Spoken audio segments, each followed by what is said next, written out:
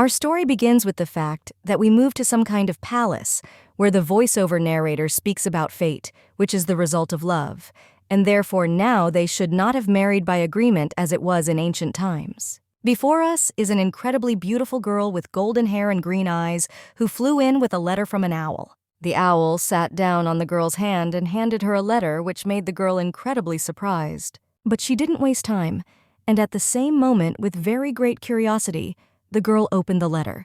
The letter asked the girl if she wanted to get into the jewelry box. Such a proposal at first that now the girl could not think about anything because she could eat whatever she wanted, get whatever she wanted. And most importantly, she had the right to choose her destiny. But with all this swinging, I wondered, why is everyone choosing love? We were so stingy, and was this really the happiness that everyone was striving for? A jewelry box containing the same bright personalities as the storyteller owl. With her, one could meet the very love that every person dreamed of. But not everyone was given the offer to get into that very box. We are transported to our main character, who is rattling with regret and anger. Read one of the newspapers, the heroine saw a girl who had that very chance of opening a box.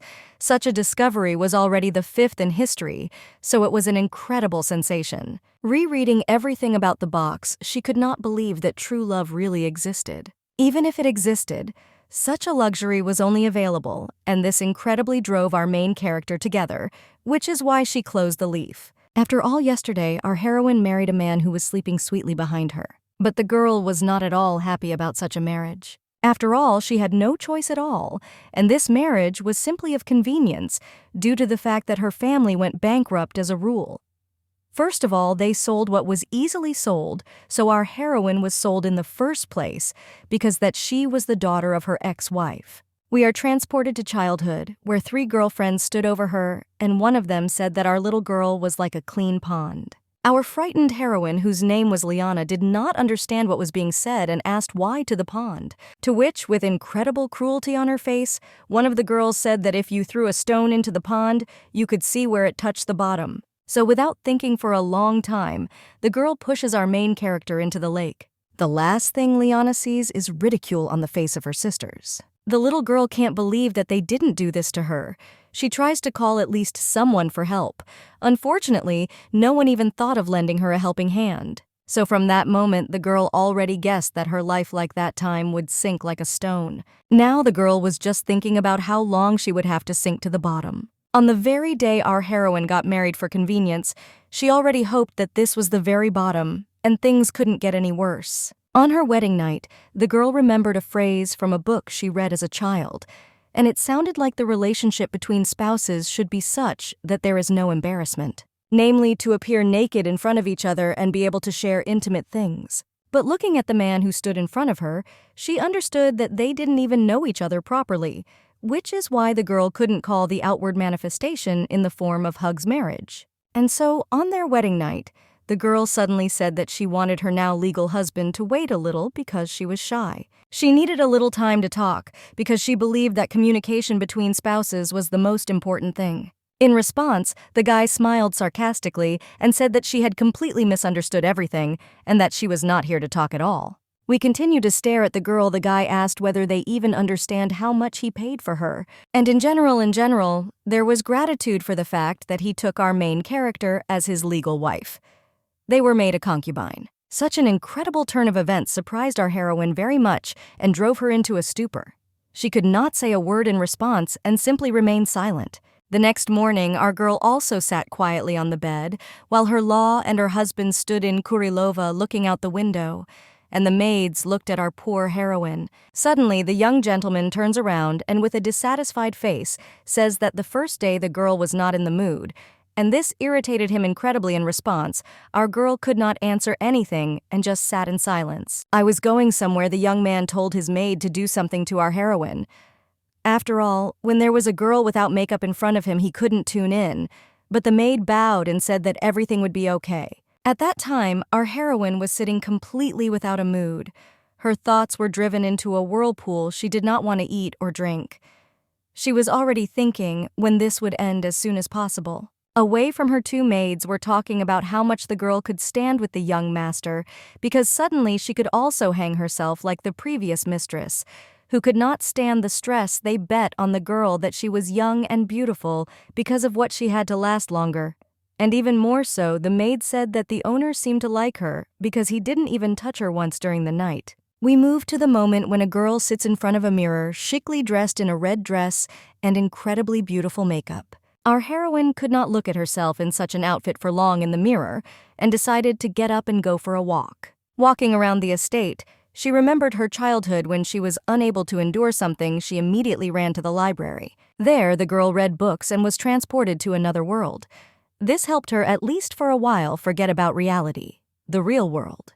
Now the girl reached the Count's door. She knew that he had an incredibly decent fortune with the help of trading he earned himself on the estate. Opened the door, she hoped to find some rare books that she dreamed of reading as a child. But when she didn't have time to open it, an incredibly large monster immediately climbed out in front of her. It was a hammerhead fish. He scared the girl so much that she fell to the floor. Then, having come to her senses a little, the girl decided to look around and could not believe her eyes. All the animals around turned out to be stuffed animals. Among them were rare animals. And most importantly, in the center of the room, there was a large flask, which was something like a mermaid. The girl looked at it very much. She couldn't believe that these were personal items in the graphs at that moment. She felt that this was the very bottom that she could get to, and she began to feel sick at this sight. She began to understand that no one would get her out of this alone. We are transported to a dark night where a girl stands on the edge of the balcony about to jump. Her image is brightened by the moon, which she sees for the last time before jumping off. Parking on the edge of the abyss, she began to reflect on the fact that the chance, which was like a fairy tale, where and only for special people, the girl believed that she did not deserve such a right, and especially the chosen ones always rose to the top, but the girl believed that she only went down below. She was incredibly sad. The children had never had a lucky chance in their entire lives. Just about to jump, the girl suddenly notices something above her head. It really attracts her attention. A white owl appeared from the side with a letter in its paws. It was heading straight towards the girl, while the owl, our heroine, froze in a stupor. The bird approached the girl, thereby greatly shocking her. She put out her hand so that it could land comfortably on her. Looking at it, the girl began to understand that this bird was the same as the one that was written about in the newspapers that she had recently read. She took the letter from her hand and saw that it was an invitation in which she could get into a jewelry box. She had the choice to accept or refuse. Looking at the letter, she couldn't believe her eyes, because she was the daughter of a once-married family and had also gotten married. So she began to wonder why they chose her. She thought that it was some kind of mistake, and she simply could not be the chosen one. At some point, the girl even shed a tear. It seemed to her that it was all a breakdown or some kind of stupid joke. Depending on the answer, yes or no, the girl understood that she didn't care enough. I couldn't go any lower for her. Therefore, she decided to agree, and in order to confirm her choice, she needed to kiss the answer, thereby leaving an imprint of your lips on the paper. A few seconds later, everything around the girl began to glow, including the envelope that she kissed, and some unknown force began to descend from it, which greatly surprised the girl. She couldn't believe that it was all a joke, and thought it was some kind of magic. In an instant, the girl dressed up from a red dress into an incredibly beautiful black one with decorations all over her body. I still continue to stand on the edge, but already in a black dress with a ripe one on her hand, she heard a voice that told her that there would be someone who dared to look into her bottomless eyes. Now her name was Dark Obsidian. The girl did not understand that, for the voice was in her head. Nearby, Sova whispered to the girls that she should take part. Then suddenly, the door behind our heroine began to open slightly. It was her law and her husband who said that he had returned. Going onto the balcony, he was surprised that no one was there. And in the middle of the pylon of light lay one single black shoe. That evening, throughout the entire estate, the young master shouted very loudly at his maids, saying that they were incredible idiots because his wife ran away from him. They apologized as best they could, but that was not enough. So he told them to shut up, and somewhere behind the estate formed a magic circle which transferred the girl to another dimension. As soon as the girl moved to another dimension, she was met by a black-haired young man who immediately gave the girl his hand so that she could descend without any problems. He greeted our heroine and thanked our girl for answering the invitation. The girl was confused and did not understand what a beautiful young man stood in front of her. He introduced himself as his name was Manuel, and he was the organizer of this banquet. The girl looked around and realized that the place she was in was the waiting room for the participants of the ball. Our girl and the organizer approached many pictures where she saw her silhouette among the others. Her surprise knew no bounds. She did not understand how this could happen because she did not meet the conditions for participation, and such an event drove her into a stupor. The casket of the empire, in which the most prominent representatives of the imperial youth and nobility were collected, at the ball that the girl was going to attend, the participants hid their true names and chose their wedding partners. Instead of names, they received the name of precious stones. The appearance corresponding to their stone, no one knew the real appearance of the name and age, as well as the status of everyone present. This was done in order to find true love and a life partner. Throughout the score, the gems interacted with each other in a closed room. Those who found common ground revealed their identities at the end of the event, if there were no changes in the heart. They arranged a magnificent wedding in the capital of the empire. There is such a process that was recorded using a magic crystal, and all the inhabitants of the empire watched with interest what was happening. Once upon a time, the crown prince met his future wife in this way at the very first ball. The era of arranged marriages has long passed, and now the time has come for love marriages. What kind of relationships and personal lives of the highest aristocrats delighted the inhabitants of the empire, forcing them to endlessly discuss such topics? Also, thanks to everything that was happening, the interest of the aristocrats themselves also grew by such a ball, and therefore as soon as they received the letter, they immediately rejoiced. Feathers provided a great advantage to those who married as a result of the ball. But even if the participants were unable to find a couple, they still enjoyed incredible popularity among the people demonstrating noble behavior. Looking at them, everyone thought only about one thing: what a tender and caring couple and how romantic it all was. Usually, the right to participate was limited to only precious stones, which were chosen from among the highest aristocrats. The competition for a place in the boxes was not a joke. Everyone wanted to get at least one crystal. Based on such factors, the girl understood that she simply could not be invited to such a high event, and therefore, she thought that there was some kind of mistake, because of which there was no joy on her face. Suddenly, a male voice was heard behind her. Her name was called by husband's last name. She turned around and couldn't believe her ears, because if they called her that, then they knew everything about her. Coming closer to the organizer, he told her that she was from a bankrupt family and was also a married woman, so according to the rules, she could not be included among the precious stones. Therefore, the organizer looked at her and asked if she knew why she was chosen to participate in this banquet. Our heroine looks at the guy and says that they don't understand why they chose her. Suddenly, the guy began to extend his hand towards the girl, which scared the girl very much. Our heroine thought that he wanted to do something to her and simply closed her eyes in anticipation and bewilderment. But in turn, the guy put the girl's hand behind her back and activated the magic circle, after which a holographic image appeared above them. On it was the same girl that our heroine saw in the newspaper. Our girl did not expect this and was a little surprised. The guy began to tell her that this girl was Mariana Fjord Sarist, and in the fourth box, her stone was the most popular. Namely, a pink diamond. The girl enjoyed everyone's love and married a wonderful man. But only 2 years ago, the girl lost her husband in a disaster.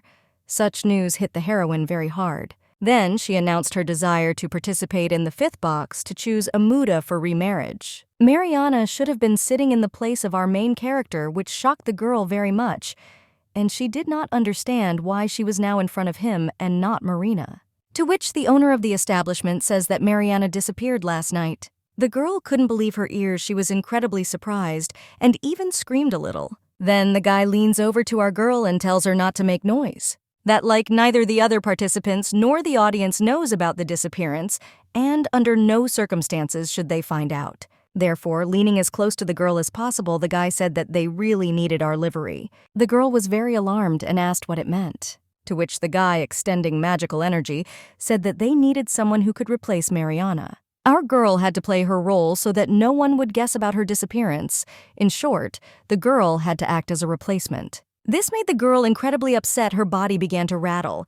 She asked why exactly she had to do this, To which the guy said that when she became a gem, her appearance would change, but it didn't make any special difference. After all, for Marina, who had already participated in the fourth box, incredibly powerful spells were already planned to hide her identity. He shows the girl her personality, which according to them, but transformed the guy, said that they had only one single condition for selecting a girl for the role of Marianne. The girl should never have handed them over and would have a good reason to keep the secret, which is, in other words, a desperate girl like our main character. A few seconds later, the girl was shown her current husband, who mocked him in every possible way and yelled at his maid saying where her property had gone. Our heroine, seeing all this, was very much built.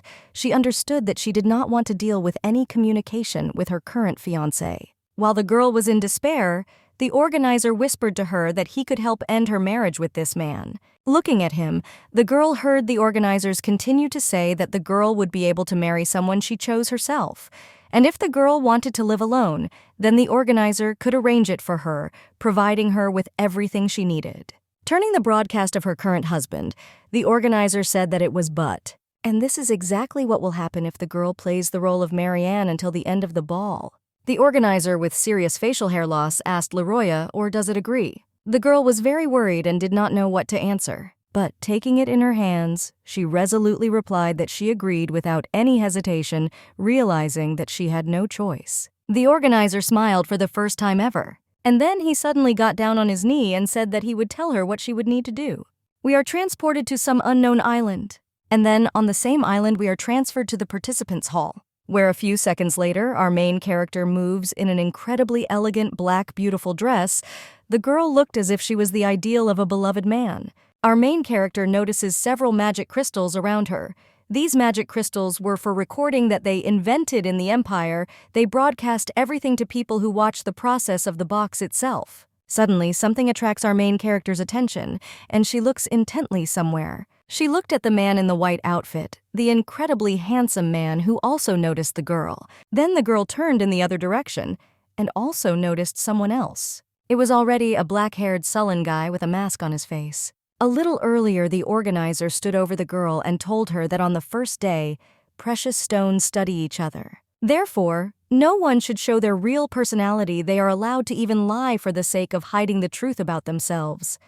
This frightened the heroine very much, but she tried not to object to the words of the organizer. The organizers also warned her to do everything possible and take as much as possible so that no one would guess her identity. We are transported now to the hall where all the precious stones were, including the masked organizer whom we saw earlier. I watched him closely, but suddenly the same white-haired guy approached, and he immediately attracts the girl's attention by saying that he is glad to meet the lady. Suddenly taking her hand, he knelt down and kissed her, saying that the girl looked like she had a lot of secrets.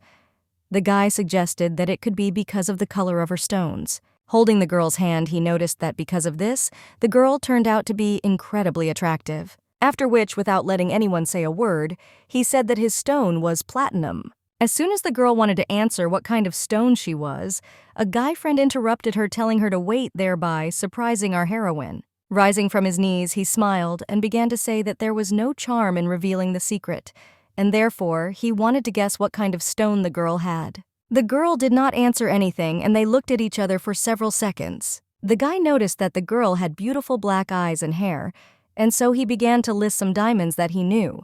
But then suddenly the guy approached the girl's ear and said that perhaps she was a diamond, like in the last box. Which is why our heroine began to worry very much and did not know what to answer. We moved to the moment of the conversation between the administrator and our girl. Leaning towards the diary, the guy told our heroine to remember one thing, namely, that she should behave like Marianne. That is a girl who charmed all the men around, and who, because of her incredible beauty, was never refused. The girl, immersed in her thoughts, came to the conclusion that she should not show her excitement to the guy. And at the same time, our heroine thought about what Marianne would do in such a situation. Suddenly, our girl with a smile on her face says that the guy didn't guess correctly and therefore she will give other men a chance.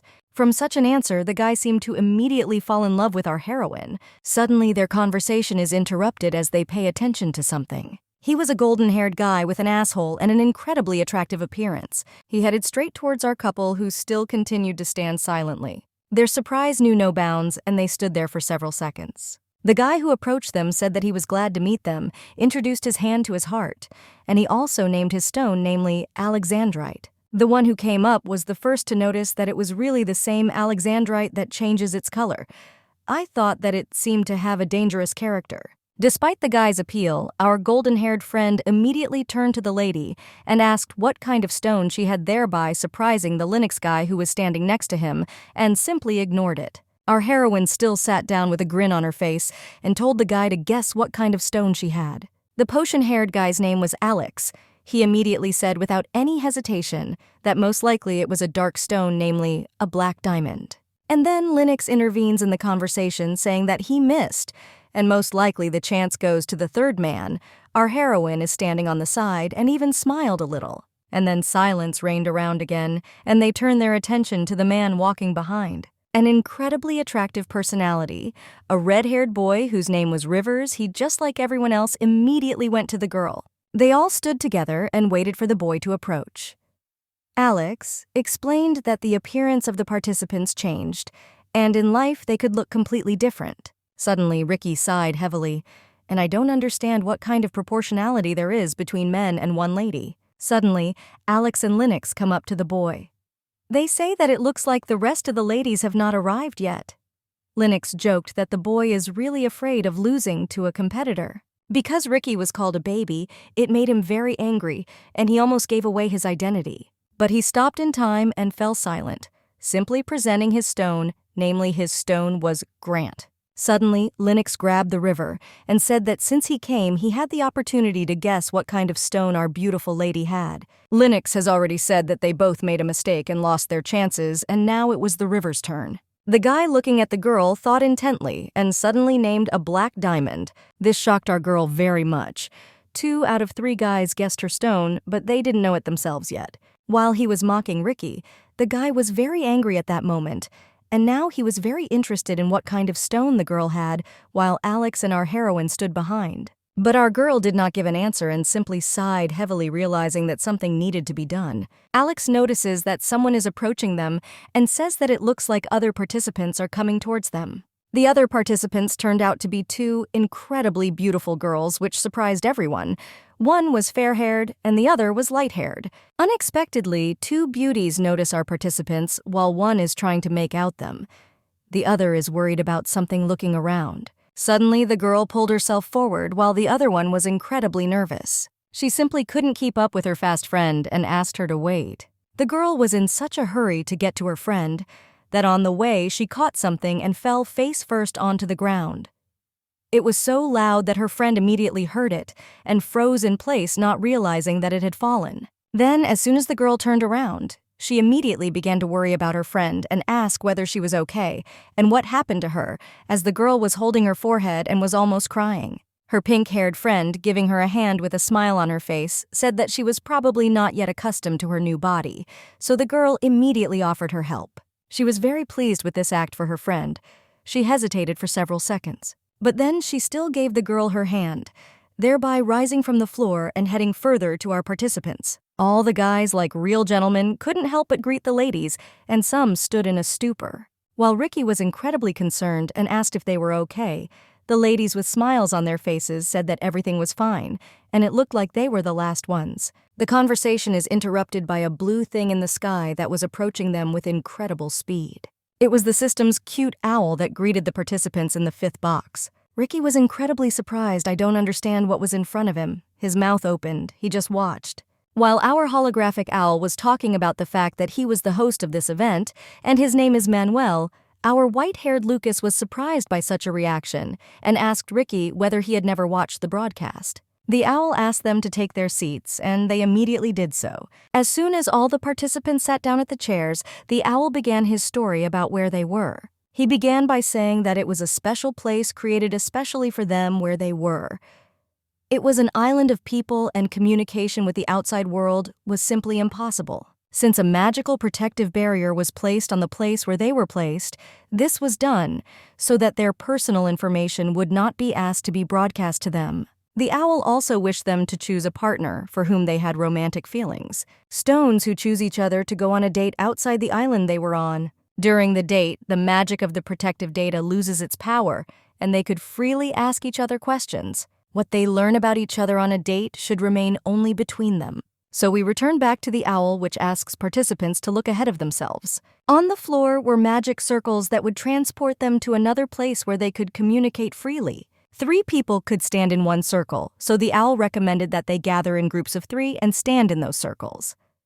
All participants were very worried, but most of all our heroine, who was undercover. Immediately, the red-haired girl stood up first, and the magic circle stood up, while others were still hesitating, and the owl notices this, already thinking of taking some measures. Suddenly, the red-haired girl turns to the participants and, with a smile on her face, asks who will go with her. Her friend understands that she may miss her chance, which is why she is very worried. Therefore, she suddenly jumped up and immediately headed towards the girl, running as fast as she could. As it happens, the girl again falls straight down on her face. All the guys try to pretend that nothing happened except our Ricky. He again cannot hide his awkward face. Therefore, Ricky was the first one to approach the girl and help her up, asking if the girl was okay and in her head wondering why she falls so often. Alex, standing in the background, realizes that it seems the first 3 have already been chosen, and therefore he did not waste time. He immediately turns to our heroine. Ask about it or not. She doesn't want to go with him, which greatly surprises our girl. Without hesitation, our girl answers in a calm tone that she agrees. Lucas unexpectedly takes our heroine by the hand, saying that he wants to take her through. Smiling at the girl, the guy says that he wants to get another chance to guess her stone. The girl in her heart is very fascinated by the beauty of Lucas, but does not show it. Lucas. While the girl was thinking, he smiled at Alex, thereby letting him know that he was much more handsome and dominant. So the 3 of them stood on the magic circle. We are transported to some people where they were watching the show. In the center of the room sat a gentleman and a lady, and next to them were 2 unknown people. The lady asked how they could split up so unevenly, while the girl sitting next to her said that they didn't know anything yet, namely, that they had already seen the interview with each of them. So we are transported to Lucas's interview, where he was asked about the ideal of women, but he thoughtfully answered that he likes provocative girls, such as the pink diamond from the 4th box. Next in line was Alex. He was asked the same question, to which he coldly replied that he liked Honestly Me and confident girls like Marianne. An unexpected anthem asked a general question about the fact that they say that the pink diamond is going to participate in the 5th box.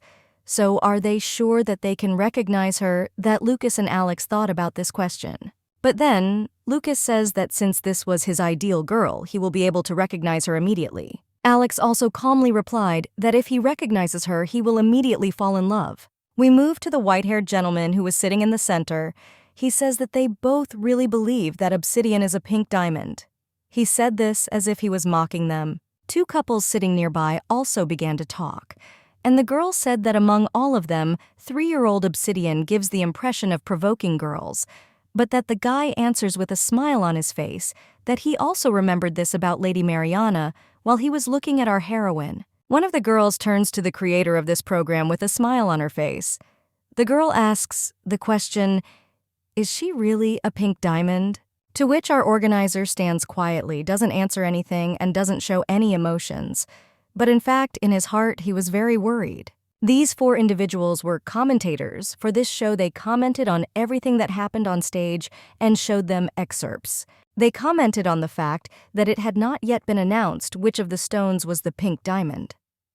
Just like the audience, the commentators wanted to know which of the girls was the pink diamond, but they still did not realize that it was our heroine, and Mariana was not on stage. We are transported directly to our main character and 2 guys who moved into some incredible hall where there was a fountain in the middle, and around them everything was made of gold and white quartz. Luca, looking at all the beauty around him, says that if they were told to move here in 3s, then theoretically they could move on together. Also, the guy suddenly turns around with a smile on his face and offers the 3 of them to go and explore the house. So they all began to walk together, Papa inspecting their possessions for a while. In the large house, there were 2 bedrooms.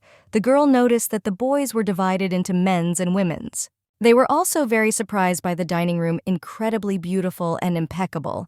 Alex noticed that they would have dinner here tonight. In addition to the house, they had their own plot, an incredibly beautiful place for walking. The place looked like it was paradise. Lucas noticed that the place was suitable for private dates. Suddenly, while walking around the site, our heroine stops two guys who say that she wants to explore the island because it looks like they could get into the forest and go out to the sea. Walking through the forest, having gone a little further, they really came out to the sea. The guys noticed that the island was not so big.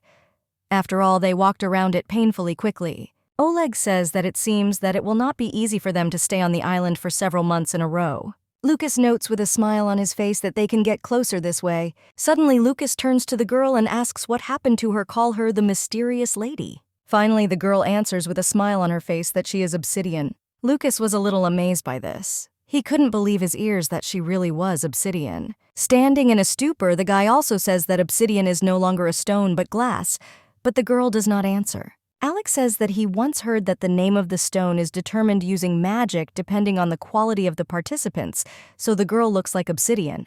This fact frightened the girl very much. She was confused and did not know what to do. She began to wonder if she had been given such a nickname because she did not belong to the high class of aristocrats. Alex continues to say that obsidian was the sharpest among fossils. In his homeland, he was compared to the heart of a man in love, broken from the misfortune of love.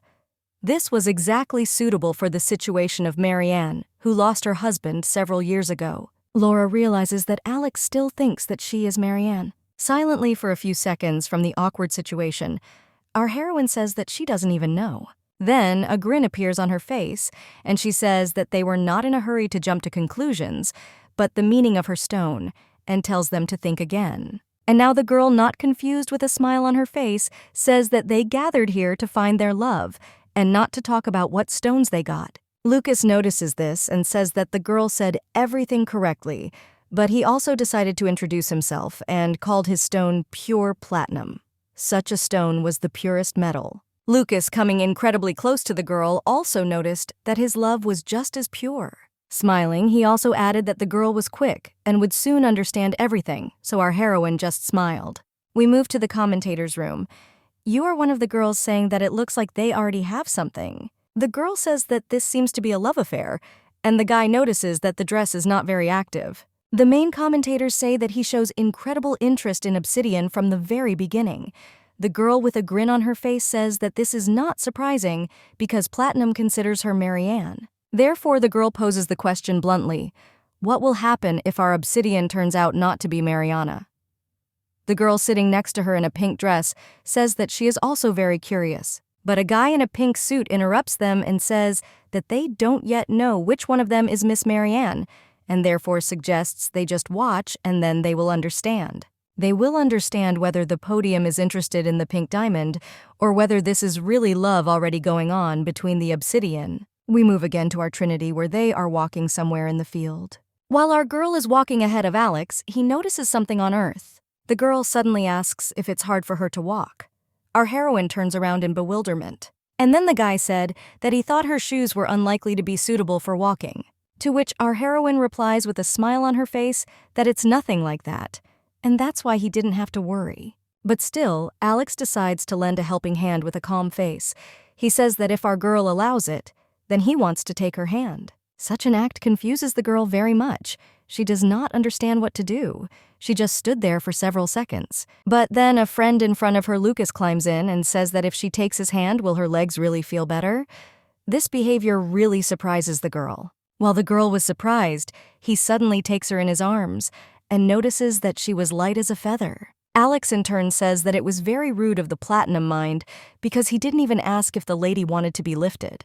To which the guy in turn says that he really has to spend several months with such a bore. And he notices that he's already getting bored. This made Alex very angry, but he tries not to show it. Luca, with a smile on his face, asks me if I have a girlfriend. To which our heroine thinks for several seconds and does not know what to answer. I'm trying to remember what Mariana would have done in her place. Perhaps the girl would have felt inconvenienced in such a situation. But then, our heroine realizes that it would be the other way around, because Mariana always tried to manipulate men and made herself jealous of others. And that's why our heroine, with a smile on her face, says that she doesn't even know, because she's more interested when there is diversity in men. This dinner amused Lucas very much. He began to laugh very loudly while Alex watched the whole situation. For content, Lucas appeals to the audience. Ask them if they want him to propose to Lady Obsidian. The guy tells the girl that she will be the main protagonist of the fifth box. She doesn't say anything but just smiles. While Alex stood aside, he simply watched them without doing anything. Commentators are delighted with the news and say that Platinum is taking decisive steps. But they don't forget about Alexandrite, who is also interested in the girl. It looked quite sad from the outside because Platinum delayed his chance for rapprochement. Commentators say that the girl was already between two men.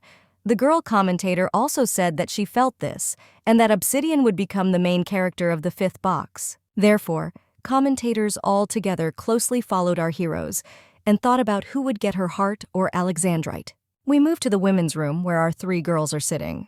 The girl got loose as always, without any embarrassment.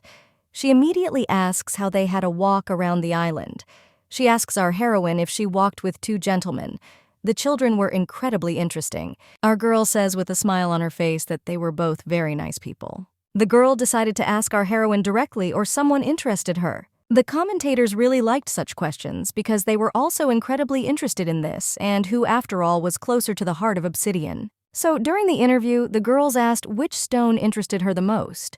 The girl was not prepared for such questions. She wondered again what to answer. Just as always, she wondered what Marianne would answer, and who was her type after all. This question and the interview with our girl were monitored by the administrator of this project. He stared intently without taking his eyes off the girl. And then suddenly, the girls received notifications. It said that the girl could honestly answer the question I don't think that Mariana would answer our.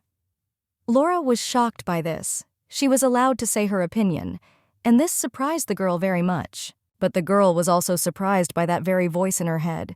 She assumed that it was magic. At that time, the organizer began to tell the girl that he thought that it would be difficult for our heroine to play Marianne's feelings, in addition to the image, so she could answer as her heart dictated. The organizer directly asked the girl who she was more attracted to. Their views did not intersect on this question, but despite this, the girl still wondered which of the two men shadowed her more. Our heroine calmed down her feelings and said that she didn't like either of the two men. After answering the question, the organizer asked if no one really liked her. The girl with her eyes downcast says that she doesn't like anyone at all, and the owl girl in her head thought that because of the pretense, she was too worried that she couldn't look at them properly, so she thought that it was worth getting to know them better. A few seconds of the organizer's gaze and silence made the girl more and more nervous, but still he simply replied that everything was fine. Looking at the organizer, the girl wondered if such an answer was appropriate. She became more and more worried. At that time, we moved to our commentator looking at the girl. They were surprised that she didn't like any of them.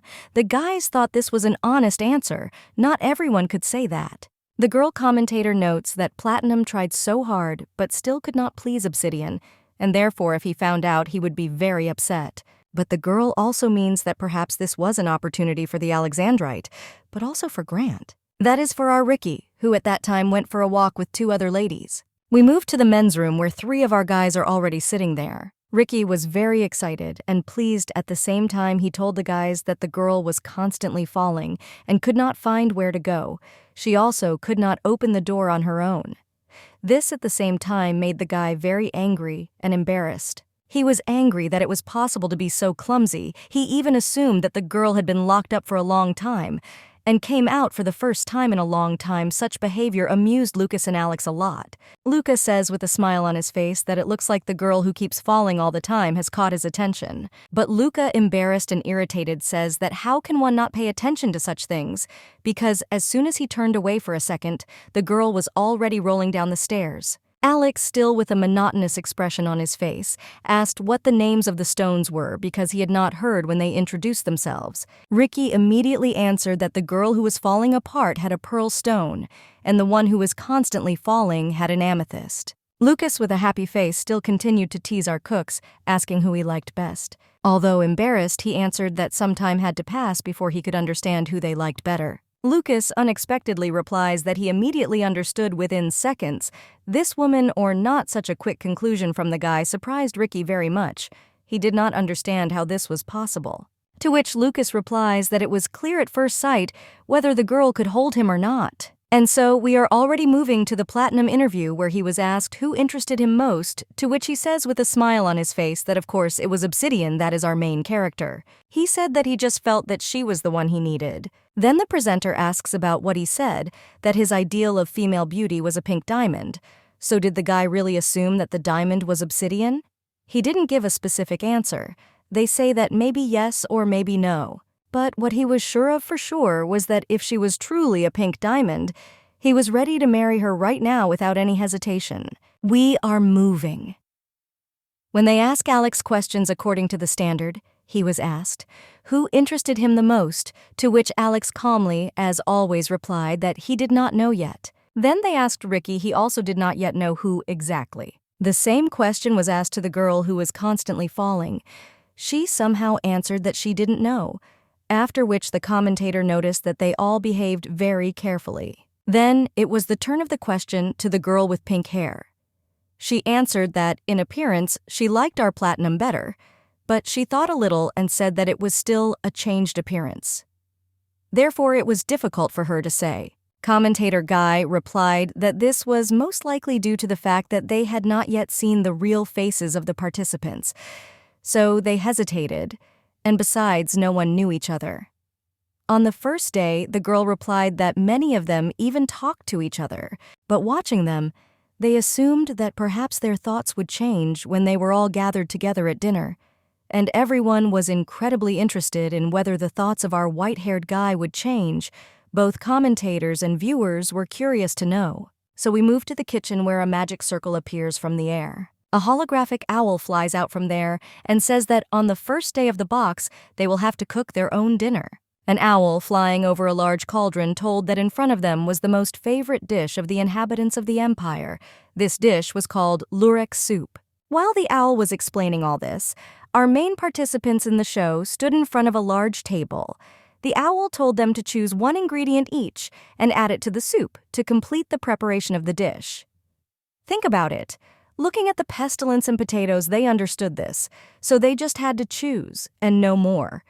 To which Luca said that they needed to be peeled and chopped, so she advised Ricky to choose something that he could do himself. At that time, a nervous girl stood next to Alex and asked whether the one who successfully completed this task would really gain popularity among the inhabitants of the empire. But Alex replied that it was quite profitable to achieve the interest of the inhabitants, and therefore they had to try. While everyone was sorting out the vegetables, somewhere on the side stood the same girl who was constantly falling, but now she was very worried and did not know what to do. Rick looked at her and saw that she was taking the carrot and was incredibly confused. So he decided to approach the girl and said that peeling carrots was incredible, so he doubted that the girl could handle it. Due to the fact that it was all unexpected, she was scared and blushed from embarrassment. Ricky said that carrots are hard and round. If your finger slips, it can cut you. Therefore, he took this vegetable from the girl and decided to help her cut it. While our guy was cutting carrots, the girl on the side was very confused and didn't know what to do. We are transported to the logos, and the fair-haired girl, she said that in the last casket, one of the participants in the number of potatoes cut himself, but that the guy smiled and said that he remembers this scene. The girl noticed that then the princess, who lived in greenhouse conditions, saw the blood and was very frightened. Lucas confirmed and said that especially royal blood is not prepared personally. Lucas, looking intently somewhere, said that that was also the first time he learned that it was necessary to cut off the sprouts with potatoes. All this time, the guy was looking at our girl, who wielded a knife very well, cleaning fish with incredible ease. While the girl was minding her own business, she received all the attention around her. Suddenly, she felt someone's gaze on her, and so she raised her head to check. Turning around, she sees everyone's eyes glued to her, and they don't understand why everyone is looking at her like that. And then the girl, distraught, turns to our heroine saying that the pink diamond, taking a short pause, she scares our girl with. This, she does not understand what she did wrong. And then the tension subsides when the girl smiles and says that the pink diamond simply hated blood and knives. After these words, the girl seemed to be struck by lightning. She thought about how she could get out of this situation and wanted to break into a cold sweat. She recalls that as soon as it came to cooking pink diamond, then said that she was not at all cut out for cooking. And then a golden-haired guy approached her. She then told him that she didn't think that this was not such a simple matter, and therefore from me she would treat cooks better, so then divide by hair. And the guy asked her if she really wanted to learn prepare. To which then should the pink diamond answer with soap on her face. It's better to double the cook's salary because she doesn't even want to see those knives, much less the blood. So we move to the present time. It would seem to you that our heroine was aware of herself and the fact that she was not a pink diamond. All eyes were intently focused on her.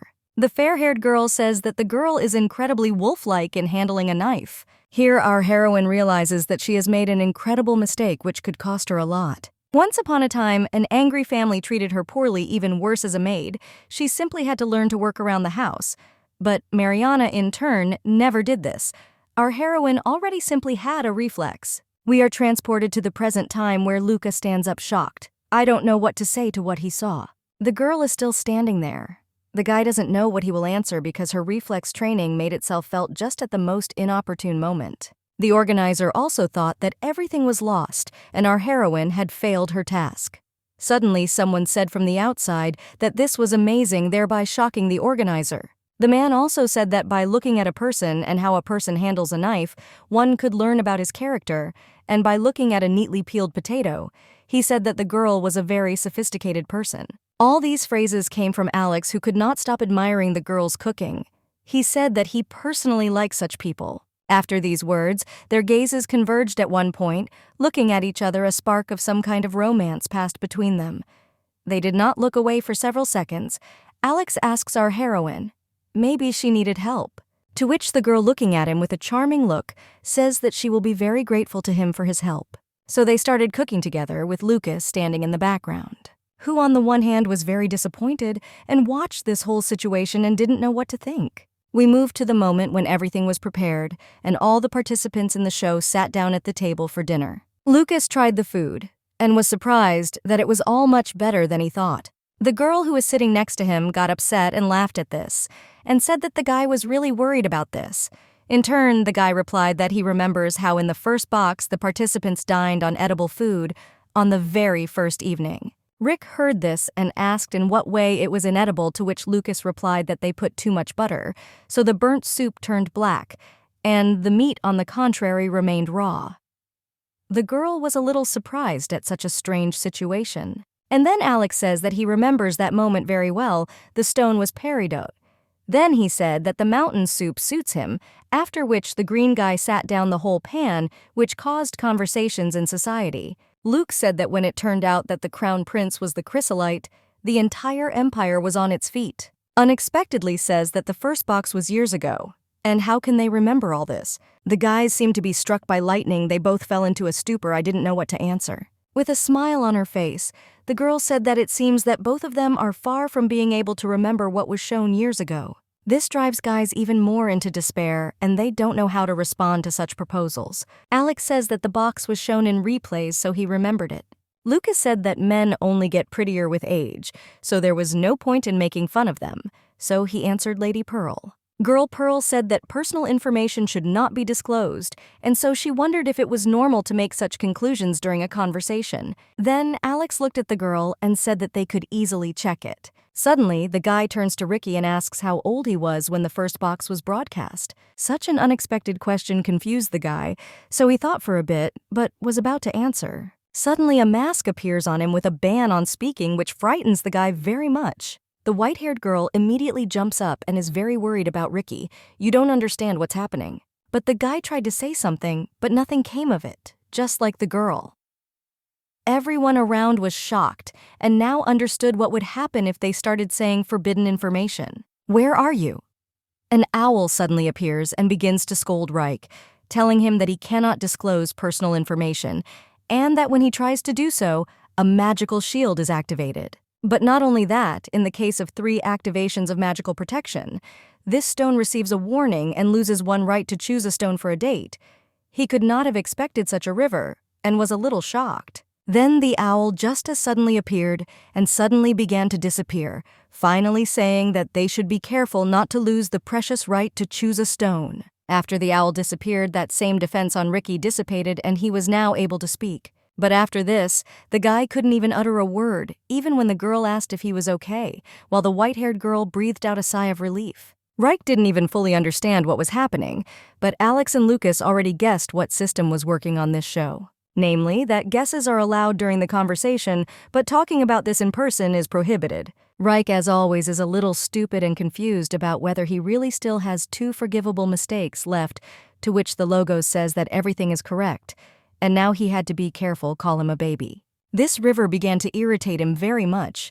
He was indignant and said that he was no longer a baby. And then he was afraid of what he said and no longer wanted to say anything, covering his mouth with his hands, while others watched this with a smile on their faces. Vika began to blame Alex for her loss of 1 on the right, starting to ask him questions. Then he asked him this. The guy answered that he had to lie since he couldn't answer. Lucas heard that it was possible to say yes to each other and thought about it. About the fact that our girls were allowed to pretend to be someone else at that time, she sat quietly drinking tea and had no idea about anything. But notice Lucas's gaze on herself. She already thought that he suspected her of something, namely that she was not Marianne, but was only pretending to be her. And all this was due to the fact that the girl showed that she could prepare. The fair-haired girl closely watched our heroine and saw how nervous she was. And then she smiled, because she didn't expect that it was also possible to pretend to be someone. But this was very logical for her. After all, if the person's identity is revealed, then it will already be dishonest love, but a deliberate attempt to get closer because of the person's status. And in this case, the girl believed that without pretense, it was even necessary.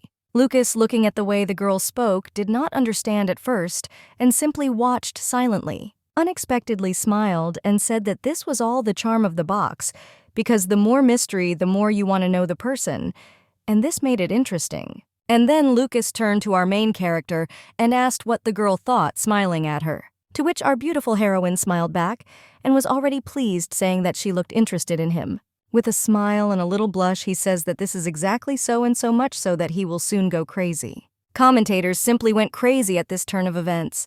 They believed that it was almost a declaration of love. But commentators had doubts that the girl was Mariana, since it was a little strange because for Marina she cooked too well. And which of the commentators did the pearls also remind you of Marianne? To which all the comments agreed, and they came to the conclusion that they were even a little similar. And then suddenly, one of the commentators begins to say that she is already completely confused, to which another replied that as Pearls said, perhaps one of the participants was faking it. The white-haired lady said that if she were Mariana, yes, she would start preparing to study as soon as she found out that she would participate in the 5th box. Otherwise, it would all be opened on the first day. The commentator was surprised by this logic, but supported it. After all, one could easily guess it by personally looking at how she would cook. The girl commentator added that this would exclude true love. She was incredibly interested in or platinum, still considered obsidian Marianne, to which the guy commentator replied that he didn't even know, but one thing he knew for sure was that he had a certain interest in our heroine. We move to the women's room where 3 of our participants are sitting. The fair-haired girl says that for the first time she ate food that she prepared herself, and for her this activity turned out to be even interesting. The girl also noticed that thanks to our main character, they were able to have a delicious dinner. The girl thought Laura was very talented. The girl smiled and said that she was lucky because there were products there that she used to train. The girl, distraught with a smile on her face, said that now everything was clear to her. Girls are so good at peeling vegetables, because she specially trained before participating. The white-haired girl heard all this. She became a little sad, think about the fact that she should also practice in advance, but what's done is done. The girl was almost crying to say that it was the first time she had done something like that, and she was also very worried, and noticed that she was causing inconvenience to others. Her friend immediately started laughing, saying that it was not like that at all, and that was all very tasty and the girl did her job well. So we move to the men's room where Lucas asks the red-haired guy where his homeland is, in warm countries or in cold ones. Ricky, of course, gets very nervous from such questions and asks to stop asking leading questions because he won't answer them anyway. Alex, on the sidelines sipping hot tea, says that this is the first time they have all gathered together to talk, and so he asks how the guys were impressed. Lucas, of course, did not expect such a question from Alex since he was busy with Reich, and so the guy asked what exactly the guy wanted to hear. But what Alex says is that during the conversation, there were those to whom he changed his mind. Ricky notices that he too changed his mind about some people. This surprised Lucas very much, and he said that the guys were somehow not constant. Alex already directly asked that Platinum really didn't feel any changes. He threw his head back on the chair and said that he didn't even know. Looking at the ceiling alone, he knew for sure that if he was interested in something, he most likely would not rest until he got what he wanted. We are transported at night to the Owl, where he gathered everyone one by one. In front of the participants, he said that it was time to express their sympathy to the one they liked. All project participants were given unusual cards on which they had to write exactly those with whom they felt the most sympathy. If they said the name of a person they liked, then the magic circle connected to that person's room.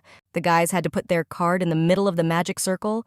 Their chosen one had seen their message. Everyone was then given a pen and told to make their choice. At that time, the commentator was wondering whether all the participants had decided on their choice, to which the guy replied that, and he guessed some of them, but nothing more. So we moved to the moment when the participants put their cards in the magic circle. One person could receive several cards and vice versa.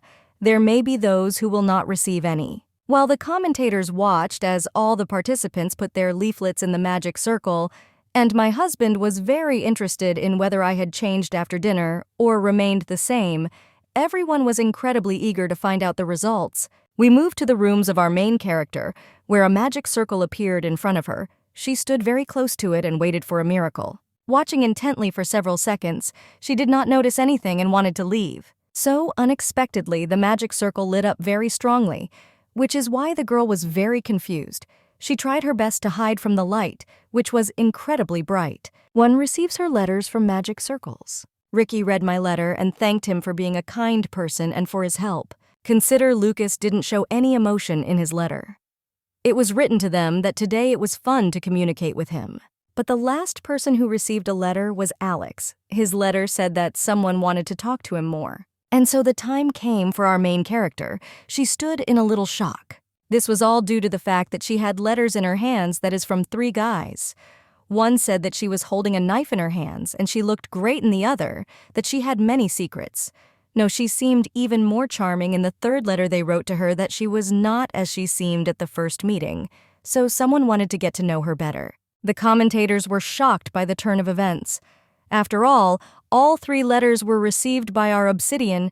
They had never seen this before. According to the calendar guy, he said that Obsidian was really very charming, but the girl said that she didn't think that the Grant would choose our girl. During the interview, the brother said that he made his choice in favor of Obsidian because he simply liked the way she handled the knife. After all, at first she seemed cold-blooded to him, but that she had him from the beginning of others. Alex also sent a card to Obsidian. He justified this by saying that the first impression was perfect. And during communication, it seemed to him that they surprisingly suited each other. But the last volcano who also chose Obsidian, justifying this topic that he now cannot look at other girls. After all, usually if he is passionate about something, then he can no longer pay attention to others. Amethyst chose Mr. Grant because he treated her so well, which made her think that he was a good person. Pearl gave her preference to Mr. Platinum.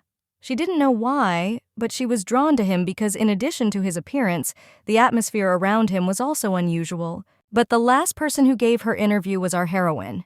She was incredibly embarrassed. She gave her preference to Alex. She hasn't quite figured out why yet, but it seemed to her that he was a very good person. Looking at the organizer, he did not show her any sign.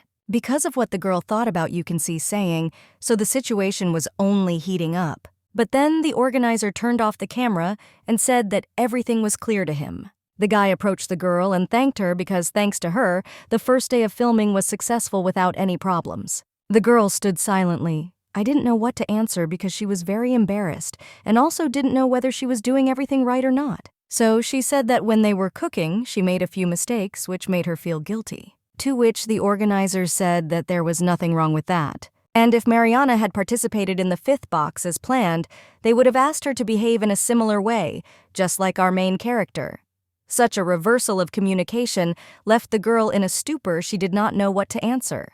for which the organizer explained to her that each box they reveal the identity of one of them to me in order to attract new participants. This was the so-called bait. Sometime during the first box, the participation of the crown prince was announced. Then the prince tried to behave so that no one would guess who he was. So before the start of filming, he specially trained to behave and talk differently. Because of this, Mariana would also first have to learn to cook, and only then begin to participate in the project. Therefore, all the mistakes she made could be regarded as acting so that Marianne's identity would not be revealed. Such a conversation with the organizer greatly calmed the girl down.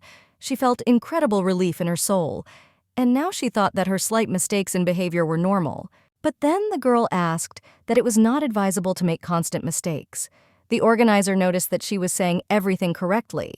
Otherwise, the audience would begin to doubt the presence of the real Mariana on the box. The organizer, who sat down with the girl looking into her eyes, said that he would make sure that there were fewer mistakes. He snapped his fingers, and a recording of the filming appeared in front of them. The organizer, with a smile on his face, suggested watching the recorded material together and discussing it, to which the girl immediately agreed. So they spent that evening discussing the footage and choosing the best moments for video editing. A few days later, the lonely people from the kingdom watched the program and discussed the fact that Obsidian was now with Alex. All the girls around were discussing Alex, saying that he was taciturn but very strong. These were all guesses of the audience. They would still be hungry, that if Platinum found out he would be upset. They also discussed the moment when Amethyst Pearls, which did not receive a single vote. Because of such moments, the audience's soul was torn apart. This could still be apologized, because this was only the beginning. While the audience was watching the commentators, they were discussing how cool Obsidian was. The commentators in turn said that they didn't make hasty conclusions, because it was just a level of sympathy, and everything could change in a few days. Also, the commentators finally divided who was visiting them. Namely, it was the prince of his wife.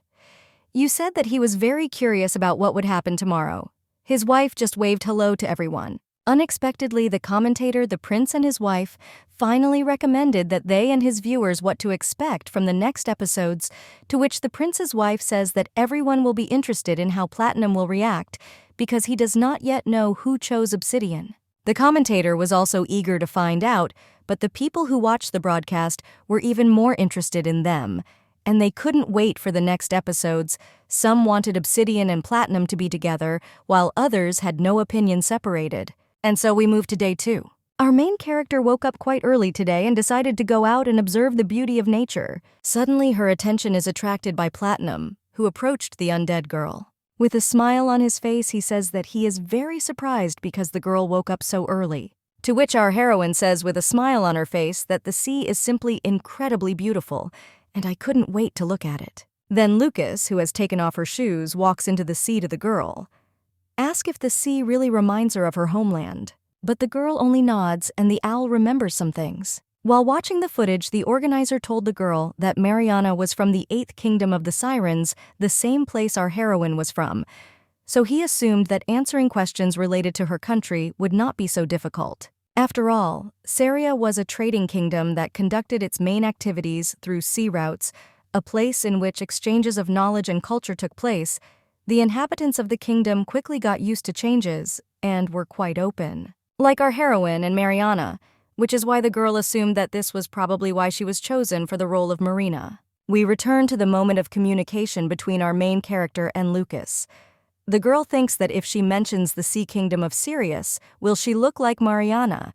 So the girl simply answered that she doesn't know. But she understands that Maria would try to hide her origin, so the girl smiles and says that the sea is beautiful everywhere, and she just likes to admire the sunrise. Lucas was captivated. He couldn't believe how lovely the girl was, and said that her charm knew no bounds. Looking at the order, he says that it means the girl likes to watch sunrises and walk along the beach, but the girl replies that there was no reason not to like this. Lucas thought for a few seconds about what to do next. Unexpectedly, he picked up our heroine in his arms and asked if she liked being carried by a man in his arms.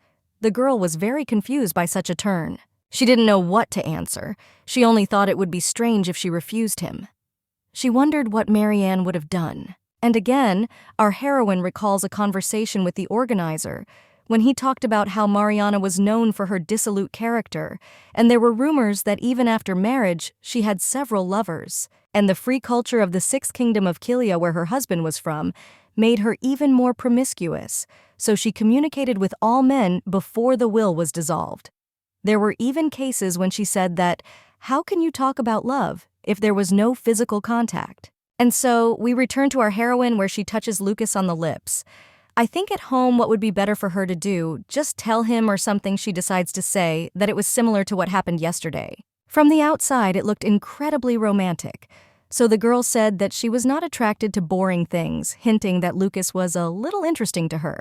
The guy in turn laughed and said that it looks like he made a mistake by making our heroine bored. Taking the girl in his arms, he carried her to the shore and then carefully laid her on the ground.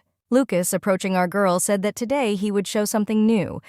The girl did not understand what he was talking about, and there was a misunderstanding. And then he unexpectedly gently took the girl by the hair and kissed her. It was the most unpredictable turn possible. The girl did not resist, and even hugged Lucas back, thereby letting him know that she didn't mind. But suddenly the girl's power is triggered. She remembers how her husband, who on the very first night wanted intimacy with the girl, because of which this greatly distracts the girl. Lucas, opening his eyes, notices this and does not understand what is happening. He stops kissing the girl and moves away from her. He decided to ask her what she was distracted by, and that it was inconvenient for the girls not to leave. The girl at that time is flying in her thoughts. You understand that she cannot be as tense as that day you are now playing the role of Marina, because of which she should think the same way as her. Looking at the alarmed Lucas, the girl realizes that she urgently needs to come up with something. She suddenly says that she thought for a while and says that she chose Lucas for me yesterday. Lucas still stood silently, while the girl continued to say that if she caused him a misunderstanding, then she asks for forgiveness. He stood there silently for a few more moments, then smiled and began to approach the girl. Leaning towards her, he said that he was behaving this way because she did not choose him. Therefore, he told the girl his plan.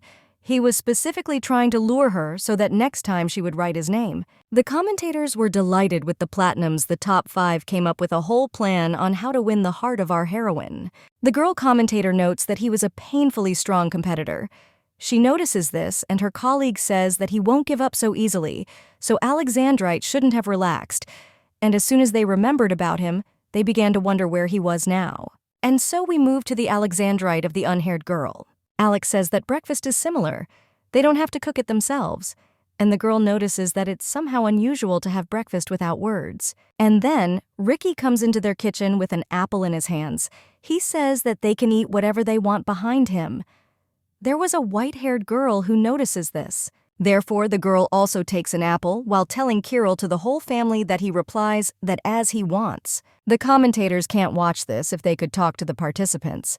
They would say that this was not the time to argue with Ricky. He has no idea what our main character and Lucas were doing right now. While the guys were arguing on the side, the girl notices someone behind you and pays attention to it. It was Obsidian along with Lucas, who along with the beach. The girl does not lose her moment and immediately approaches them, asking if they were really on a morning walk. The heroine replies that this is how I did not admire the sunrise. While the Razumovskaya girl says that she also wants to take a walk along the seashore, Alex notices that the girl is without shoes and her feet are wet, and they ask our heroine goodbye to sit down for a while. The girl did not expect this and does not understand why this is needed. But Alec, who sat down on a chair, did not argue and immediately took out a handkerchief. He took the girl's leg on his knee and began to wipe it off. At that time, she felt like a queen and was very embarrassed by this guy's behavior. While Lucas was talking to the girl in the background, they didn't notice it right away. Time. Alex turned to the girl and said that it seemed to him that she was uncomfortable because of the drops of water. After a few seconds of eating, he said that everything was ready. In the background, Lucas says that his feet are also wet, hinting that Aliex should wipe them too, but he pretends that Lucas doesn't exist and asks the girl if maybe she wants something else. To which the girl embarrassedly says that she will look and choose, since she doesn't even know what to eat yet. Alex did not insist, but decided to help the girl put on her shoes, and her turn did not object. The girl's unexpected attention is attracted by Lucas's voice, who asks her whether the girl loves a cinnamon bun. The cake itself attracted the attention of the heroine. Luca, with a smile on his face, gives the girl a cake and tells her to try it because paka, it is very tasty. The girl understands that the cake is the food that Mariana loves, but the owl girl doesn't particularly like sweets, but she will most likely have to eat it. Alex notices that the girl's mood dropped and that she didn't particularly want sweets. Therefore, he takes action, pushing Luca away from the cake. He says that the girl does not want the cake, and also that it's rude to advise a girl without asking her opinion, because perhaps she doesn't like that kind of food. Lucas responds by saying that he doesn't think so, and asks Obsidian what she thinks. The girl didn't pause for a few seconds, and then answered that she loves buns, but doesn't really want to eat them today. Therefore, the girl, putting on her beautiful black shoes, said that she wanted to see the owl and would choose whichever she liked best. Tired on her feet, she thanked the guys for their care and left to choose something to eat. Lucas and Alex first of all didn't say anything, they just remained silent. Commentators noted that Alex did a good job of protecting our girl. Our heroine was still an impregnable fortress for both of them. Even during the kiss, she behaved a little hesitantly, the girl notices, and says that even the initiative for the kiss was more on Lucas's side. So we move on to tomorrow morning, where everyone laughed and talked together during lunch. Suddenly, a magic circle appears in front of everyone, a teleportation circle, and a holographic owl flies out from there. She tells everyone that today she has prepared an incredibly interesting game for them. The girls were not ready for this and did not understand what would happen next. Owl informs that the winner will receive a coupon for a date by the sea. All the guys around were thinking and were already thinking about who they would go for a walk with if they won the game. Most of all, this game interested the white-haired girl so much so that she even lost the apple from her hands. But as always, Ricky was ready and immediately grabbed the falling apple, after which there was a few seconds of silence between them, the so-called awkward pause. After breakfast, the owl asked everyone to gather on the shore by the sea, which they immediately did. The owl began to say that the game was intended for a gentleman. The winner will choose 2 ladies and will be able to have a romantic boat trip. Today's game was called a battle on the water. Out of nowhere, a magic circle appeared and a stand with weapons came out of it. The game was that it was necessary to throw water at the enemy, and the winner was the one who remained on the magic circle last. Lucas did not wait and was the first to grab the sword because he was impatient to start their game. While Vike was looking at the balls without a blade, he said that no one should give in at that time. He asked for forgiveness because he needed to go change into other clothes suitable for battle. So while our 3 girls stood carefree on the shore, the secret willed for their applicants. They were already lined up on the magic circle. An owl was flying above them watching, or everything was fine, they were all prepared for battle. Suddenly, Lucas tells everyone that he is tired of watching and wants someone to come to him. To which the River, with a smile on his face, says that he will not refuse such an opportunity as long as our Alex stands on the sidelines. The boy makes a very strong jerk towards Lucas. Ricky splashes the guy with a smile on his face, while Lucas managed to protect himself from his blow by covering himself with a shield. After the first blow received, he realizes that he is quite strong and his opponent is not as easy as it seems. And then Owl says that during the game they can use the unchanged body. This meant that the guys could use their real skills and strength in real life.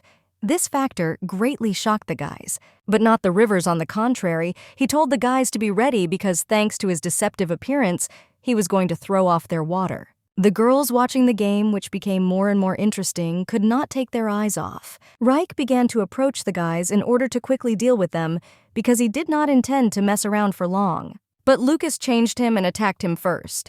The boy, without any effort, managed to easily stop the attack. Also during the battle, he assessed his opponent, saying that Lucas had a good stance, but it seemed that he was physically a rather light person. Lucas couldn't believe it. He attacked with all his might, and he didn't even move from his spot. He was still talking during the fight. With incredible ease, the River threw Lucas several meters back. It felt like he was just a feather to him and nothing more. Miraculously, the guy did not fly out of the arena but only approached the edge. He did not remain in a lying position for long. He jumped up on his feet. He understood that it would be difficult against such an opponent, and most likely he himself would not defeat him. And so everyone returned to their original positions, exchanging glances with each other. And then the River got tired of it. He asks with a smile on his face, "How long will they look at each other?" He is already asking at least someone to attack him. At that time, Alex was analyzing how Grant was superior to him and Lucas in strength, but Alex had another assumption, namely that Platinum was too weak. The guy needed to check this, so he aimed at Lucas, who was standing almost defenseless at that time. He attacked the guy with a jerk. He didn't expect this, but somehow managed to defend himself. The guy, when he was defending himself, laughed at Alex and asked if he really looked like an easier opponent than the kid who stood to their left. Lucas didn't respond, but simply analyzed the fighting abilities of his opponents. Suddenly, the guy dodges the attack and shouts to Alex not to underestimate him, at which time the guy realizes that things are bad. Somehow, he managed to dodge the attack. He realizes that Lucas is incredibly fast. Therefore, he decides to retreat a few meters back, and suddenly they remember about the baby who was standing next to him and waiting for them to finish. He suddenly, with a grin on his face, rushed at them with all speed, saying that if they had really gathered together so as not to bother him if this was really the case, then he was going to put an end to it. With all his strength, he attacked the guys, and the two of them clashed against one Grant. Even just the two of them found it difficult to stay in one place. He slowly but surely rolled them to the edge of the arena. Alexei Lucas understands that even though there are two people opposing him, he still manages to win. They don't draw a conclusion from this, and how big he is in real life. The guy still manages to mock the guys, asking who he should shoot down first. The commentators are shocked. They could not even imagine such an outcome of events, and that Grand turned out to be such a strong opponent. Also, commentators noticed that the lady was already looking at him differently. Perhaps this would have been the game changing the direction of sympathy. Alex realizes that something needs to be done, and he asks Lucas the question that he will be able to defeat the border if he falls into the water. Such a question was out of place for Lucas, and he did not understand what Alex was driving at. While Alex was restraining Reich, he suggested that Lucas temporarily unite in order to defeat Granite. Lucas heard our guy and decided to help him from the side by attacking Ricky. But even so, he managed to defend himself. There was not a single scratch on him. He wielded the sword too professionally. Lucas realizes that Ricky's fighting skills were far superior to the two of them, and so they urgently needed to come up with something to counter him. Alex suddenly says that the Platinum should use him as a stand. He does not immediately understand why he said this. But then it dawns on him that if Ricky is used to a large body, then it is unlikely that he had to receive blows from above. And so, using Alex as a stand, Lucas jumped incredibly high and was about to deliver blows that he did not expect. This tactic really worked, and he was knocked down. He somehow still managed to defend himself from the sword, but this was the maximum that he could do. Lucas shouts to Alex that he has lost his way and it's time for him to act.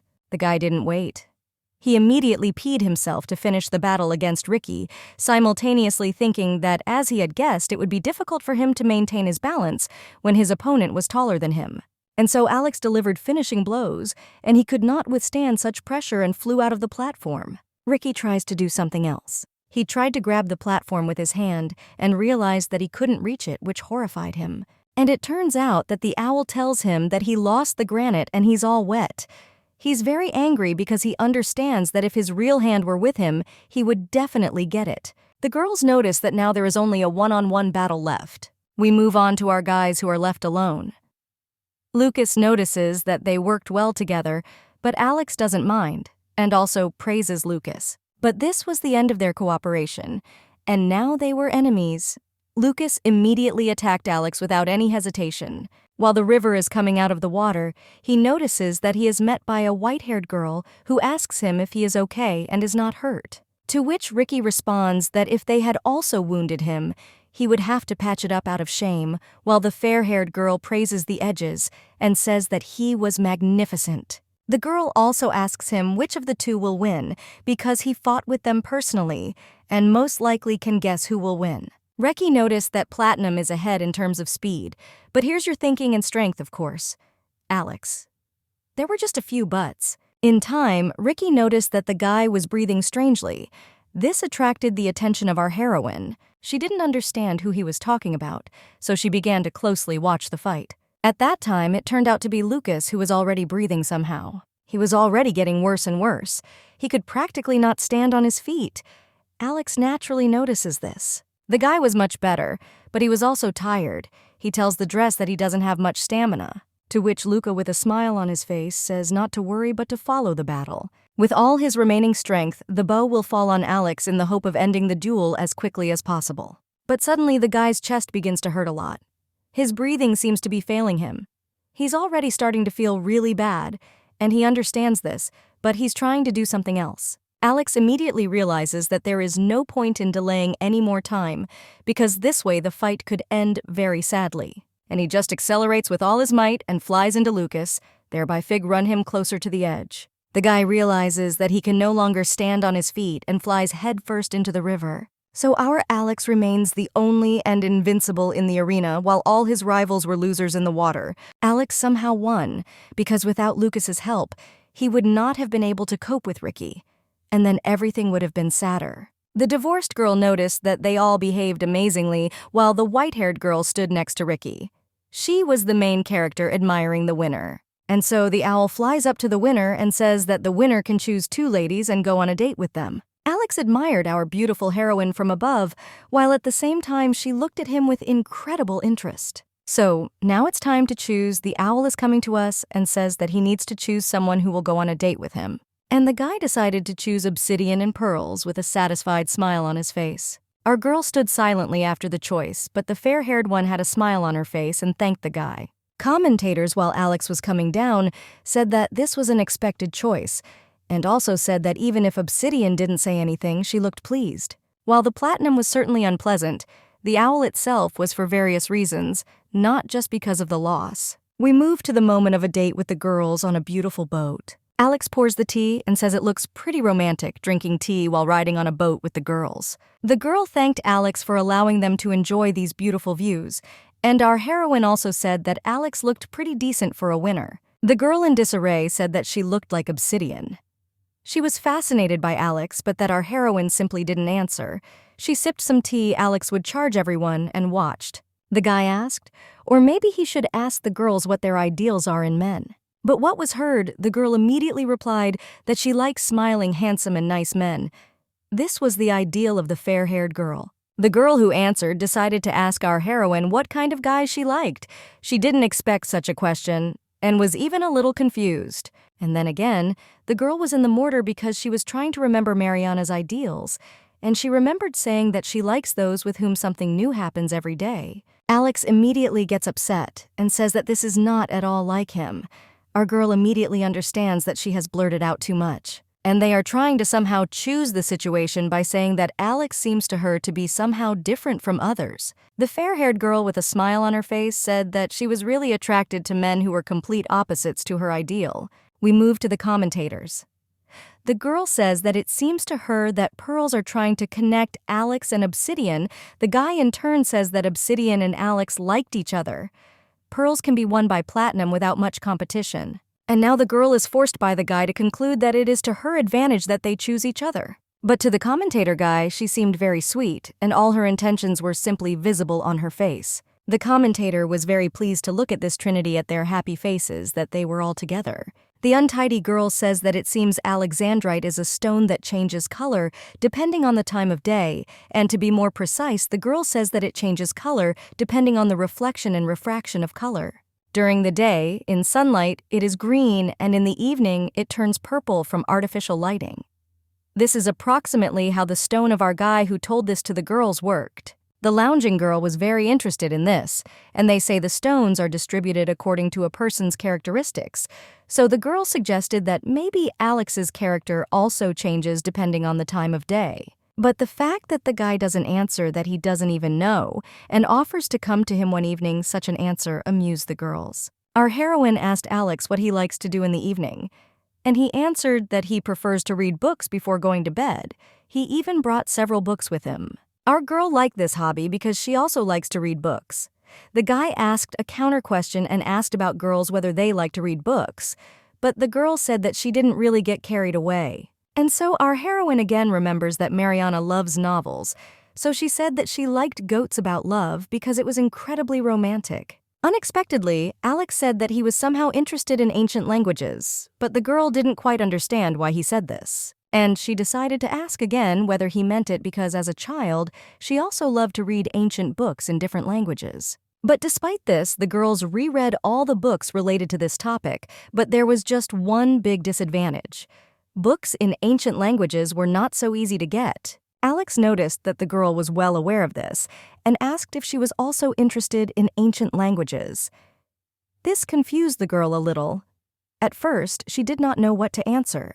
Such a question drove her into a stupor because she knew that the Martians probably weren't interested in this, and therefore the girl thought that she had overdone it. However, remember the conversation with the organizer? He once told her that any mistakes could be perceived as pretense, so there was nothing terrible there. Our girl pulled herself together and said that it was like solving a code. Alex said that he did not expect to meet a lover of individual languages here, and he was very happy about it. While our heroine was telling me that she had several books in her collection, our tousled girl was sipping tea looking at the heroine. After all, she still hasn't been as passionate about anything as she was when talking with Alex about books. At that time, commentators said that it felt like Obsidian and Alex were rapidly getting closer to each other.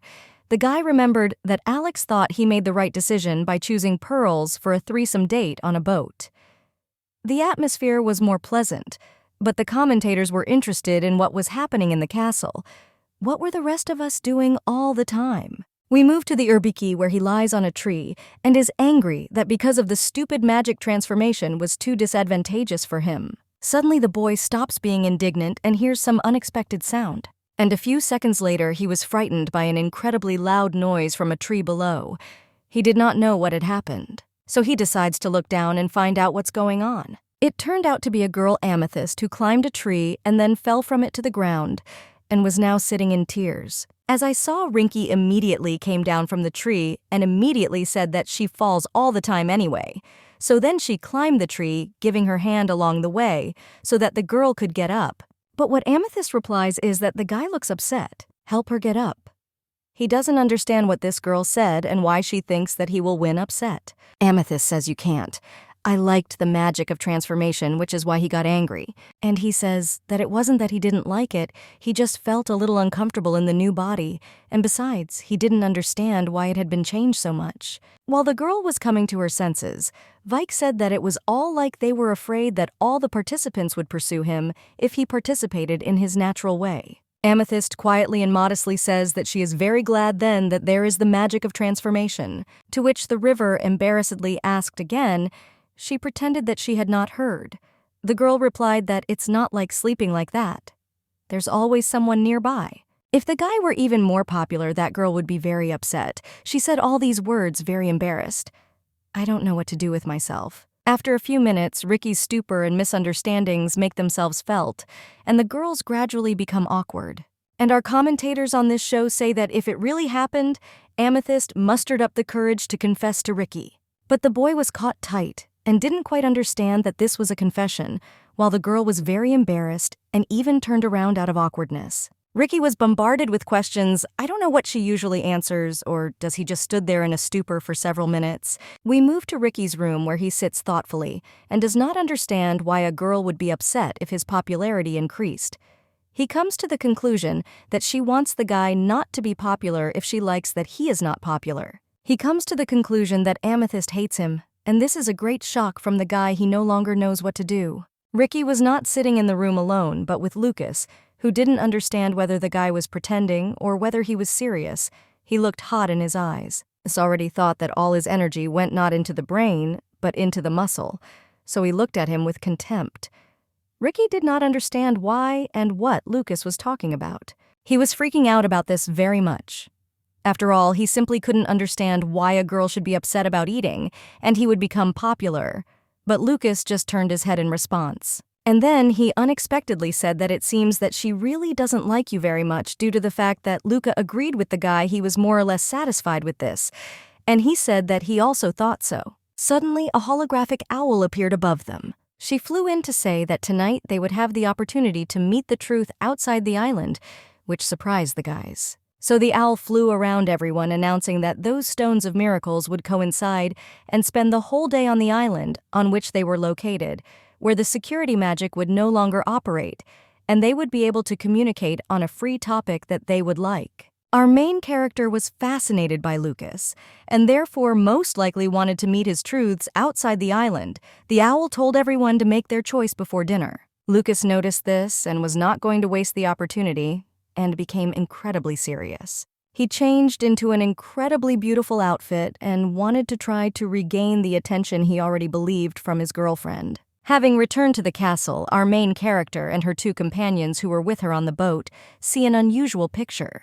In the center of the room sits a bun with which the lady asks the name of both I Liked Everything, how they spent their time on the boat. And then he stood up and said that he would like to chat a little before lunch. Therefore, holding out his hand, he asked whether Obsidian would allow him such an opportunity. To which our embarrassed girl agreed, seeing no reason to reject the young man's proposal. Then they turned around and were about to leave, and Lucas said that they would see each other at lunch, and said goodbye to Alex and the brown-haired girl. Alex watched intently as the couple left, but he couldn't do anything because it was Obsidian's choice. Watching our couple go, they stood in a stupor for several seconds. I don't understand what just happened. And then someone behind them catches their attention. It was Ridge who said that he would like to fight again when they all get together, but this platinum immediately washed away, which is why Ricky was dissatisfied. And then, suddenly the girl is invited to play a game for them. This immediately attracts Ricky's attention, because he did not expect that Pearls could handle a sword. But she responded by saying that she did a little training as a sport, and a moment later, Ricky was impatient to go with them to the arena. The Pearl asked whether Alex would also go with her. He said that he didn't mind at all, because they still had a lot of time before lunch. At that time, Amethyst watched from the balcony as everyone around dispersed, and she was simply left alone. She was a little sad and offended that no one invited her anywhere, but the girl didn't want to impose herself. We move already to the moment where the girl, all dressed up on a horse and with a sword, is fighting against Ricky. The guy notices how nice the girl was and gives her a compliment, and also receives a small compliment in return. Alex is on the sidelines. In the end, he praises both of them. They say that not both are excellent riders. Suddenly, Ricky notices that there are balls around them and says that if only there was another person and they could play. The girl finally pulls up and says that she and Alexa could be on the same team against Grant. She asks what the two guys think about such a proposal. Grant accordingly agrees to such a competition and says that he will never lose to Alex, the one who scores more than 3 goals. Wins somewhere around the corner, someone was watching the 3 guys play. This was a girl who did not dare to go out to the guys because she was very shy. Looking at the horse, she thought about taking it and joining the fun game, but the girl's insecurities greatly hindered her. It was obvious. After all, the girl did not have such an open character. And so our commentators say that Grant and Pearls were a surprisingly good fit for each other, and the girls were wondering if there was a chance for them to get closer, or if they would just be friends. The guy doesn't answer that it was unknown, but it seemed to him that they suited each other like no one else. The girl responds by saying that it was clear how the Pearl saw a masculine young man in Grant, and asks, or by chance another commentator didn't think so. The guy just replied that he had a presentiment that today there would be changes in the lines of love. And besides, if Platinum again wins the heart of Obsidian, the changes do not promise to be grandiose. Then somewhere our heroine and Lucas were walking. Suddenly, Lucas spoke to our heroine, saying that once he was walking through the garden and discovered something interesting. He begins to talk about how the children probably know that all these islands were created with the help of magic. But the girl replies that, of course, she heard it was done for the sake of broadcasting. And Lucas is very surprised that the girl has heard a lot, and magic, to which the girl with a smile on her face says that she doesn't know the details of the others. Then, Lucas says that there are 3 mandatory points of Empire magic. The first is mana, the second is the magic circle, and the third is crystals. The magician used his own mono to create a magic circle, but to support this circle, constant replenishment was necessary. And for this purpose, they use crystals made by magicians. These crystals are the source of mana instead of people. Therefore, Lucas asked the girl to look at the magic circle. Look at it. You could immediately determine the level of magic in it. The older the circle was, the more energy it required, but the quality of the crystal would be higher. He showed such an example on a crystal in a garden that he found while walking. The girl was surprised and asked if there really was magic in the garden, to which Lucas replied that it was not just magic, but magic that required a lot of energy. This surprised the girl very much. She asked what kind of magic this was, then Lucas offered to show it to her. Raising his hand to the tree, something in his palm glowed bright yellow. Then the row of trees, which was completely green, turned into a beautiful sakura. The girl could not believe her eyes. Such magic surprised her very much. She began to ask the guy how he did it, to which Lucas replied that it seems that magic was used to maintain the desired shape of the tree in the garden, And according to the rules, strangers, for example, Sadovnikov cannot come here to sing. Because of which, he put a small amount of mana into the tree diarrhea bloomed right now before the girl's eyes. Lucas caught a small flower, and he caught one from a tree and asked the girl if she liked it. To which the girl, smiling, modestly accepted the gift and said that she really liked it. And then Lucas said that he liked her smile more than her surroundings. Then Platinum said that if the girl wanted, he could make other trees bloom. Don't finish this sentence, he felt as if lightning was piercing him. The girl notices this and does not understand what is happening to Lucas. He stops talking and cannot do anything. It hurts so much that he grabbed his chest and began to breathe heavily. As soon as a girl notices that the guy's behavior with you is already too bad, she tries to approach him and help, but that he sharply knocks her hand away and tells her not to touch him. The girl is shocked and does not understand what caused this behavior, but the guy did not do it out of malice and could not do anything about it. He asks for forgiveness for his behavior and says that this will not happen again. She says that there is nothing wrong, but asks if everything is fine with him. He tries to hide his trembling and pain. They say that he almost sneezed because of the pollen. And then, after a few seconds, he realizes that he behaved unworthily in front of the girl and once again asks for forgiveness. Watching as Lucas averts his gaze and apologizes to the girl, our heroine thinks in her thoughts that perhaps Lucas is sick because his breathing was somehow uneven and his complexion was pale, and this was all possible due to the fact that then he fell into the water and caught a cold. Behind the guy, the girl notices a bench and invites him to rest a little, to which Lucas replies that he is fine and does not need rest. The girl understands that the guy behaves this way because he most likely does not want to show his pain or because he is bothered by cameras everywhere. Then the unexpected girl decides to say that her legs hurt, and that's why she would like to sit down, for which the guy immediately agrees without any hesitation. So after a few seconds, they sat down on a bench and were simply silent. Lucas caught his breath and felt much better. Suddenly, he notices something near him. It turns out that all this time he was holding the girl's hand, and she didn't even notice it. Because of which, our heroine blushed very much, as well as the worries that she still had about the guy did not go away. Then Lucas raised the girl's hand and kissed it, and asked again for forgiveness for his behavior. The girl is perplexed.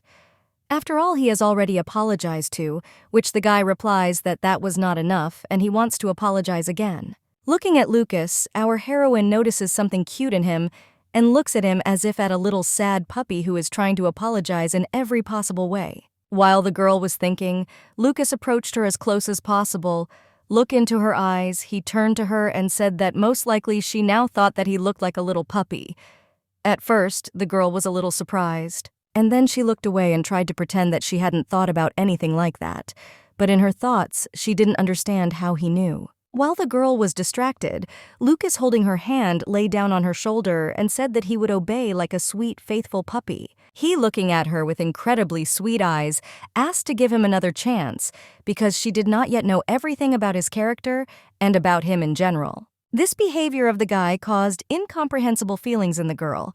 She could not answer anything. Looking at her, he began to promise her that the girl would not be bored with him. We moved to the moment when the Trinity had already finished competing and entered the house. The girl was disgruntled and was unhappy that if Alex had been a little faster, they would have won, which Alex simply replied that the Pearl was passing the ball too slowly. But Granite at that moment smiled and said no matter how she passed the ball, he would still have coped with the serve.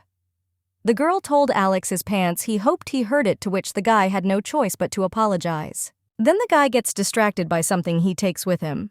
He notices an amethyst who had leaves from a tree on her head, which suggests that she was really wandering through the forest again, but that the girl is holding onto her naked body and replies that she just fell. Granita.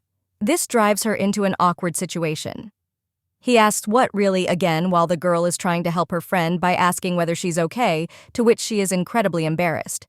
She says that everything is fine and there's no need to touch her. They gave Alex a voice from above which said that all three of them were dressed strangely. It was our main character together with Lucas. The girl asks, were the guys really riding horses? Alex was incredibly glad that the girl returned. He replied that they were not just playing, but after which he invited the girl to sit down next to him, pointing to the chair that the servant was pushing behind him.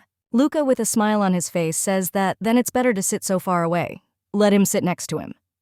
He pushed back the chair and offered his hand to our heroine. Alex was jealous, of course, and asked what was the point of pushing back the chair in person. And for this, there were servants, to which Lucas, with a smile on his face, says that the guy should be silent. What was said to him was the one who was on his knees in the morning, wiping the feet of our main character. The girl did not want anyone to argue for her, so she chose Rustov, which was in the middle, thereby resolving the conflict. So they all gathered together at one festive table. You know how the main character asks, were they really playing sex? But the fair-haired girl answers, what exactly they had a lot of fun, and she invites her to play with them. Next time, Alex immediately asked whether the girl knows how to ride horses, which is why he drove her into a stupor. The girl, who lowered her eyes, did not say that she was very keen, but was thinking about something completely different. She knew that Marianne probably knew how to ride a horse, but the owl girl had never learned this, so she decided to give up a little. Lucas, who was sitting next to him, said that he would teach our girl if she didn't know how she should definitely like horse riding. The girl did not expect such an answer, and was a little surprised. Looking at Lucas, she didn't know what to answer mentally.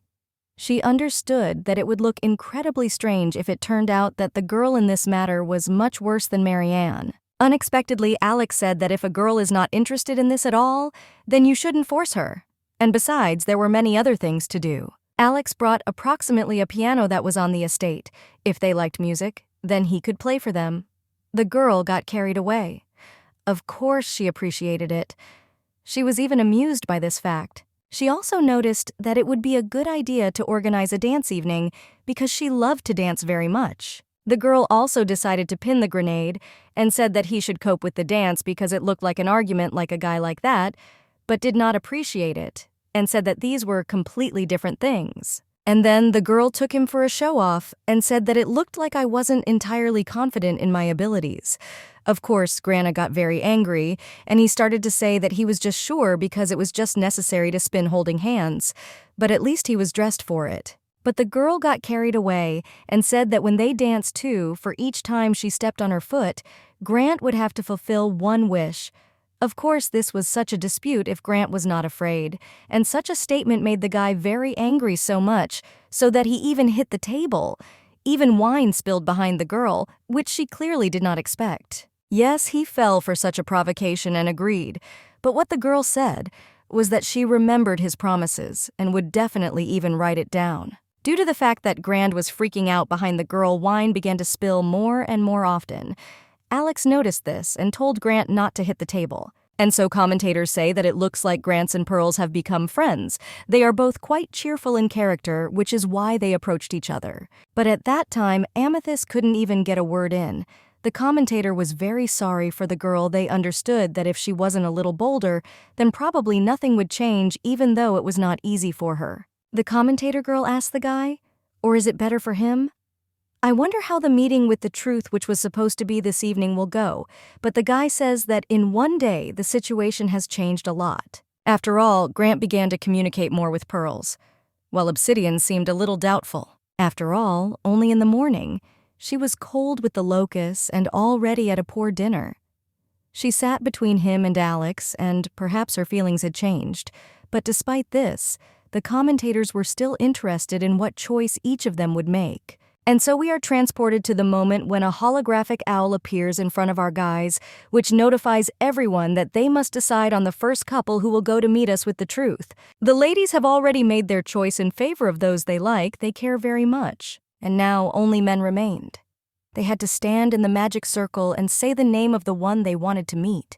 If the choice of two people is the same, they will be able to meet outside the island. If she liked what she liked, she chose someone else. Then they will not be able to go to meet the truth. They even eat and receive a card from another girl. Also, during the meeting, the magic of secrecy was removed, which made it possible to speak freely about one's personality. However, the information received is prohibited from being passed on to other participants. And so the first one who had to make his choice was Granite, who was sitting in his room. Approaching the magic circle, there were 3 suitcases in front of him. He wondered who he would like to meet. After thinking a little, he confidently said that he wanted to meet the Pearl Stone. The commentators were surprised by Ricky's choice as he changed his preference. The female commentator said that he switched his gaze from obsidian to pearls. This was most likely influenced by the game. But the commentator was wondering whether Granta would choose pearls. She was sitting in her room in a white dress. He stood near the circle. Our boy was very worried. He didn't know whether he made the right choice or not. He made a choice from his heart. Therefore, he really hoped that pearls would come to him now. And the girl who appeared in front of him really turned out to be a pearl girl with a smile on her face. She was approaching the river. As soon as the guy saw the girl, a smile immediately appeared on his face, realizing that maybe this was his destiny. Commentators were surprised because pearls also chose him. It turned out to be the first couple. Although at the beginning they did not show much interest in each other, this whole situation turned out to be amazing. Pearl immediately tells Rika that it's time for him to leave, to which the guy lies down, immediately takes his suitcase, and goes to the portal. As soon as they stepped onto the portal, they immediately began to teleport, and finally the owl told them that by moving space, they could go beyond the island. We move to the women's room where our obsidian sits. She thinks that no steps can be heard coming back. This only meant one thing, that probably the choice of pearls coincided. Amethyst was very worried but tried not to show it, and so it was time for Platinum to make its choice. Same as with Alexandrite. Almost unanimously, they said about her that the stone with which they want to send her to a meeting with the truth was our main character, Obsidian. And so the commentator said that they chose the same girl, so they were very interested in who she would choose. The guys stood waiting for several minutes. I was very nervous. And then suddenly they hear our girl's steps and are very worried. I don't know what to expect next. Looking at the incredibly beautiful girl, they immediately become speechless. And besides silently watching as the girl chooses one of them, they can't do anything else. And suddenly the girl turns towards the locust. The guy was incredibly happy. He couldn't believe that she chose him.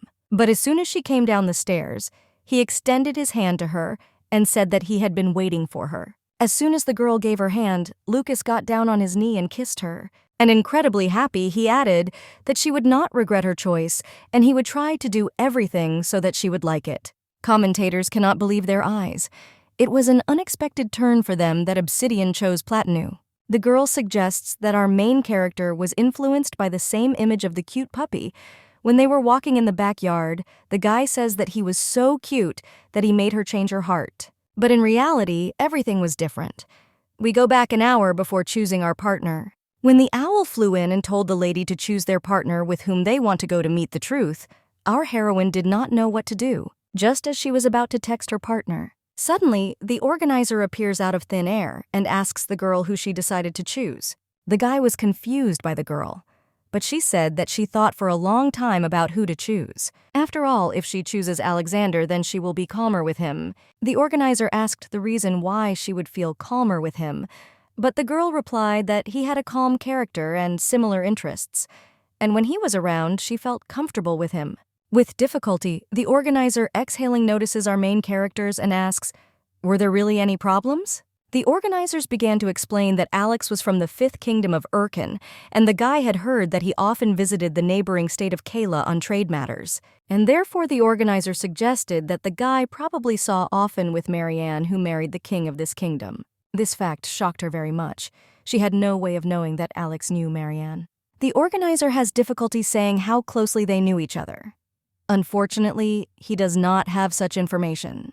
Perhaps they were just seeing each other or passing by. But if he managed to personally communicate with the Marana, then this was a rather big problem. When the guy looked at the girl, he could guess that she was not a Marana. This shocked our heroine the most. The organizer also says that because of the magic of protection, everyone on the island tells lies and also pretends to be someone else. So Alex might think that the girl is also just pretending and nothing more. But when it comes to meeting the truth, there will be no magic, no imperials, and no talking in private. But the organizer did not know at all whether Alex had the opportunity to personally meet and talk with Mariana, so the guy was worried that as soon as the conversation turned to the past, he would no longer be able to help the girl, and everyone would guess that she was a fake. The girl was very worried and did not know what to do then, to which the organizer sighed with difficulty, and he said that the girl just needed to choose another man. The organizer asked whether the girl liked someone else besides Alexandrite. The girl became very thoughtful and didn't know what to do or who to choose. And so we move to the present time, where the girl finally made her choice and stood in a circle with Lucas. Their magic circle began to move. The commentators at the same time noticed that Platinum looked incredibly happy, and he had a face like he really didn't expect Obsidian to appear. But immediately the commentators realized that if the girl chose Lucas, it meant that Alexandrite was left alone. And Obsidian did not choose Alexandrite, which greatly shocked him because he could not believe his eyes. A holographic owl flew up to the guy and said that he would not be able to get to the meeting with the truth today. Therefore, he had to return to the room. And for such information, the guy looked very depressed. It was not surprising because he won the game by winning the girl, and no one could have thought that everything would turn out this way. Commentators say that, frankly speaking, they were also shocked by the choice. Commentators say that this was all due to the fact that even on a walk, Obsidian was favorable to Alexandrite, and therefore they could not have expected such a turn. And so those who remained on the island were in incredible confusion. In addition to Alexandrite, Amethyst was also left alone. We move to the Pearls and Granite, who were looking around wondering if they had already arrived. We also simultaneously move to Obsidian and Lucas, who also could not believe that they were already there. In the first case, the couple had a desert around them. This upset them very much. They couldn't believe their eyes. You didn't even have any bases in the area. But in the case of our main character, she and her partner ended up in earthly volumes. Lucas cannot believe that it was the land of permafrost. And besides, it didn't look like there were people there. The girl can't say or add anything. Suddenly, a holographic owl appears in front of the guys. She told the guys that at balls and in high societies, it was easy to fall in love, but there the true appearance of a person was not visible. Therefore, the spouses, even in a dangerous situation, do not change their attitude towards each other, and now their task was that they needed to learn to accept their chosen one, even in the most difficult situations. After the information was announced, the owl said goodbye to everyone, but finally told them to check whether they could go to the end with the person they had chosen. And also, the owl almost forgot he flying over. The participants did not say that there were objects in the suitcase that were supposed to help them. The Granite who opened the suitcase was surprised, and that at that time he still did not understand what was happening. And after that he decided to say goodbye, saying that they had to try to join forces and stay alive until tomorrow morning. While the guys were looking into the suitcase, the owl simply abandoned them. They notice it, and they can believe that they were just left, like that. Only the camera was left with them. While one couple was indignant, our main character and her partner stood in a stupor at the words "stay alive." At that time, we are transported to commentators, who say that the very center of the desert and the snowy lands, they also did not expect to see what kind of spectators they were, although they usually say that a person shows his true face. During the journey, the girl confirms the guy's words and says that in dangerous situations, people begin to express themselves. But the guy says that there are couples who, after traveling together, quarrel and break up, and there are relationships between which it becomes even stronger. Therefore, I watched our couples. They were interested in what our couples seemed like. At that time, Lucas was already shivering from the cold and did not know what to do. He tried to somehow warm up. The girl saw that Lucas was not feeling well and asked if he was in order to, which the guy said that she would need to dress up first. They took off all their jewelry. After all, since they were close to you, the iron easily froze the skin of the pavement. Then unpleasant, painful sensations. Then they took out a winter robe from the suitcase. The girl had an incredibly beautiful blue cape, and Lucas had a white cloak, which also warmed him. I look at my clothes. Lucas noticed that now at least they won't die from the cold. The girl remembered that there should be survival items in the suitcase, and so she invited him to look. Lucas didn't waste time putting it in the suitcase on the floor. He wanted to open it. The girl couldn't wait to see what was in the suitcase itself. As soon as he opened the suitcase, they couldn't believe their eyes. A very bright light was emanating from it, and they didn't understand what exactly was in it, no matter how much they looked at it. As soon as they opened the suitcase, which they were given the way to, there were several crystals, also 4 boxes, and a lamp. The girl, looking at the crystals, noticed that they were very expensive. While the guy in the background was looking at the boxes, he guessed that these items were for sleeping. Then the girl took a look at those boxes and guessed that the box needed to be inserted with the very crystals that she was holding. As soon as the girl inserted the magic crystals, the box began to glow brightly. The couple did not understand what was the matter and were even a little scared. After which, a few seconds later, 2 beds, tea tables, and sleepers lay out in front of them. They could not believe that they would not have to spend the night on Earth after all. The girl invited the guy to see what else was there. They looked into the same suitcase with curiosity. There, they came across several more boxes such as provisions, medicine, and optimization of the environment. They were curious what it was, and they inserted a magic crystal there. We are transported to our main character, where they have also already opened the suitcases and taken out a box with environmental optimization. A large magical dome appeared around them in which they were located. In it, the guys noticed that the air became warmer, which is why they felt calmer in their souls. And it also doesn't become interesting. What else is there besides optimization in the suitcase? The guy was very glad that they were not sent there to die from the cold, while the girl, looking at several other items in the suitcase, said that she thought that they could spend the whole day in the capsule, and noticed that there were also items for sleeping in the suitcase personal hygiene products. While the girl was admiring the chest inventory, the guy noted that it was written on the box that the crystals were consumed very quickly when activated, so they should have been activated after stopping. Lucas suggested that the girl walk further into the place where they were moved. There was a rather gloomy landscape. The girl and Lucas went on a journey for a long time. They had already been walking in search of a beautiful landscape. Our heroine, looking at Lucas, notices that he is very ill and offers to stop anywhere under the pretext that he looked the same around him. The guy just grabs the heroine's hand tightly, and he says that they arrived there together and doesn't want to stop anywhere. After all, despite the fact that it was quite cold, he would like to spend time with the beautiful landscape because he thought that it would be great to admire the night sky on the hill that was in front of them. The girl replies with a smile that the guy means business, and that's why they continue to move on. So for a few more minutes, the girl's head was filled with thoughts that the guy could be from a very noble family, and that's why he was looking for a romantic place. At some point, their eyes were directed at something beautiful. They found the very place where they could set up their camp. Lucas noticed that the snow was so white that the girl stood out even more against its background. Our heroine liked the compliments, but she didn't say anything in response, simply smiling while looking at the guy. In the box, I remembered that if this place was not far from the Northern Sea, then perhaps they would see the Northern Lights. The girl notices this and says that it would be wonderful. The guy was holding the box in his hand and couldn't even imagine that he would admire the starry sky with our heroine. He was very happy. Because of this, as soon as he laid out the box, he said that he was not even sure that he would be able to sleep at all today, being under the same dome with our heroine. We are transported to the commentators where the guy says that Platinum was looking forward to the upcoming night, but that the girl replies that next to her, even a gentle storm will seem hot. So the guy was not at all cold. The commentator thought so. Unexpectedly, not a single voice said that they had. But how were things going with Grante and the Desert Pearls? We moved to the Pearls with the Grant because they also set up a small camp.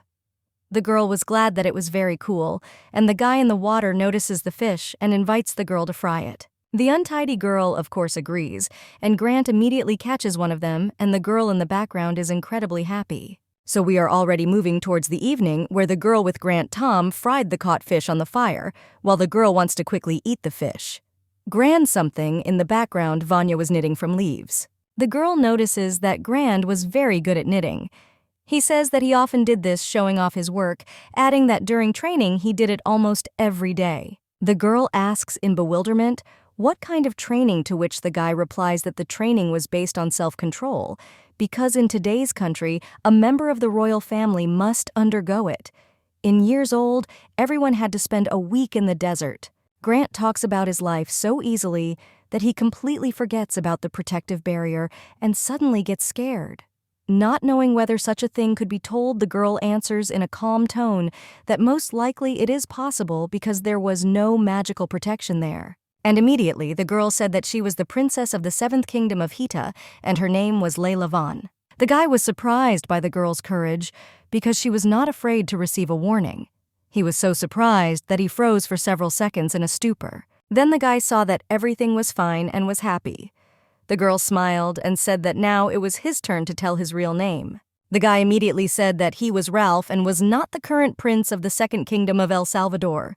The girl looked surprised. Asked the guy if it was not in the south by chance because he was very familiar with the desert. The guy nods, says that this is the country of the sun, the courage of martial arts, and asks if the girl has been there. The girl replies that she has never been there.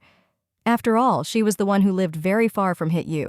The guy says that it was logical and begins to ask what kind of place it was. The girl says that being thin is a place where anyone who is not able to cope with the sea wind will not survive. Is there any swimming there just like that?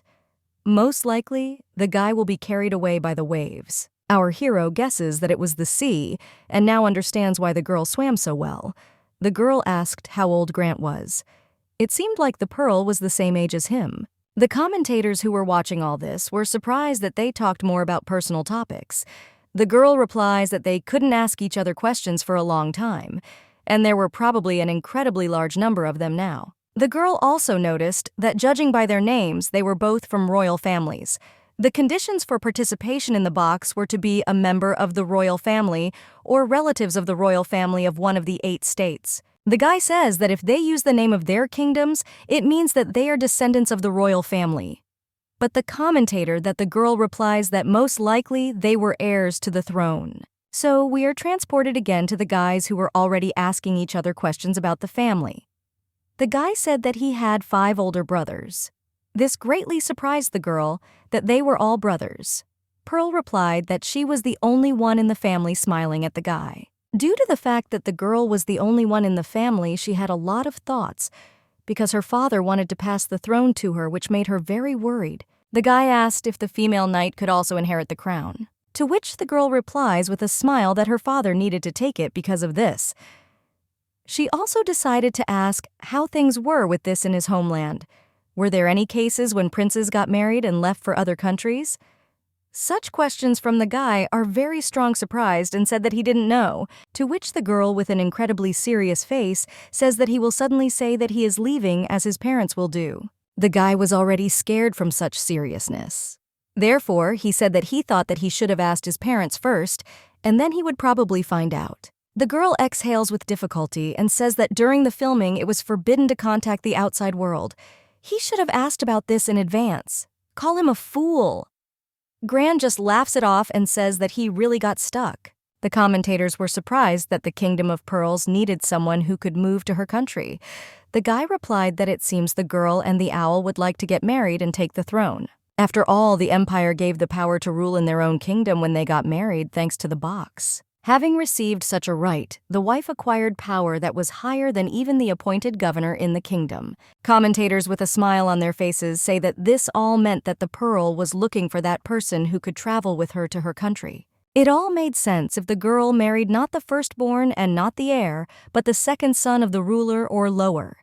And if the Grand was the youngest among 6 sons, it was quite possible that the guy would move to her country, although they certainly didn't know it. After all, Grant was the only one who of all the king's sons received the right to participate in the casket. We are transported to our main character and Lucas, where they are sitting drinking hot tea. Lucas notices that today there was an unusual night sky and says that in his country he could not admire the starry sky and asks that it was probably different from the sky from the country where the girl was. But our main character, holding hot tea in her hands, stated that the guy was really suggesting that the girl was a siu of rice, to which the bow on his face said that it is possible and yes, but perhaps no.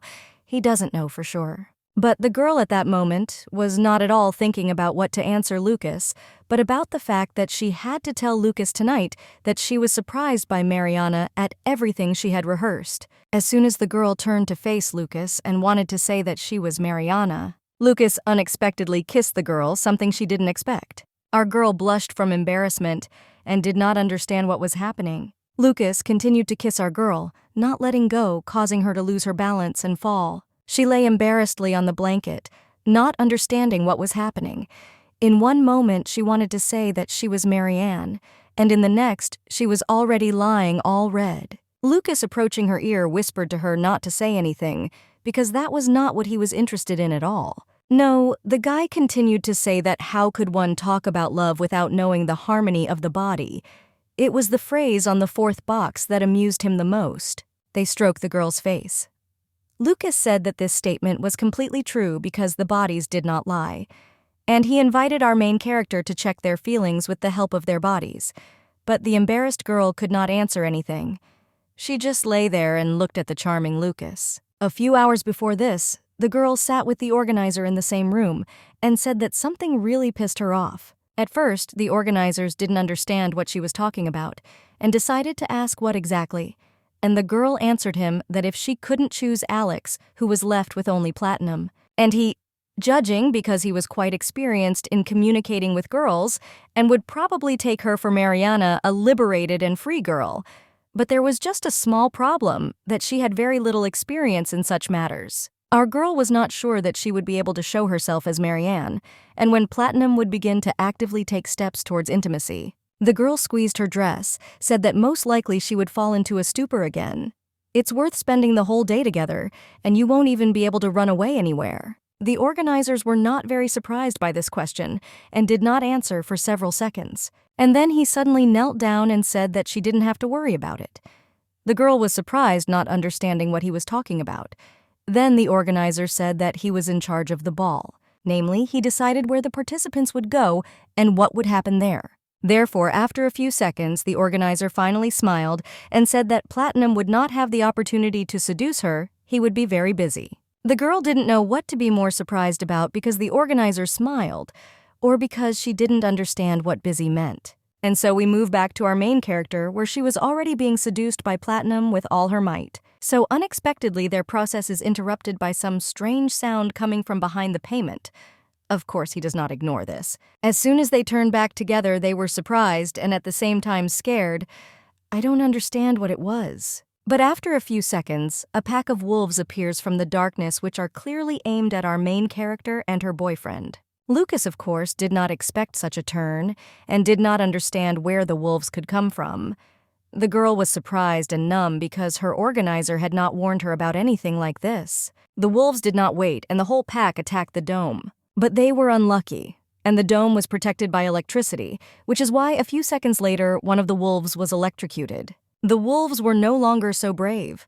They gathered around their injured brother and did not know what to do. While our scared protagonist and Lucas stood in the dome, they realized that the capsule also served a protective role, which is why the wolves could not get inside.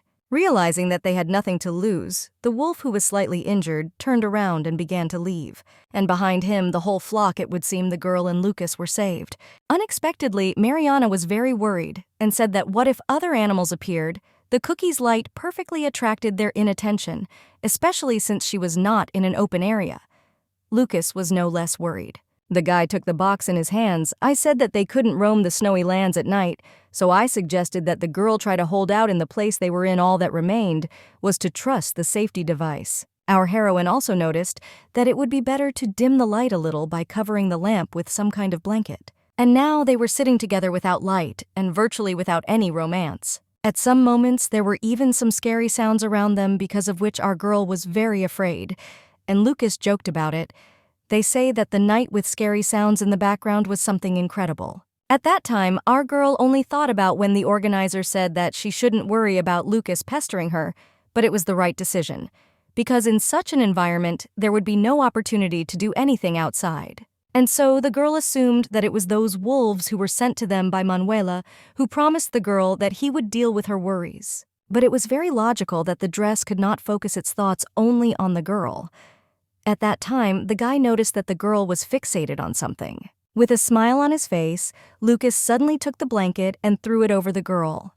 She was even confused at some point, thinking that he would continue what he started. But unexpectedly, he tells her not to be afraid, because everything will be fine with them.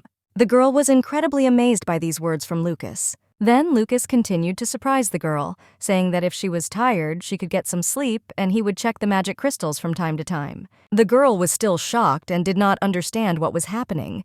She thought that Lucas would still continue to pester her. Then suddenly the girl calmed down and said that it was okay because she didn't think she'd be able to sleep anyway. And this was, in fact, her fatal mistake, because Lucas leaned towards her and suggested continuing where they left off. The girl was more and more embarrassed by this. She was driven into a stupor and even unexpectedly asked again what Lucas had said, to which the guy took the girl by the hand and said that he would like to test his feelings with the help of physical bodies. He took the girl's entire hand, he placed it on his heart, and asked if she could feel how quickly it was beating. Then the guy embarrassedly said that it was like this from the very first moment they didn't meet. The girl silently listened to what Lucas told her. Don't interrupt him for a second. As soon as Lucas finished speaking, she lost her head and said that how could this be when the guy didn't know her at all? Not her real name, not her appearance. To which the guy replied that everything was like that, because of which he was more and more curious. He wanted to get to know the girl more. And that most importantly, all day long, he thought only about our main character. Don't get her out of your head for a second. The girl looked at the guy in surprise and asked if she seemed completely different from who he was thinking about, to which Lucas replied that there are married couples who live together all their lives. One day, I suddenly realized that I don't know each other at all. Our heroine answered nothing to this, so the guy continued to say that spouses should be able to share their most intimate things with each other while being completely naked. Girls, when Lucas said that her first wedding night immediately came to mind. She recalled a phrase from a book she read as a child. The relationship between spouses should be such that without embarrassment, imagine naked in front of each other and be able to share the most intimate. Lucas reminded her of this at that time. The guy told her that he didn't even remember where he heard this line, but he remembered it very much. Also, the guy smiling said that if looking at his naked partner, it seemed to him like a different person, and he was interested in knowing his thoughts, and it could be different every day. He asked the girl what she thought. Our same main character was shocked and could not answer anything because she was flying in her thoughts. Onion. And again gives out interesting thoughts, they say, that the girl doesn't want to know now. But personally, they say that as soon as she says, she will begin to say that she didn't like her but her status. And so Lucas laughed and said that his feelings for her were simple, and that's why he said that he wanted to prove it to her. Suddenly, there are commentators who say that they did not think that platinum was so noble, to which the guy commentator replies that it seemed to him that platinum made an impression on obsidian. We also move directly to the commentators themselves, where they say that they would be interested to know whether obsidian is actually Lady Marianne, but most likely they won't see it today, to which the girl also answers her colleague that platinum is also quite interesting, just he endures to prove his love. For the commentator guy, this was very unexpected because it seemed to him that Platinum was an easy-thinking person. To which the girl replies that if she remembers, Platinum said from the first meeting that he was a simple and honest person, and the guy also noticed that his words would appear in the garden. Then they were true when he said that Obsidian would be with him. I'm bored, to which the partner replies that Obsidian most likely also felt something. Then Platinum also showed its real character in an encounter with truth. So we leave our two romantic lovebirds. We are transported to Grant, who is very much panicking because of something and cannot even utter 2 words. It was all because he was worried that they wouldn't sleep together tonight. At first, the girl didn't understand what Grant was talking about, but he looked like a little child who was worried about something petty. At first, the girl didn't understand what Granite was talking about, and then she said that there were 2 beds in the room, so they would sleep separately. But the guy wasn't bothered at all, and the fact that they were standing in the same room, which is why he concluded that it wasn't working out. They will sleep together. He blushed deeply. Vitya didn't understand how they could sleep together in the same room before the wedding. Such logic greatly shocked the fair-haired girl. She was so surprised by the guy that she spent several more minutes trying to process what he had just said. Then the girl asks what was wrong with that. After all, they will just sleep. To which the guy stuck into the pillow says that he can't do that. After all, it will all be in a dark room, and they are alone. Plus, he will hear her breathing. We asked the fair-haired girl what was wrong with this, but the guy still couldn't do it and hid under the pillow. They found a way out. The girl was sleeping under the dome, asking the question, what was happening while on the verge? It was behind the dome, wrapped in a sleeping bag. The girl, driven by the absurdity of the situation, decided to ask again whether the guy would really sleep there in the desert on a cold night, to which the city guy replied that the warrior of El Salvador is not afraid of the cold, and the girl still wondered how it was possible to sleep on such a narrow bed. At that time, we moved to the organizer, where he monitors all the participants in a large magical laboratory. He orders his minion to activate the monsters in the desert, which he immediately does. Once again, we cut to Grant, where he reveals that during training he slept inside a sand pit, and it was much more comfortable than some small bed. Suddenly, the guy hears some sound similar to gurgling and lowers his eyes downwards. He notices many scorpions crawling on his sleeping bag, causing him to become very scared, starting to shout across the whole desert so that it could even be heard through the dome. While the embarrassed Grant came back to his warm bed and was embarrassed lying with his back to the girl who at that time was laughing very hard. The girl could not contain her laughter, and moreover decided to tease the guy and said that it seems that warriors are also afraid of scorpions. He stood up embarrassedly and said that it was a red-tailed Scorpio from one of his courses was instant death. Somehow the girl forced herself to calm down, but continued to tease the guy, asking how he slept on a narrow bed, to which he became even more angry and said that in fact, he was initially short, because of which the girl laughed even more times she could no longer hold back her tears. Then Pearl says that he thinks it will be interesting to live together with him. The guy was a little shy, but did not answer anything, pretending to be asleep. But the girl continued saying that they were about the same age and their personalities suited each other. Their hobbies also coincided, so the girl was incredibly happy. The guy embarrassedly decided to answer by agreeing with the girl, but still continued to look at her embarrassedly. And so, under the night sky, the girl began to ask Grant that no one from his kingdom had yet been married after participating in the box, to which the guy confirmed all the information. Tell him that his uncle participated, but his last choice did not match. This girl was amused, and she decided not to answer anything. The girl commentator is observing this whole situation and says that there was just a strange moment between them, the guy. This also notices that Pearls had an interest when he was there. But it seems to her that it will not be so easy to marry him, despite the fact that they are not so ideally suited to each other, but who knows, there are couples who overcome problems with their love.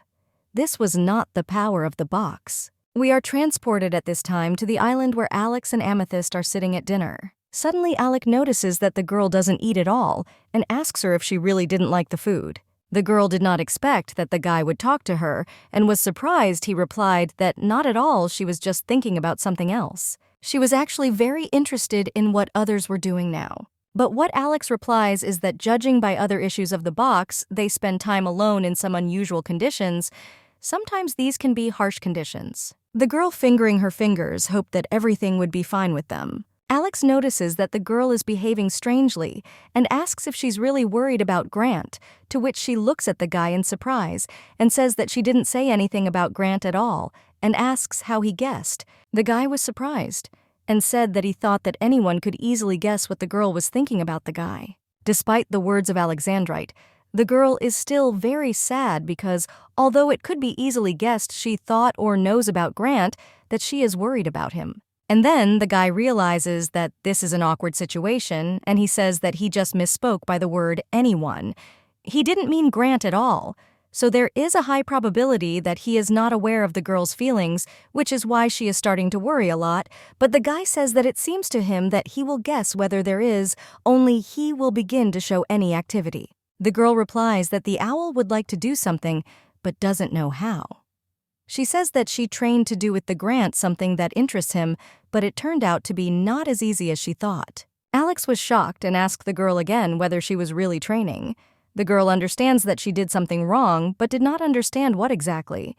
So Alex decided to ask her what exactly she was doing. We are transported to the moment of the story where the girl climbed onto the horse. She tried to learn to ride horses, but as soon as she tried to direct the horse in one direction, it went in a completely different direction. Then, after the story, Alex finally decided to look at how the girl was training and saw that the horse did not listen to the girl at all because she was doing everything completely wrong, which is why the horse was a womanizer. As soon as Alex approached the horse, he immediately calmed her down. And then, he told the girl that it was too dangerous to exercise alone on a horse, because of which the girl could be seriously injured. Then suddenly the girl admits that she did fall once but was not seriously hurt. Alex looks at the girl with an indignant face and says that you can die like that. But the girl replies that she just wanted to learn how to ride a horse well, and it seemed that this way she could get closer to Ricky. The guy asks her about the fact that Ricky chose someone else. Didn't that hurt her at all? But what the girl replies is that even if he chose someone else, she didn't want to be inactive, and she had to try to do at least something to get closer to the guy. Looking at the girl, Alex smiles and says that she was quite brave, and then unexpectedly says that he will teach her to ride a horse, and when she gets the hang of it, he will show her how to play polo. The girl was very happy and could not believe that Alex would really help her. Unexpectedly, Alex said that first, they needed to change into comfortable clothes.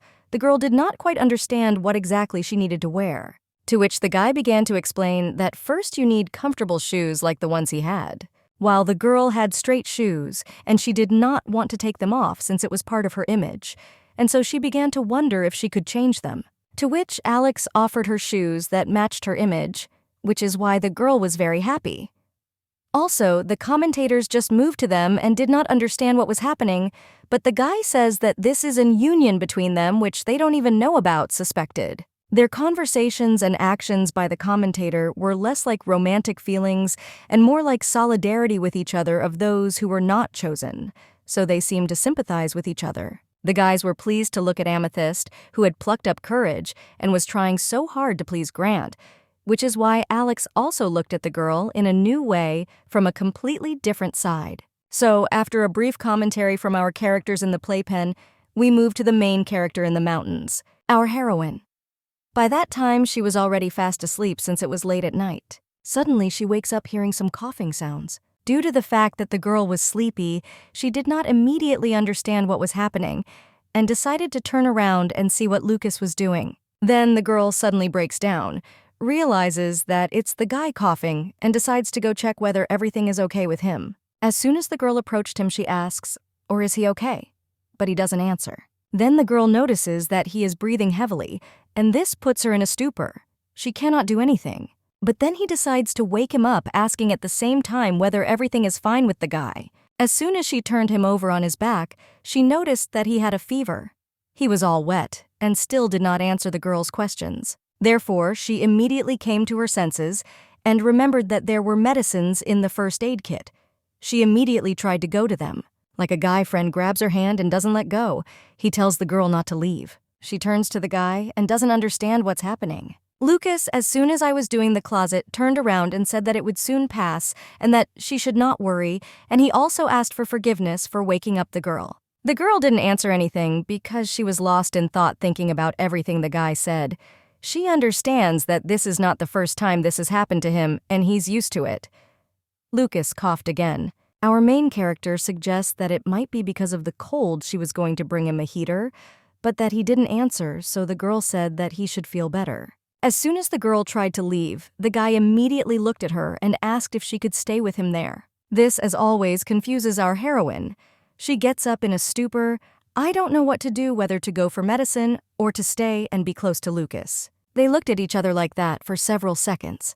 Lucas held her hand so that she wouldn't leave. The guy looked at her with puppy dog eyes again because he thought that this should have helped faster. The main thing is heroine, and I again wonder what Marianne would have done in this situation. The girl finally pulled herself together and decided to lie down next to the guy. Our heroine lay down hugging Lucas very close. They felt the awkwardness of this whole situation with their bodies, but they didn't try to show it. Just looking at each other. Then the girl suddenly asked Lucas if she could sing him a lullaby, calling him a cute little puppy. This behavior surprised the guy very much.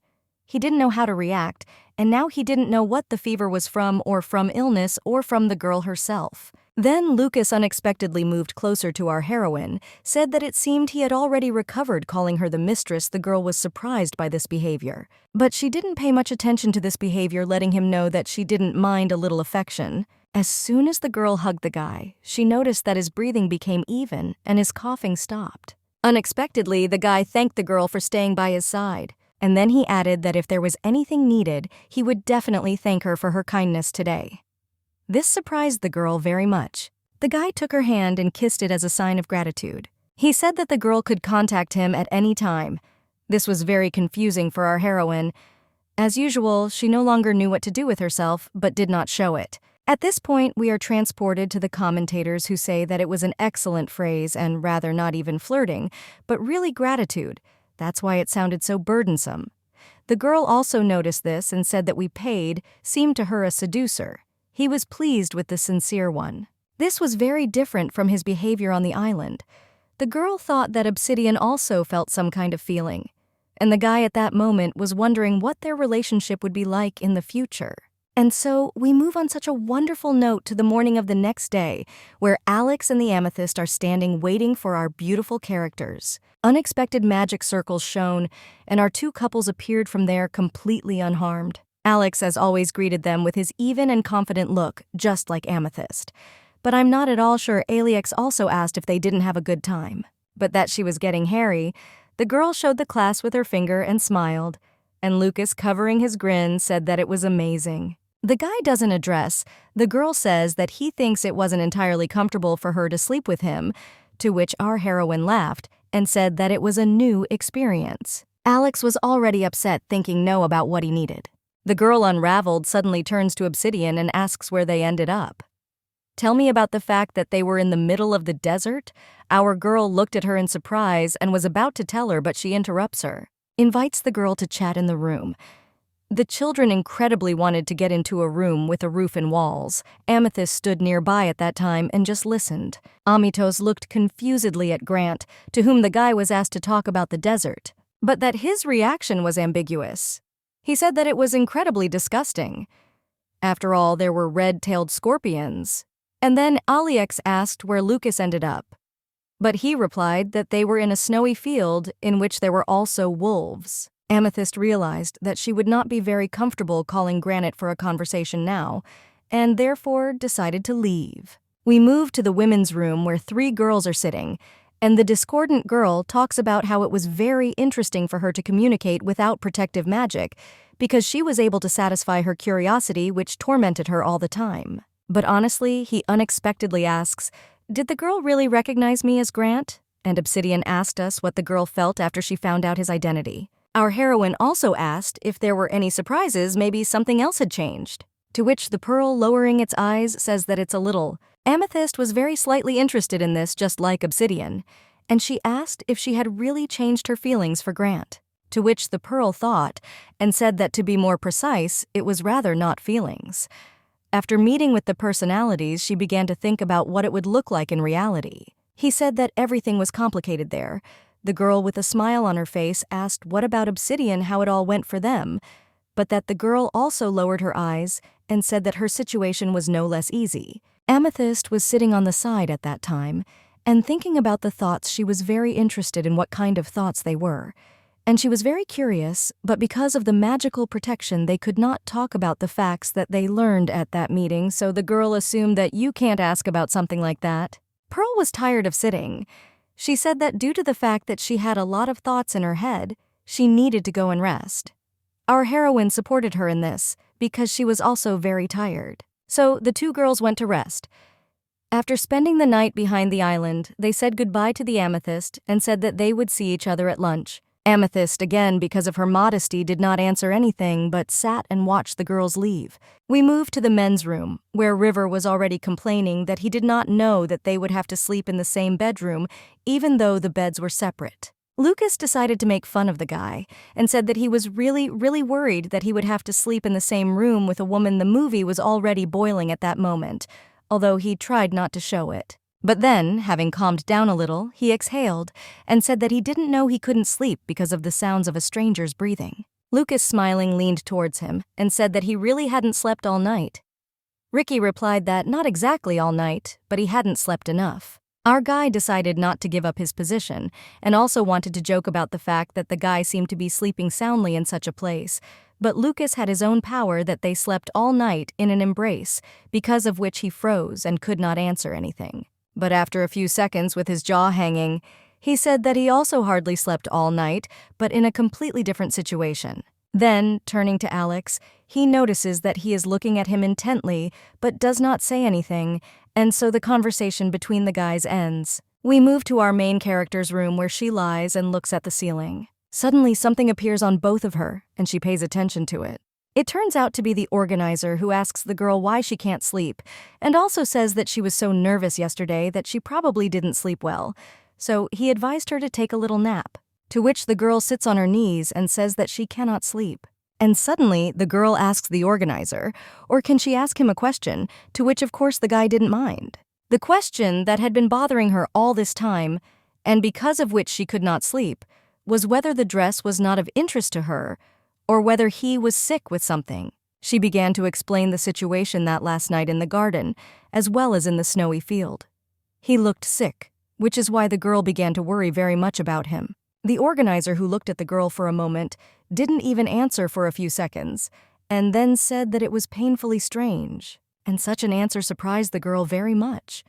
She did not understand why he said it and what exactly was strange. The organizer said that he thought that the girl was now asking him how long she still needed to take part in the broadcast. This answer surprised the girl very much, and she replied that he told her that she would participate until they will find Lady Marina. The organizer did not deny his words and said that he said everything correctly, and also promised to do it as soon as possible. But he did not expect that she would adapt to the show so quickly. These words embarrassed the girl very much.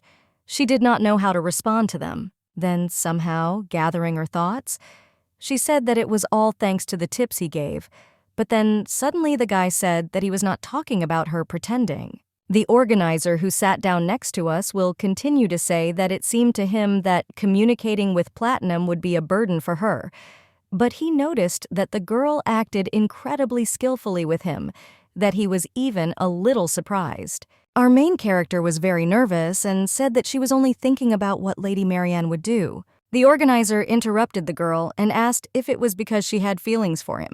Obsidian tried to answer somehow, but she didn't know what exactly to tell her. Then the guy continued and said that he thought that if she had feelings, it would be much better. This surprised the girl.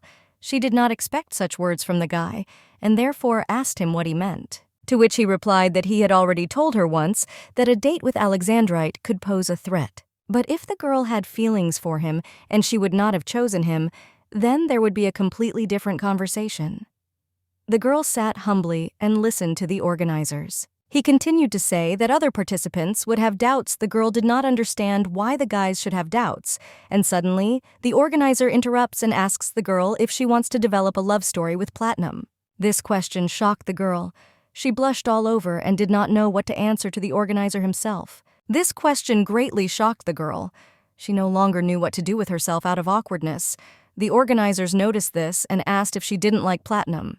To which the girl replied that it wasn't that she didn't like it, but there was something that really embarrassed her. The organizer continued to put pressure on the girl, telling her to try to get closer to him. Our heroine was very worried and said that then Platinum would think that she liked him.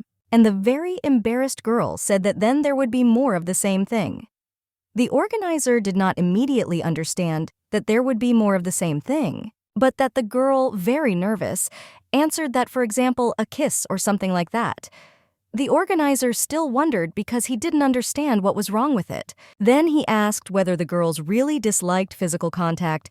There was an incredible system in the box that physical contact was possible only if both partners agreed. A girl sitting on her knees looking down listened to the organizer as he said that he thought that he had explained everything to the girl before the start of the broadcast, and she understood everything. Our heroine looked away from her head and said that she understood everything, but she had the misfortune of not having any experience. The organizer asked if the girl really meant that she had few relationships before marriage, to which the furrier replied that this too. Here, after all, our heroine decides to admit that she has not had any experience of intimacy with a man. The organizer was in shock. He did not understand how to react to this. What the girl said meant only one thing.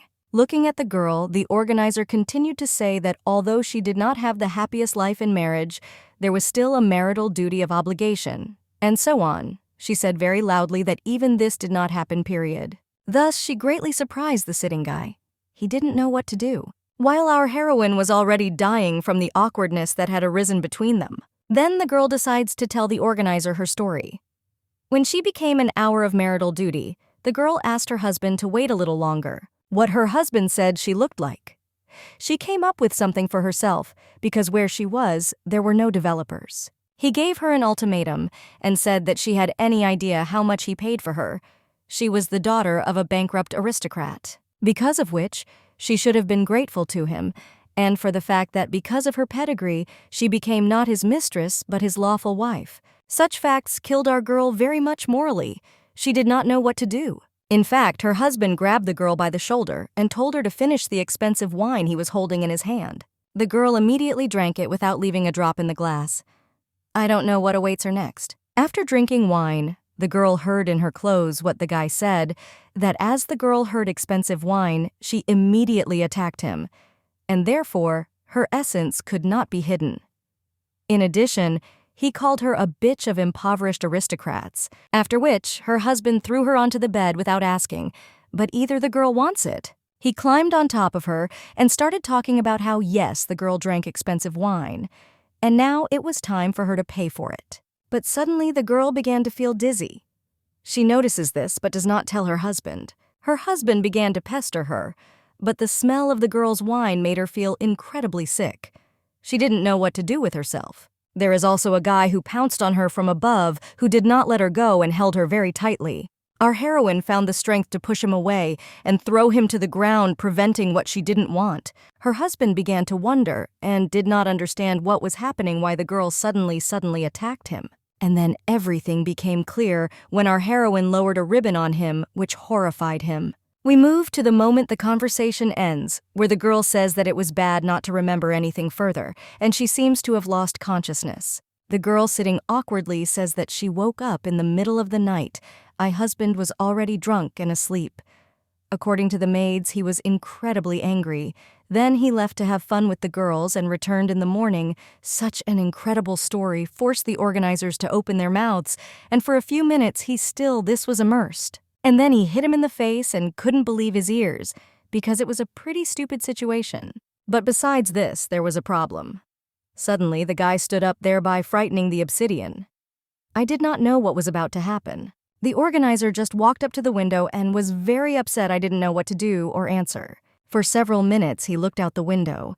Our heroine did not observe the display. And then the guy asked why she was only telling him about this now. And that the girl replies that they had never asked her about this before, but that the organizer replies that one of the reasons he chose her was her marriage. It seemed to him that someone who had been married like Mariana would be better suited for this role, a married girl, than an unmarried one, because one of the search conditions was the fact of marriage, and the organizer also asked the girl whether she had a romantic relationship before marriage. But the girl couldn't answer anything looking at the floor.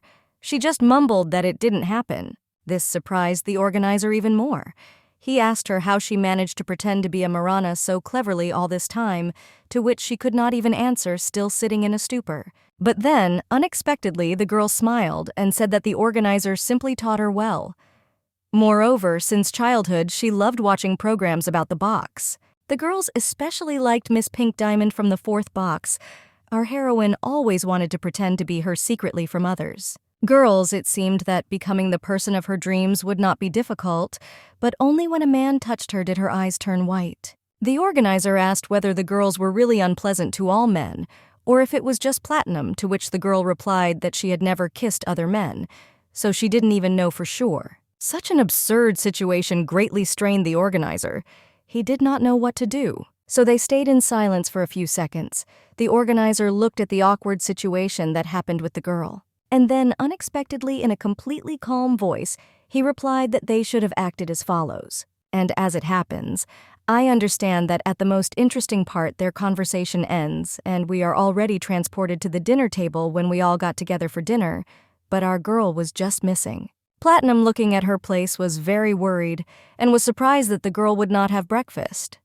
Amethyst said that she was a very tired girl, and told her that she wanted to sleep some more, so she did not bother her. At that time, Pearl, looking at her empty place, said that she was especially given a breakfast room, so she didn't have to worry because she probably had a snack. But Platinum was not satisfied with such answers, and he was still very worried about the girl. When everyone left after dinner talking about their own things, only Platinum remained at the table. He deprived our main character of packing a small lunch because he was still worried whether she had eaten. Having gathered, he suddenly heard someone stomping down the stairs. Then, seeing who was walking there, he was incredibly happy. It was our main character who was coming down the stairs from her room. The guy immediately ran up to her as quickly as possible and asked how she was feeling and whether she had breakfast, which the girl said that everything was fine and she had a snack. The guy said with a smile on his face that they had cinnamon pie for dessert, and he was just about to take it to her. Lucas was very embarrassed and therefore holding his neck. He said that if the girl did not want to eat him right now, she could refuse this behavior. Greatly surprised the girl. Then suddenly, the girl heard from the side someone asking her how she felt.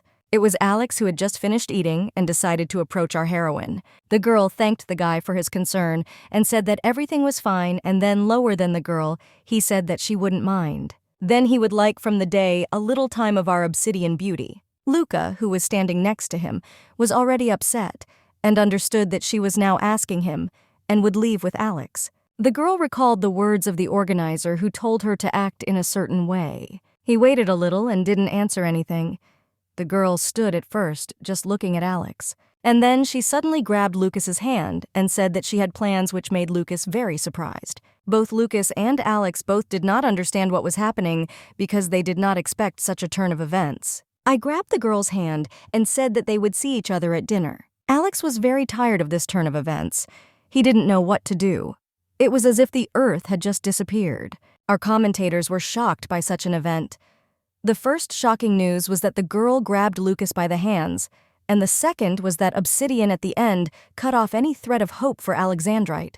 Commentators noticed that Platinum was no less surprised, and our commentators were about as surprised. Everyone stood in a stupor and did not understand what was happening, while the guys commented that it seemed that the guy's meeting with the truth was effective, because after only a couple of rounds, they had already decided on their feelings. Alex, who lowered his eyes, was very upset but did not interfere. He bowed and said that they were deviating from them so as not to disturb them. After our heroine watched Alex leave, Luca stood in shock and did not understand what it was.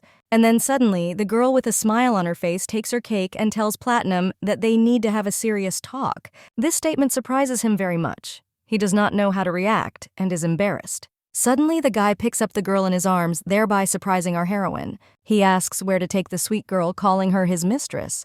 To which the girl with a smile on her face responds that they should go to a quiet place where there is no one. So we are already moving to the moment when the girl is sitting with a cake on a horse and Lucas is riding her in a circle. The guy with a smile on his face says that he wanted to carry the girl in his arms, but thought that it might bore her. Unexpectedly looking towards the camera, they notice a bench there, and the guy invites them to sit there. The girl accordingly does not refuse. After which, Lucas safely offers his help to get down, which the girl does not refuse, but only for. As soon as Lucas helped her off the horse, he hugged her tightly. And then there was a romantic kiss between them that they did not expect. In general, the girl didn't mind.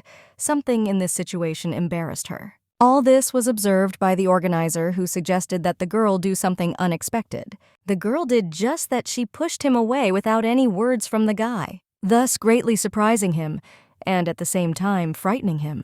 The girl, not quite smiling, said that she needed to tell the guy something, and asked him to put him down. As soon as the guy lowered the girl down, she began to look at the organizer, apparently listening to his instructions. She was very nervous.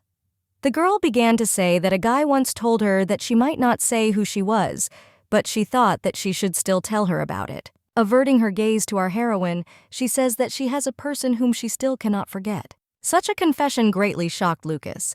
He did not know how to react to this and began to wonder what kind of person he was. The girl did not answer but thought about what the organizer told her last night. Namely, the guy was talking about a Martian who was always a cheerful and relaxed girl, but as a result of an accident, she lost her beloved husband. Therefore, the organizer, looking at the girl, told her that the girl's behavior could be different from the fourth box. The girl doesn't understand what the guy is talking about and what kind of behavior she should have had. To which the organizer says that since she cannot forget her late husband, she may experience difficulties in intimacy with other men. This is the same as in our case, namely when a girl remembers her husband. That is, I remember my husband when she loses weight alone with another man. So the organizer asked me if the girl could make Platinum believe it. The girl, of course, didn't know, but said she would try. And so we move again to the moment of the conversation with Lucas, where the girl says that because of magic, she cannot give details and says that in order to forget that person, she needs a little time. Lucas stood shocked. I don't know how to react. Then our heroine says that if the guy's feelings for her were sincere, I'll prepare him to wait for her. Listening to all this, Lucas experienced different feelings that were incomprehensible to him. Suddenly, the guy lowers his head down and asks the girl for forgiveness. Our heroine already thought that that was all, and she destroyed his feelings for her. But the guy, in turn, unexpectedly approaches the girl and hugs her thereby. Surprising the girl, the guy said that he didn't even think about her feelings. Hugs the girl, he said that he didn't know his desires first of all. Then he let the girl go, who still couldn't come to her senses. I don't understand what will happen next. Then Lucas smiled and said that he would wait for her like a faithful dog, even if it took a long time because he already knew how to wait patiently. The organizer of the film was incredibly surprised by this answer, but could not say anything. We are moved by a commentator who also sat watching this incredible scene. They sat there with their mouths open and couldn't believe their eyes. After all, they were shocked. And then, one voice that I didn't expect said that it could be Mariana. The girl said that it seems the heroine mentioned her late husband, and therefore, from this country, they assumed that it was exactly that girl. They recalled that Marianne and her husband were a beautiful couple who met on the fourth casket, and when the young master died, the whole empire was sad. This is why people were shocked when they learned about Marianne's participation in the fifth box, because she decided to remarry years after the death of her beloved husband. Because of which, the commentator says that everyone was wondering what Mariana was thinking about, the girl suggested watching the interview with her again. The organizer switched frames with just one click of a finger. The recording that was preserved with Marianne during the interview appeared in front of all viewers, as well as in front of commentators. There, the girl was asked why she decided to remarry, to which Mariana smiled and said that she knew that they were interested in this question. Fingering her hands, the girl replied that, to be honest, she still had not forgotten her first husband, but maybe she thinks that she will remember him forever. However, in his homeland, not in the kingdom. The crown could not be passed on through the female line. If she gave birth to a son from him, she would become a regent. But unfortunately, they have no children. Because of this, the girl is now forced to transfer power to the governor, and her late husband, of course, did not want this, however, like the residents of Kaylee. Therefore, the girl knew that if she got married a second time, she could become queen and continue to rule the country of her late husband. She thought that he would definitely want it to be so. Then the girl is asked whether she can meet her true love in the fifth box. The girl was silent for a few seconds, and then she said that she didn't even know, but she believed that her late husband could help her with this. And then the girl, with a smile on her face, suddenly burst into tears and said that her husband was watching me and his country from heaven. The viewers who watched this interview were very shocked, and some even burst into tears, saying that at first they did not understand how Marianne could decide on a second marriage after only 2 years. But now it turned out that it was all for the sake of her husband. Everyone watched the interview in surprise and assumed that obsidian seemed to be a pink diamond. But at first, she seemed too gloomy and cautious for Marianne, but the character could change after the death of her husband. This was quite understandable for the audience, and now there was only one question. Could Miss Mariana is getting married again? So we are shown a scene where a girl sits romantically with Lucas on a bench. Commentators say that platinum was quite suitable for the girl for her dreams. And besides, he said that he was ready to wait for her. We are transported to the organizer, who himself sits in the room where the filmed material is being processed. He rewatched the scenes where the girl kisses Lucas. Such scenes greatly fascinated our organizer, although he tried not to show it. We are now transported to the next day in a room where Grant, Pearl, Alex, and Amethyst are sitting at the same table. They are discussing something funny. Amethyst's attention was all focused on Grant, who was telling something she couldn't take her eyes off him. Suddenly, Pearl notices that Obsidian and Lucas have gone out somewhere. Alex hears this. She tries not to pay attention. At that time, our heroine and Lucas were riding a horse together. Alex was very jealous of Lucas, but did not show his concern and did not answer the Pearl further. But the girl continued to say that she didn't think that our heroine's relationship with Lucas would develop so quickly. Grand, unexpectedly, asked that they had really met, but that the girl said that they probably got closer to meeting the truth. But what surprised the girl most was that when the girl was with Alex, her facial expression was much better. Grant, unexpectedly with a smile on his face, says that he and the girl have also become very close, and asks what Pearls think about this. Zamchichi, with a smile on his face, says that it was very interesting to remember his childhood when they were together, but Grant says that he did too. And then the girl drinks tea and asks Grant whether he was curious to know about the others. Such a question confuses the guy and drives him into a stupor. I don't understand what the girl was talking about. To which the girl says that they still knew each other poorly. And besides, not everything could be said on the island. And during a meeting on the island, other feelings for the girl may appear. Gran didn't understand this, and therefore turned his head, even though he agreed with the girl Amethyst was watching all this at the time, without cutting off the conversation. Then the Pearl, stretching very tightly, said that she might as well go for a walk, and she asked our Alex if he wanted to ride horses with her. The children wanted something fast, but the guy agreed to this proposal with a smile. Grant shyly says that he wants to, too. The girl, no less embarrassed, says modestly that she wouldn't mind going for a ride either. So unexpectedly, they liked each other. I understand that their thoughts would be the same, and the bunny suddenly proposed a competition X, and the first one to gallop to the end of the island won. The losing team had to return on foot. Alec unexpectedly asks how they will develop into teams, to which the girl stops with her bones, and says that there was one traditional way. The method was rock, paper, scissors, and so they all got together and started playing. As a result, we are already moving to the moment when Alex Pearl was riding incredibly fast on a horse, and the girl noticed that the guy was indeed a very skillful horse. Then the girl turns back and asks Grant if he really thinks that he can win at this rate, mocking him along the way. The guy suddenly turns to the girl and says to hold the pearls tighter because he was going to increase the speed. If the girl doesn't hold tight, she might fall off the horse. This heroine was very embarrassed, and she didn't know how to hug it with a Grant. But that the guy suddenly grabbed her hands and wrapped his arms around her torso so that she wouldn't fall. As soon as the embarrassed girl grabbed Grant tighter, he intended to speed up and not lose to the guys. After a few seconds, it was so fast that the girl began to shake. She was literally rocked. She somehow still held on. Grant then notices that the girl is clinging too closely to him. Turn around and shyly begins to tell her not to cuddle so tightly, but that the girl asks for forgiveness, but she was very seasick. So we are already transported to the end of the race, where Pearls and Alex snatched that victory and looked at the guys with satisfaction. After all, now those had to walk back since it was such an agreement, because of which Gran was very angry, and the girl in the background was very sorry. And so he took the two horses. Pearl says that they are returning first, and tells Grant to be polite and watch out. Pearl also turns to Alec, saying that she wants to play one round with him one-on-one. But Alec reasonably replies that in horse races, the one who weighs the least usually wins, and that the girl suddenly starts and says that she will definitely win. Alex didn't let the girl get ahead and immediately went after her, while our couple who were left behind watched them drive away. And so we move to the moment when the couple is already walking towards the house. It's an unexpected pity that they're walking behind her, asking Grant to listen to her.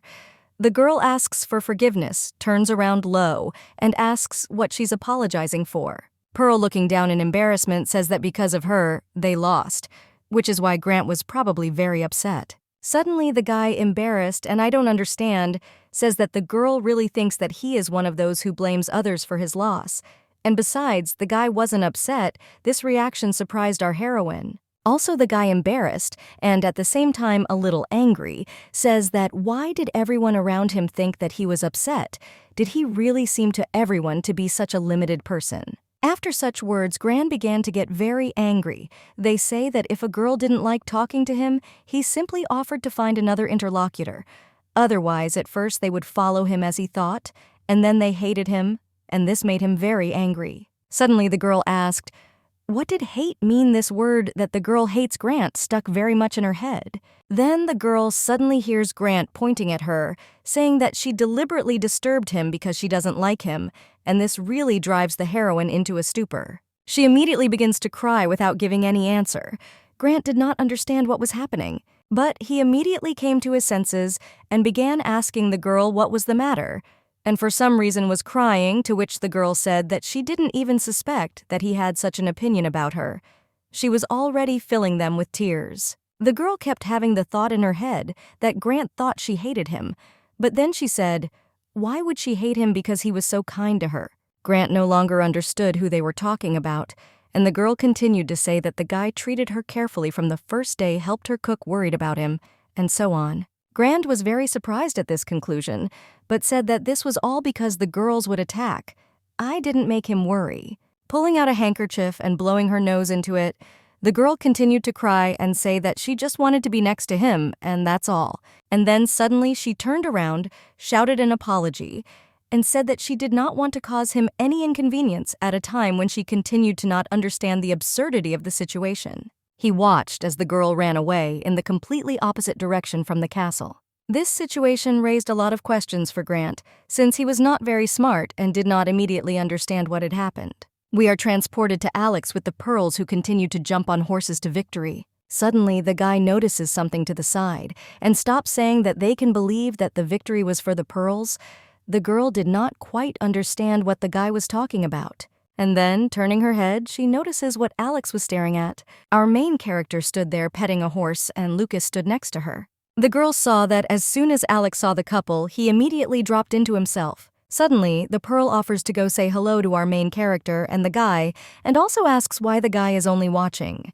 To which Alex replies that the right moment has not yet come, and then he observes an unexpected picture. He sees Lucas holding the girl on the horse while she clings to him so tightly. Draw a conclusion that it seems that our heroine was very afraid of horses. Pearls that tell the guy to try to fight off the girl like Platinum did, because it wasn't necessary to play a fair game. At that time, the girl suddenly hit the horse with her heel, and he seemed to have broken free, throwing the girl very high. Lucas understands that things are bad, but does not know what he can do, and therefore is driven into a stupor.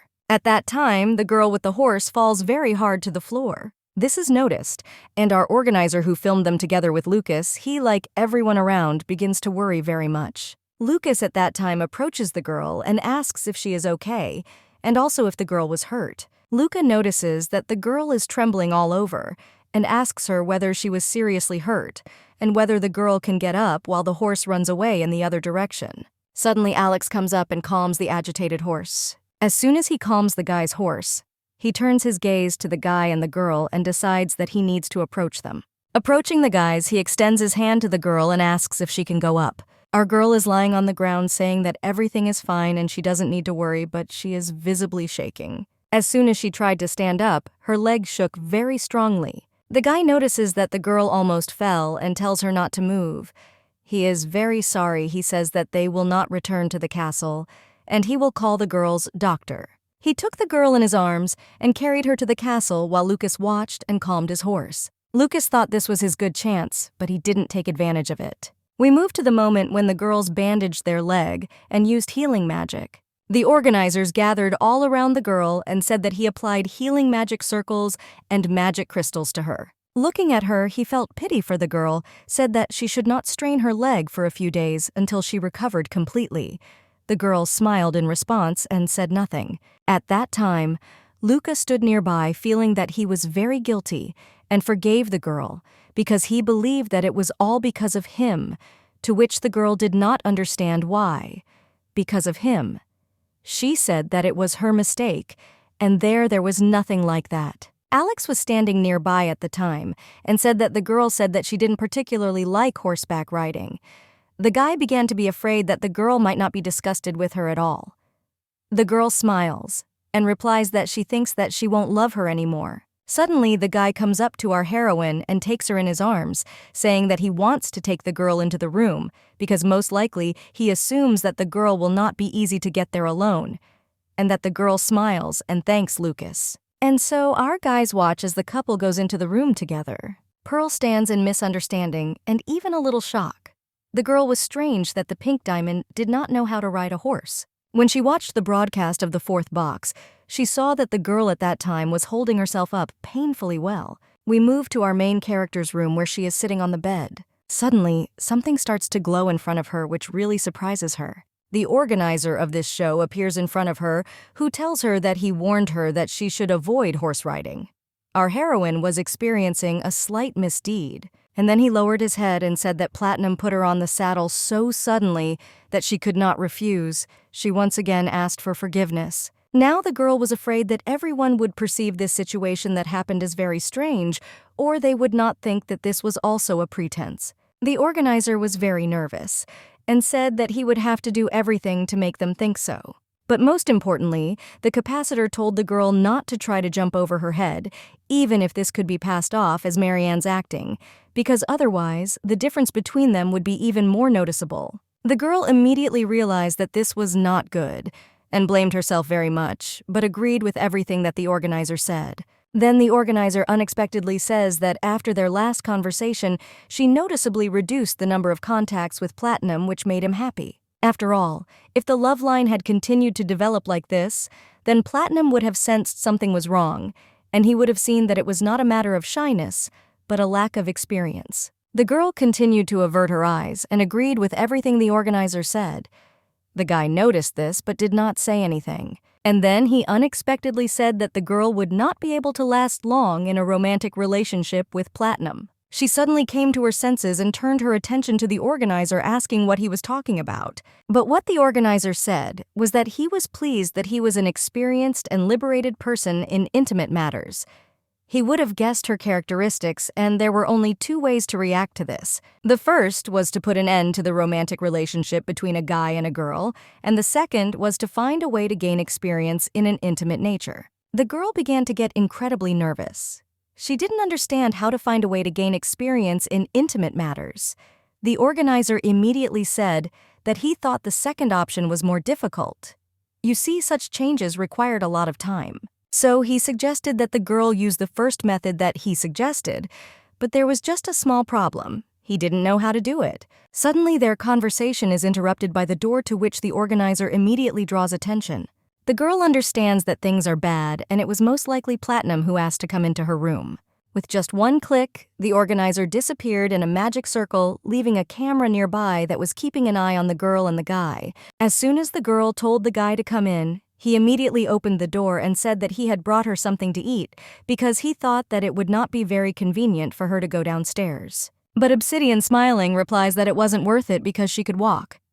It was all thanks to healing magic. Suddenly, Platinum's eyes begin to water, and he says that the girl will really throw him out with gray hair. Our heroine smiles and says that not at all, and that's why Platinum can pass. So we move to the moment when the two of them sat down to have dinner.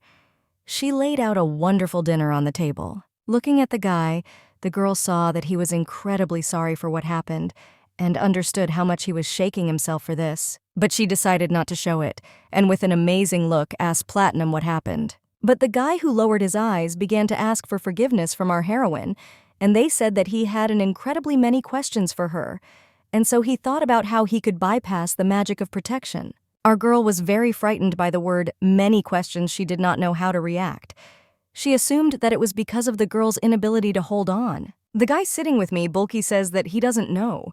Is it possible to say such a thing? But with incredible pity, he asks our heroine if he is doing something wrong. Such a question confuses our girl. With her mouth open without understanding, she asks the guy what he meant, to which Luca says that the girl must have been completely uncomfortable, which is why the guy thought that the girl was simply tolerating him.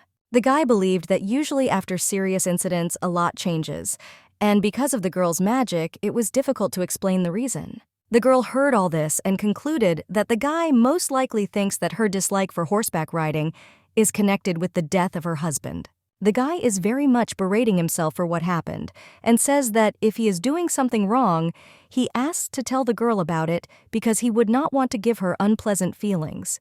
The girl did not answer anything and thought for a while. And then she sheepishly said that she thanks him for his understanding because she cannot tell everything he wanted to know and therefore asks for forgiveness because of this. There was an awkward pause between them. Lucas did not know what to do and answer in the same way as the girl. Suddenly, the guy takes our heroine by the hand and immediately takes it all red, and the embarrassed girl does not understand what happened.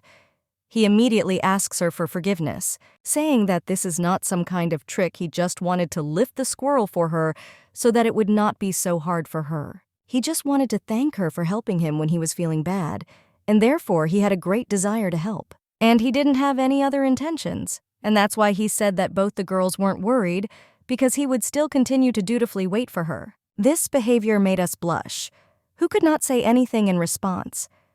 At that moment, she was only thinking about how she should have stopped communicating with him on the advice of the organizer. We are transported to the moment when the organizer stands observing the entire process of workers in the department.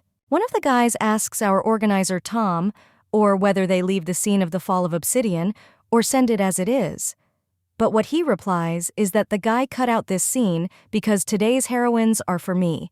He wanted to leave Grant and the Amethyst. Suddenly, someone again disturbed our organizer by calling us. It was the director who asked him when the second meeting with the truth would take place. After all, according to the plot, there should have been changes in their love lines.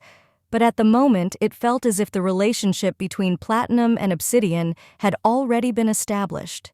To which the organizer says that it seems the time has come to bring a little chaos into the plot events. It was the 5th day of the project in which our main character participated as always.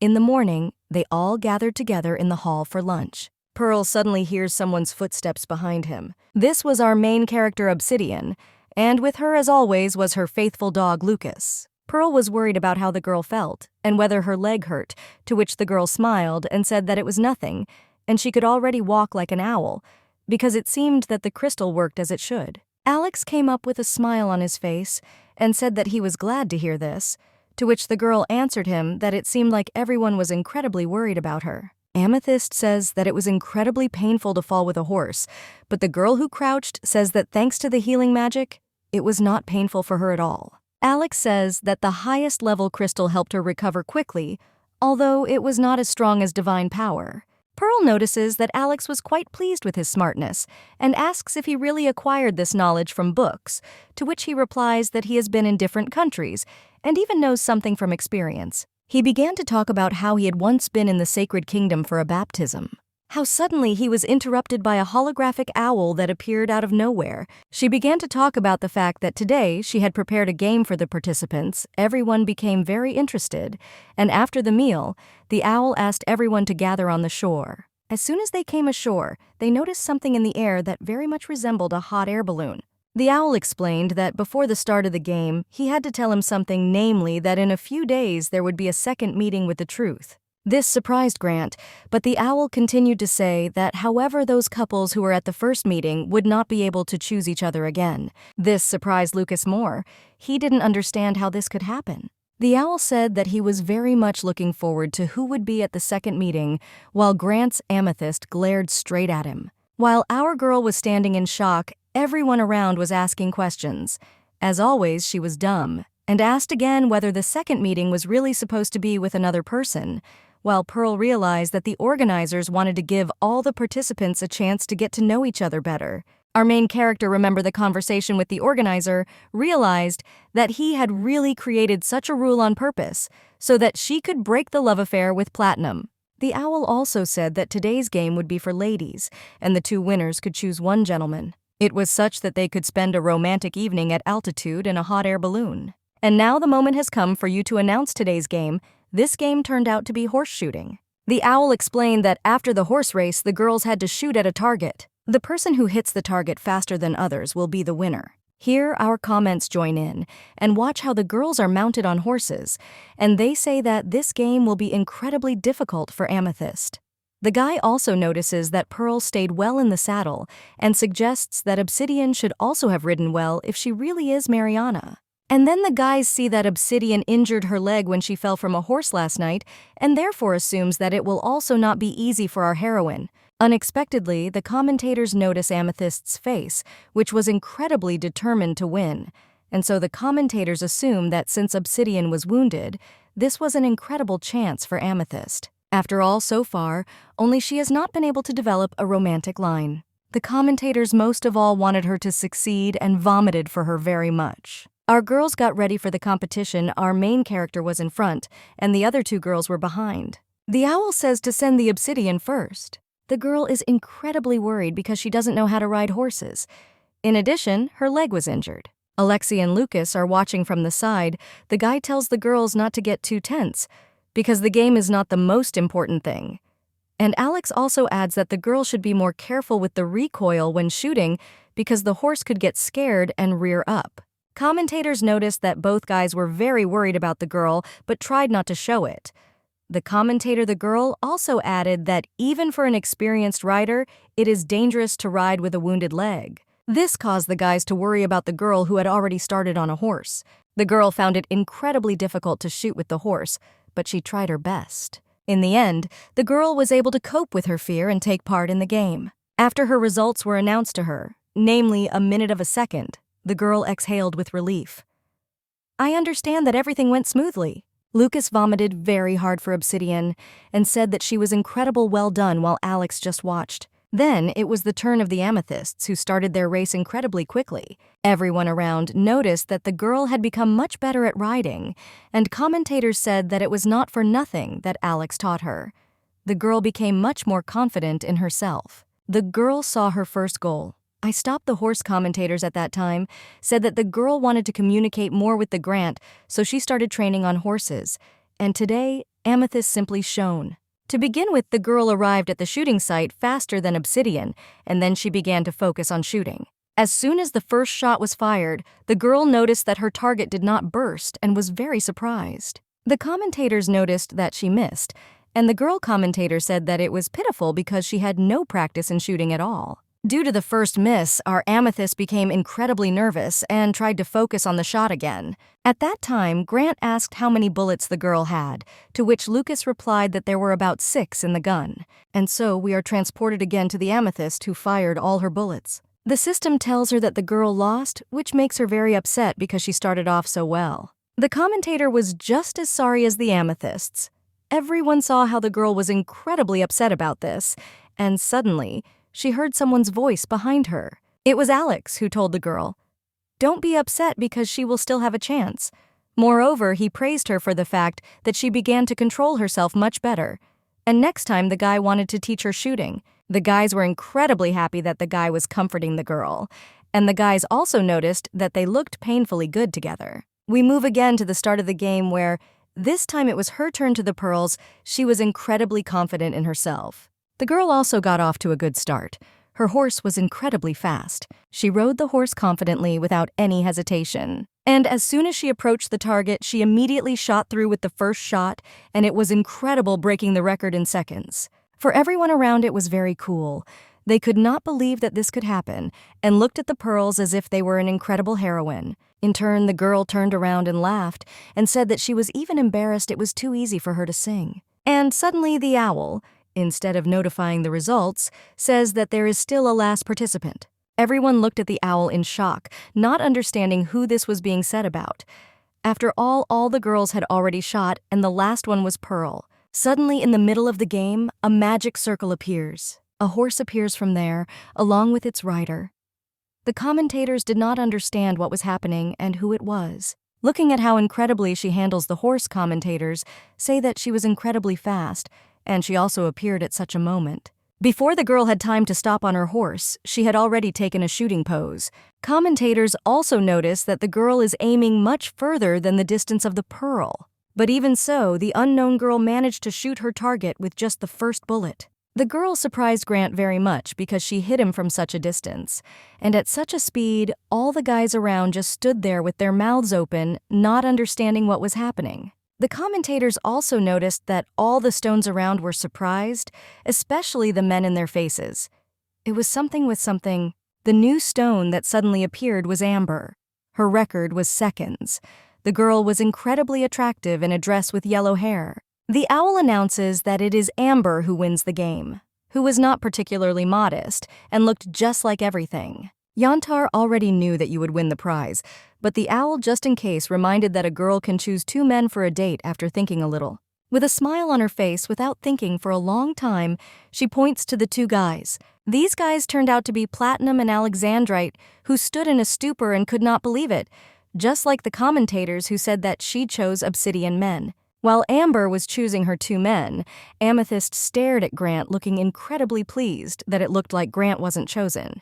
We again move to the commentator, where the guy says that the new girl quickly burst into the show, to which the girl replies that it was so breathtaking, and besides, the girl was beautiful and knew how to impress. Now the commentator was wondering how the situation would change now. We move to the balloon where Yantar, along with Platinum and Alex, are sitting drinking tea. The girl says that she was very pleased to meet the guys. Our intelligent 2 guys were mutually pleased. They even noticed that the girl's abilities impressed them. Alex was most surprised that the lady had excellently honed her horse riding and shooting skills.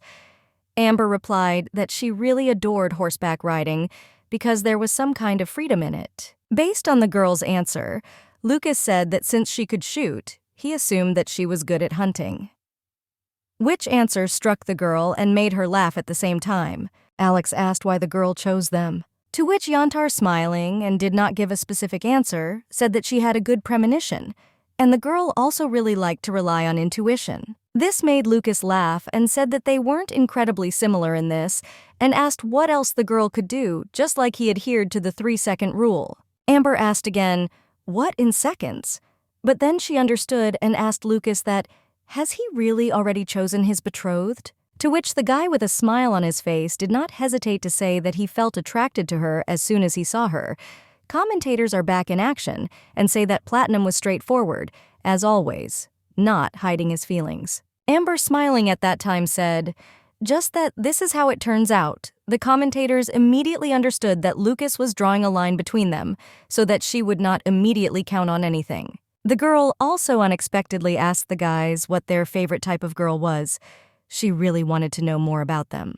While Lucas responded happily, the commentators noticed that Platinum did not show any interest in the girl the guy liked this, but the commentators' girls seemed to be too indifferent to the girl. We move to the commentator where the girl says that Platinum does not seem at all interested in anything other than obsidian, to which a colleague sitting next to her says that at least he is not giving false hope to the girl. However, the guys notice that Amber didn't seem to be embarrassed at all, and she continues to smile and talk to them. She looked incredibly confident and relaxed compared to the other girls, and in my opinion, Alexander said that he appreciated sincerity and honesty in girls, meaning, of course, Mariana, so the commentators thought that he should like her. Alex also responded by asking the girl what her ideal type was, to which the girl replied that once she did not have him at all, and she loved all men equally, but she smiled and said that life goes on and people change, and so she said that she thought this should be a person who will not leave her.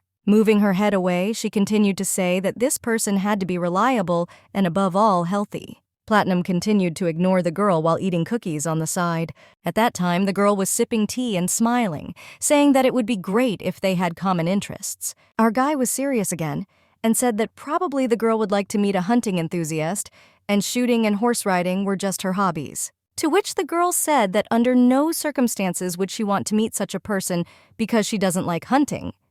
Alex asked why, to which the girl, again looking away, said that she hates blood and death. This time, the speech of Amber attracted our Lucas, and this time he listened attentively, just like Alex. The girl smiled. Looking down, Paul began to say that life was too short and should have been at least filled with happiness and laughter and not something like a hunting video, and so on. The guy noticed that the girl spoke like that as if she was carrying a heavy burden on her soul. The girl just laughed and said that the guy was mistaken and she was a happy person. She asked for forgiveness for the fact that my reasoning might seem depressing to them. But she was glad when there was dessert on the table, and there was good company at the table that was enough for happiness. She smiled. She asked, "Didn't the guys think so?" To which Alex, smiling, said that he completely agreed with the girl and asked whether to serve the girl dessert. She thanked him and began to eat, making her incredibly happy. And then suddenly the smile disappeared from her face, and the girl suddenly became gloomy. Alex notices this and asks her what was something wrong. To which the girl says that everything is fine, continue to eat your cake, but adds that the cake would be tastier with cinnamon. Both Lucas and Alex were surprised the girl, continuing to eat her cake, asked the guys whether they liked cinnamon. Since, for example, our heroine Amber was very fond of cinnamon pie as well as cookies, and most of all she loved bananas. Unexpectedly, after the girl finished speaking, Lucas spoke for the first time and said the phrase, "fried bananas with cinnamon." The girl was very surprised by this phrase. She did not understand what the guy said and gave him an explanation, but what Lucas sheepishly said was that his favorite dish was fried bananas with cinnamon. And then our commentators were simply torn. They could not believe that Lucas was talking about a general topic for the first time. The guy suddenly looked at the girl and asked whether he had heard correctly, but what the girl said was that it seems Lucas likes fried bananas with cinnamon. It seemed a little strange to them, since in the last season, the Gold series taught Pink Diamond how to cook them, since Pink Diamond did not handle a knife well and was afraid of cutting himself. Gold supported her and brought bananas, which are easy to prepare, And then the commentators remember that this was the first dish they cooked together. The commentator thought this was a rather strange coincidence. The girl's words about the disgust of blood and so on were very similar to the girl's diamond. After such a conclusion, suddenly, both commentators were blown away and began to speculate that the girl said that her type had changed. Now she loves reliable men. They began to make their own guesses about the type that it could be because of the man who left early. The guy said that Bede Rice died after an accident during a hunt. The girl added that this explains why she didn't like what Alex said about hunting.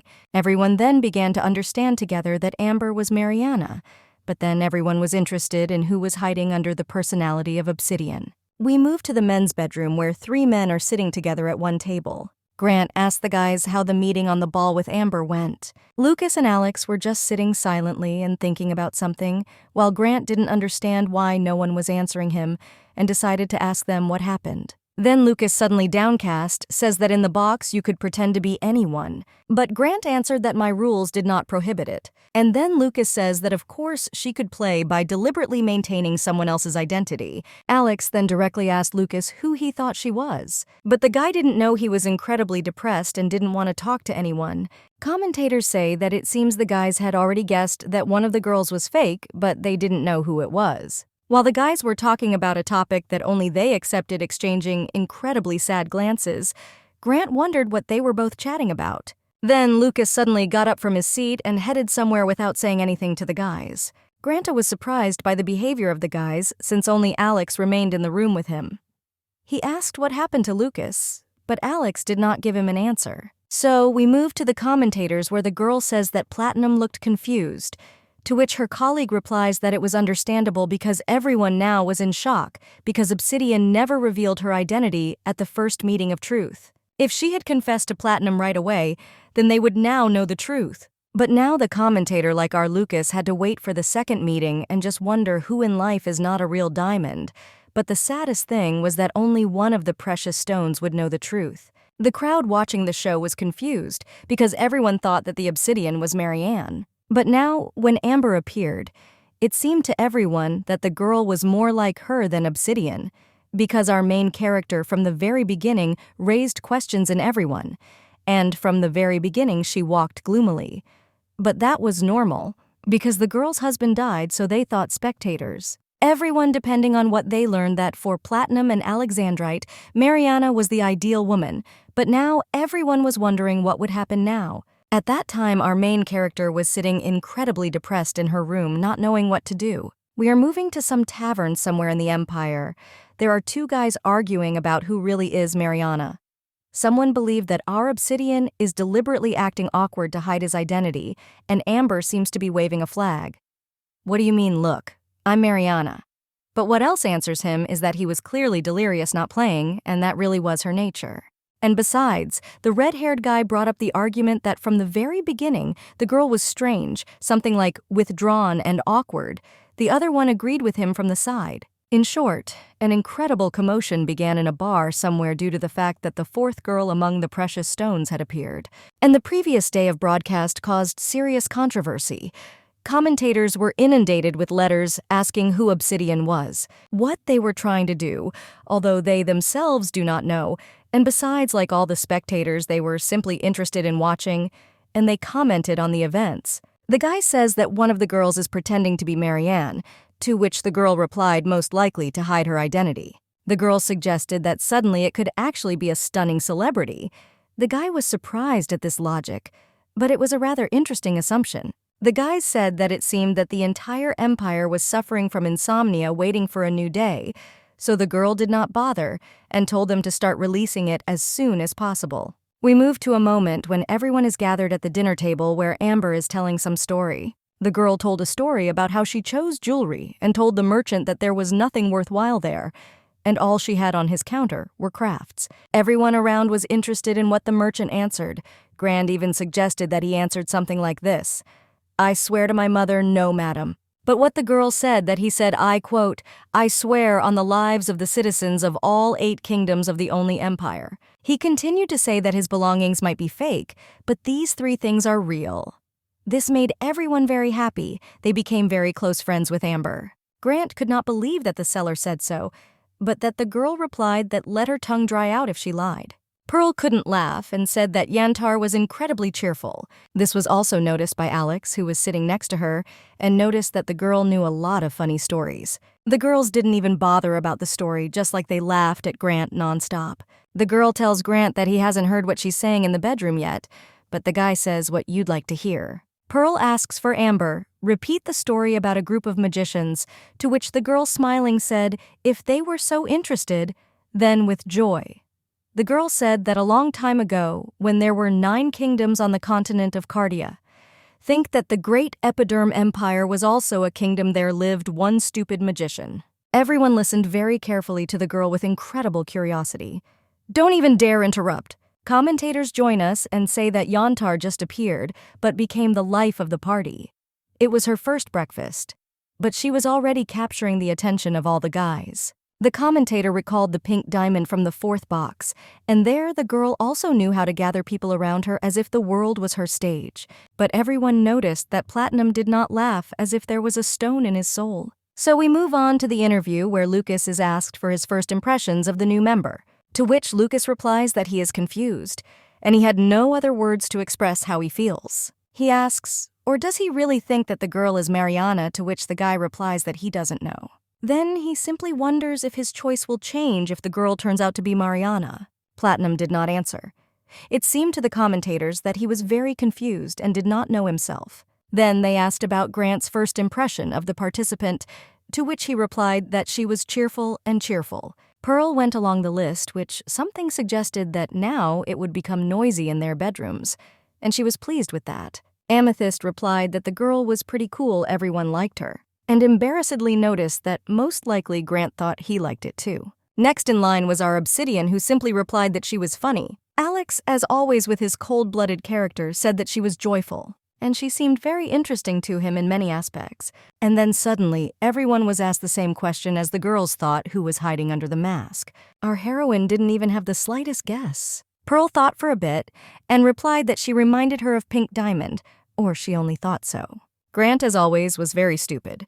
As soon as he was asked, he replied that how could he know? When Amethyst was asked, she was immediately confused and did not understand in what sense she was being asked. This commentator was very sick.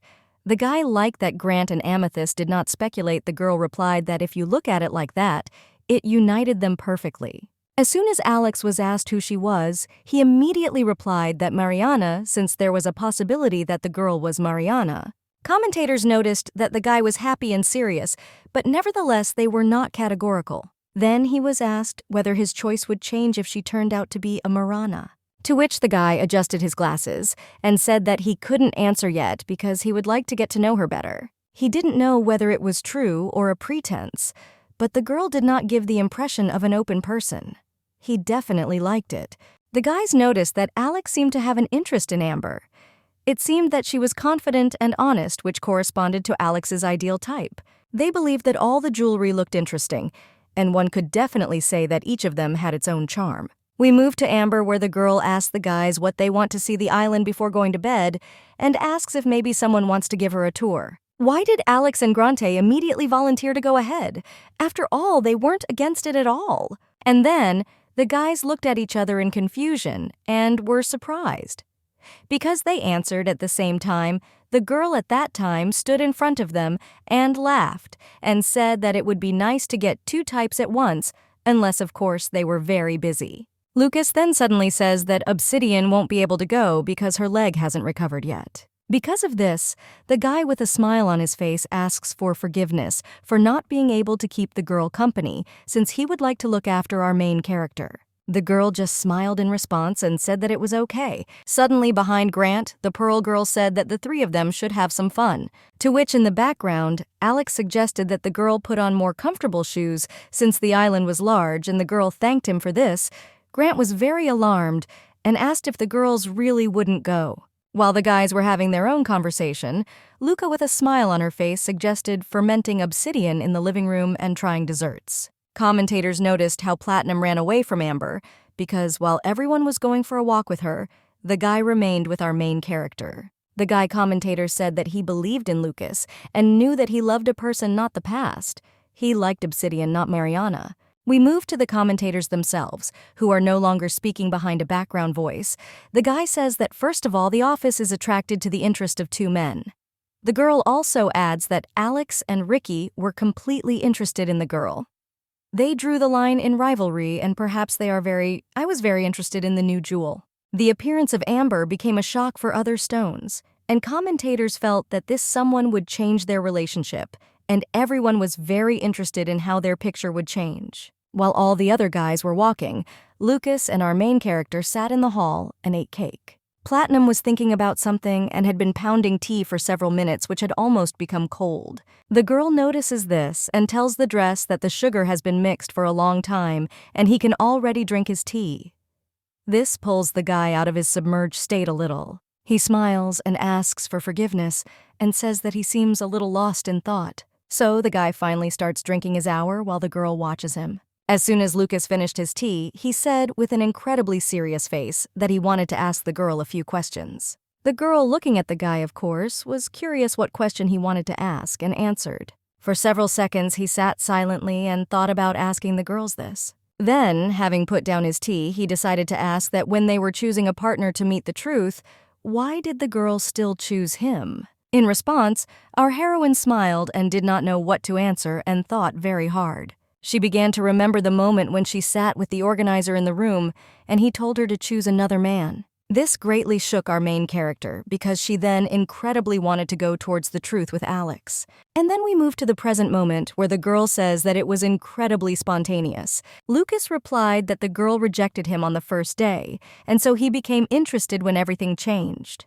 The girl became thoughtful again, and then remembering how the guy leaned on her in the garden, I then felt incredibly pleased, so she replied that everything had changed in the garden and also said that she thought the guy might be nice. Then Lucas was very pleased and a smile appeared on his face. Unexpectedly, the guy gently took the girl's hand, place it on your cheek and ask, "Is it really the same as now?" Along the way, I ask if he looks nice, and they also say that for the sake of a girl, he will become even nicer. Therefore, Luca immediately warned the girl to let her know when she got tired of it, because he could be anyone for her.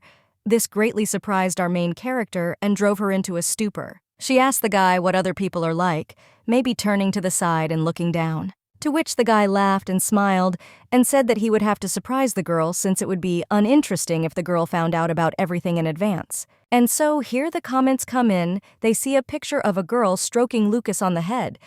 They tell you that it seems they had an established couple on the show. The female commentator Platinum seemed incredibly charming, especially when they were together with Obsidian. And suddenly, the commentators began to wonder how the new participant Yantar felt there, to which the guy responded by saying that they had already finished exploring the island. We are transported to the women's bedroom. Pearl asks Amber how they enjoyed the walk, to which the girl replies that she really liked everything, especially in the company. Amber asks a counter question, asking that the girl is good at horse riding and dancing as it seemed to her.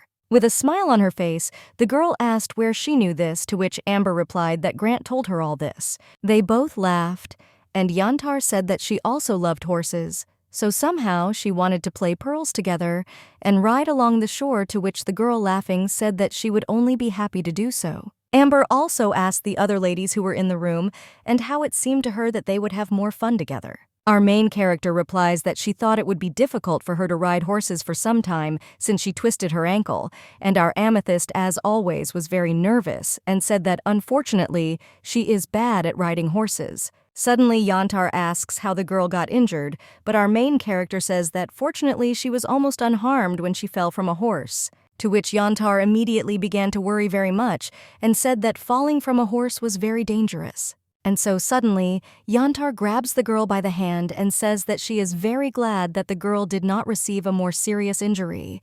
Guy said that these were sincere feelings and no meanness on her part. The girl really looked very nice. Our main character laughed and thanked the girl for her concern, but no more. Then Amber went over to the commit and asked the girl, how long has she been wanting to learn horse riding? But the girl replied that not much time of day and no more. The girl was very surprised by such a period, and for such success it was necessary to ride horses much longer. In her opinion, Amethyst was happy and held himself well in the saddle. She found nervously, she said that she was trying very hard, And even the girl embarrassed Amethyst a little. Our commentators were surprised. After all, with the appearance of Amber, the atmosphere of the girls changed a little. The guy noticed this and said that the girls' room had become a little lively, and the girls' conversations were similar to the fourth season, where pink diamonds set the atmosphere of the whole room. The guy also noticed this. But the commentator also remembered that there was still the possibility that Mariana was obsidian, and she also looked more like a person experiencing a loss, and from that side looked more natural. But in the end, the commentators were incredibly interested in who Amber was. They couldn't wait to look at the second evening of truth. We move to our main character, who sits at night looking at the beautiful starry view from her window. Suddenly he hears a noise behind us and turns around to see who is there. It was the organizer who appeared with the help of the magic circle. The girl noticed that he was late today. The guy replied that he was late for an organizational meeting, and the girl did not say anything more. The organizer only asked how the girls felt on their feet. He looked at her. She said that she was almost fine and thanked him. Then the organizer said that when the magic stone loses its power, whoever is on the roller can disappear, but he warned the girl to still be careful. The girl completely agreed and turned around to look at the organizer. She clearly wanted to ask something, but the organizers noticed it and told her to ask if she had anything. Our girl, looking away, said that if the organizer remembers, then the girl once said that she wanted to end her love affair with Platinum, which in fact is what she is trying to do now. The girl also asked Amber if she really showed up in time for the girl to quickly break off the love affair for free. The organizers replied that these are details that girls are not worth knowing. We girls should have only the knowledge that is enough to look natural in front of the camera. Such words depressed the girl very much, and she didn't look very much like she was regretting something. Then the organizer decided to divert the topic from this and said that he wanted to talk about today's broadcast and began to show her some points. And we are already moving for a moment to the men's room, where they are not discussing the latest story, which was incredibly funny. Grant spoke incessantly, and the story of Amber the prosecutor was the best for him. He could not laugh, even now he remembered the story. Luca noticed that the guys seemed to be delighted with the walk, to which Alex said that Yantar is a talented storyteller, because even an ordinary story would be interesting. Grant also continues laughing and said that the Pearl would definitely appreciate the last story. He even liked it so much that he was going to retell it. But Alexa became interested in why the Pearls refused to go with them. But Grant, smiling, said that it would be interesting if they all went together. River was so excited that next time he wanted to go together and offer horse shooting, because he thought that it would probably be fun. Lucas sat without any reaction, just watched. And then he said that it's great when you have a friend with whom you can laugh. Or did Luca ask? Or should he call it interest? To which our Grante again did not understand anything and wanted to ask again. The guy, with a smile on his face, asked Alexander to decipher his words to the guy. To which Alex immediately asked Grant whether it was Pearls or Amber if the guy had to choose who he would choose. He added that Platinum asked about it. Grant still didn't understand anything about what choice was being discussed. He was even more driven by questions, to which Lucas said that the decoding had failed and told Alex that the guy didn't understand, to which the guy replied that he also had a limit, after which he was also embarrassed to speak badly. We moved to the commentators, who also laughed at this situation. The girl said that it seemed to her that the Pearl had won Grant's heart, but the guy sitting next to him said that either she could have just been a friend, but he really had an interest in the Kendir. But everyone there was a feeling that for him they were both just friends. In addition, the commentator was interested in Grante remembering in general the meaning of this program in which he participated was also an amethyst, a feeling that the guy he did not see.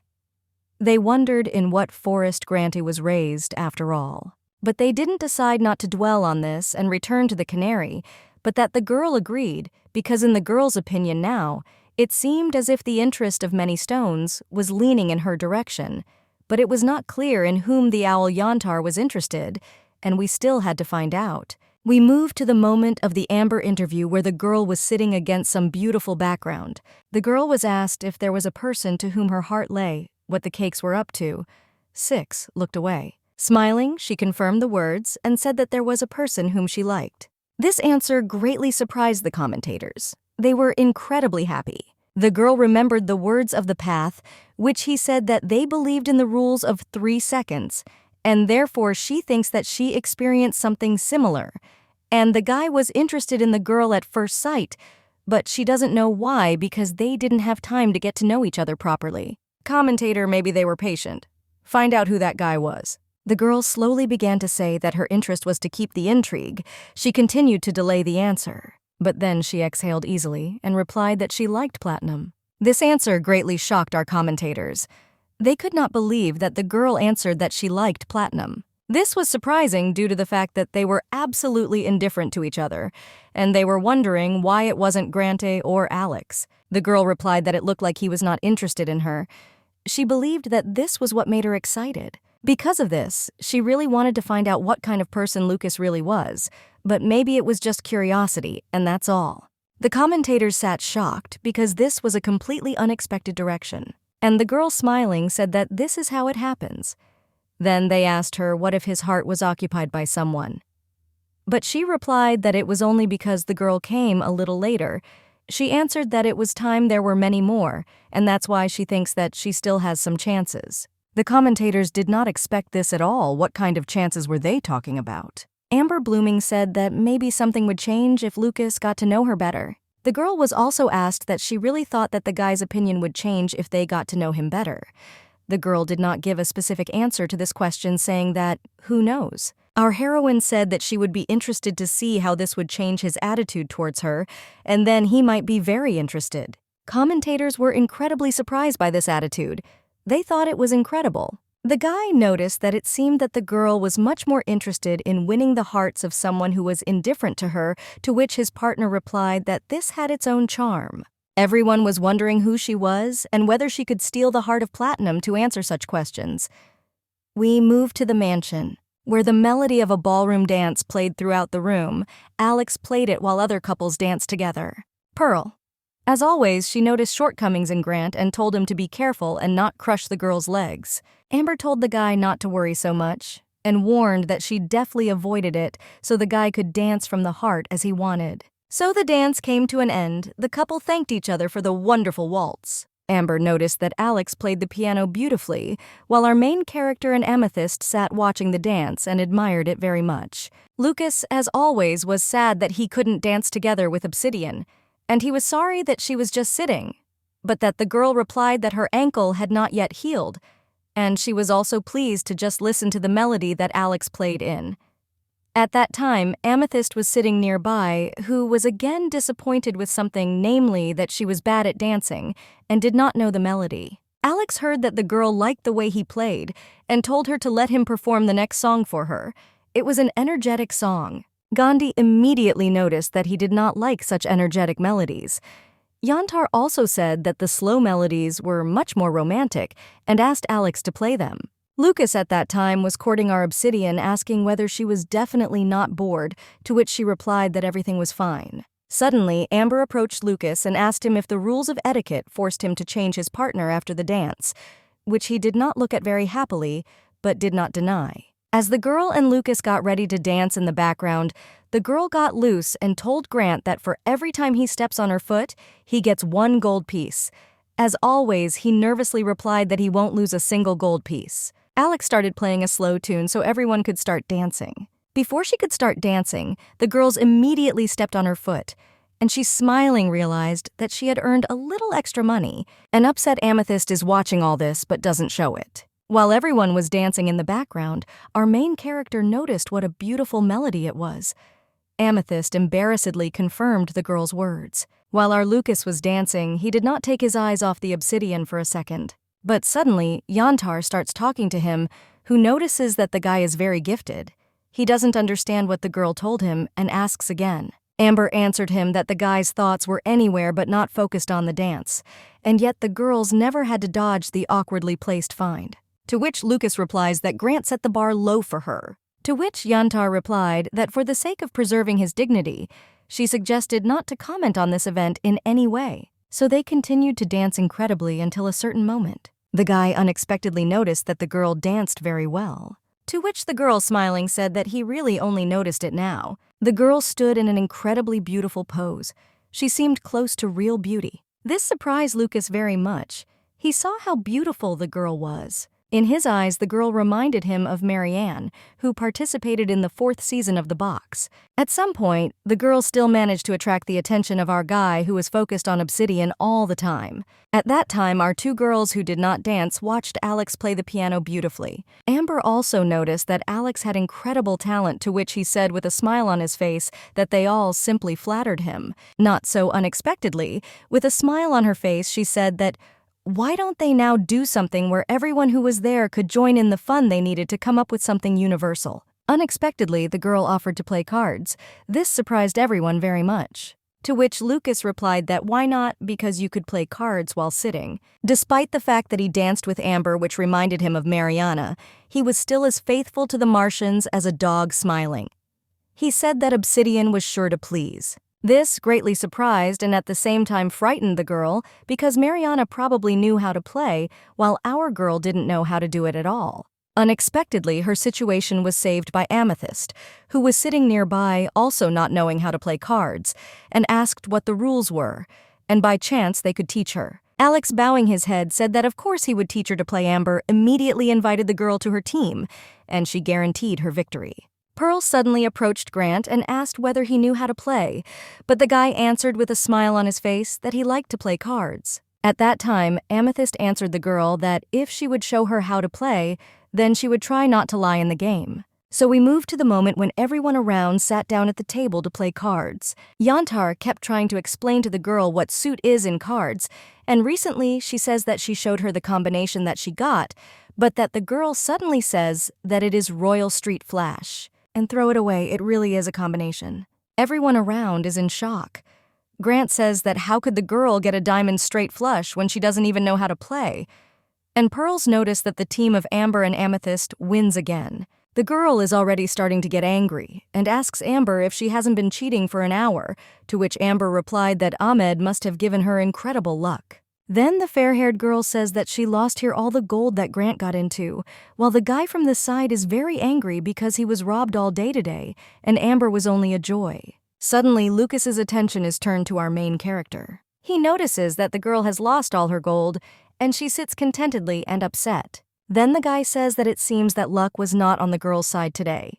The girl did not expect Lucas to address her during the game, but with a smile she answered him that it looked like that.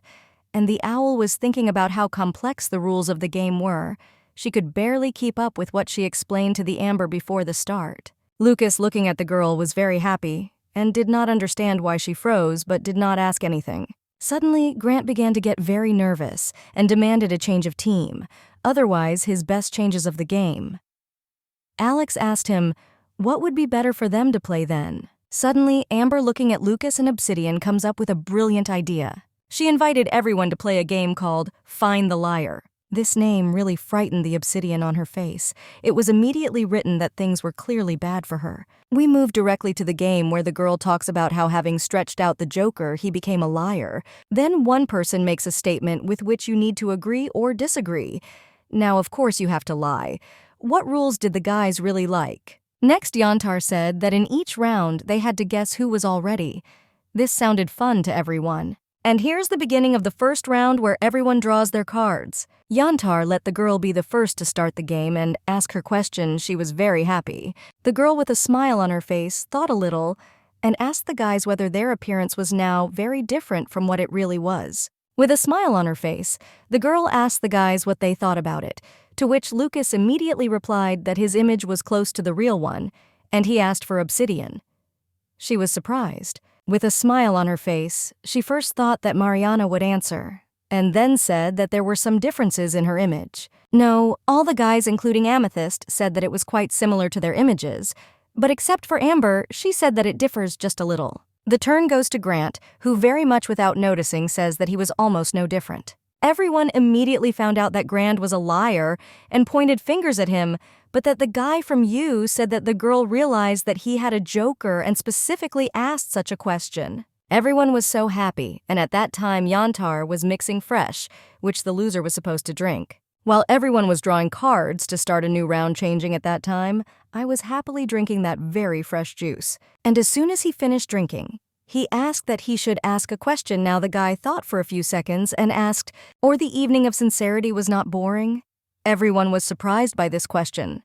I understand that not everyone can answer it. Pearl said what to do for those who didn't go there, and as always, Grant didn't think about it and was in a stupor. But to which everyone simply said with a smile that their evening was definitely not boring. Even Alex, who didn't go there, also said that his evening was interesting. Because of this, everyone immediately realized that Alexei was with live bait.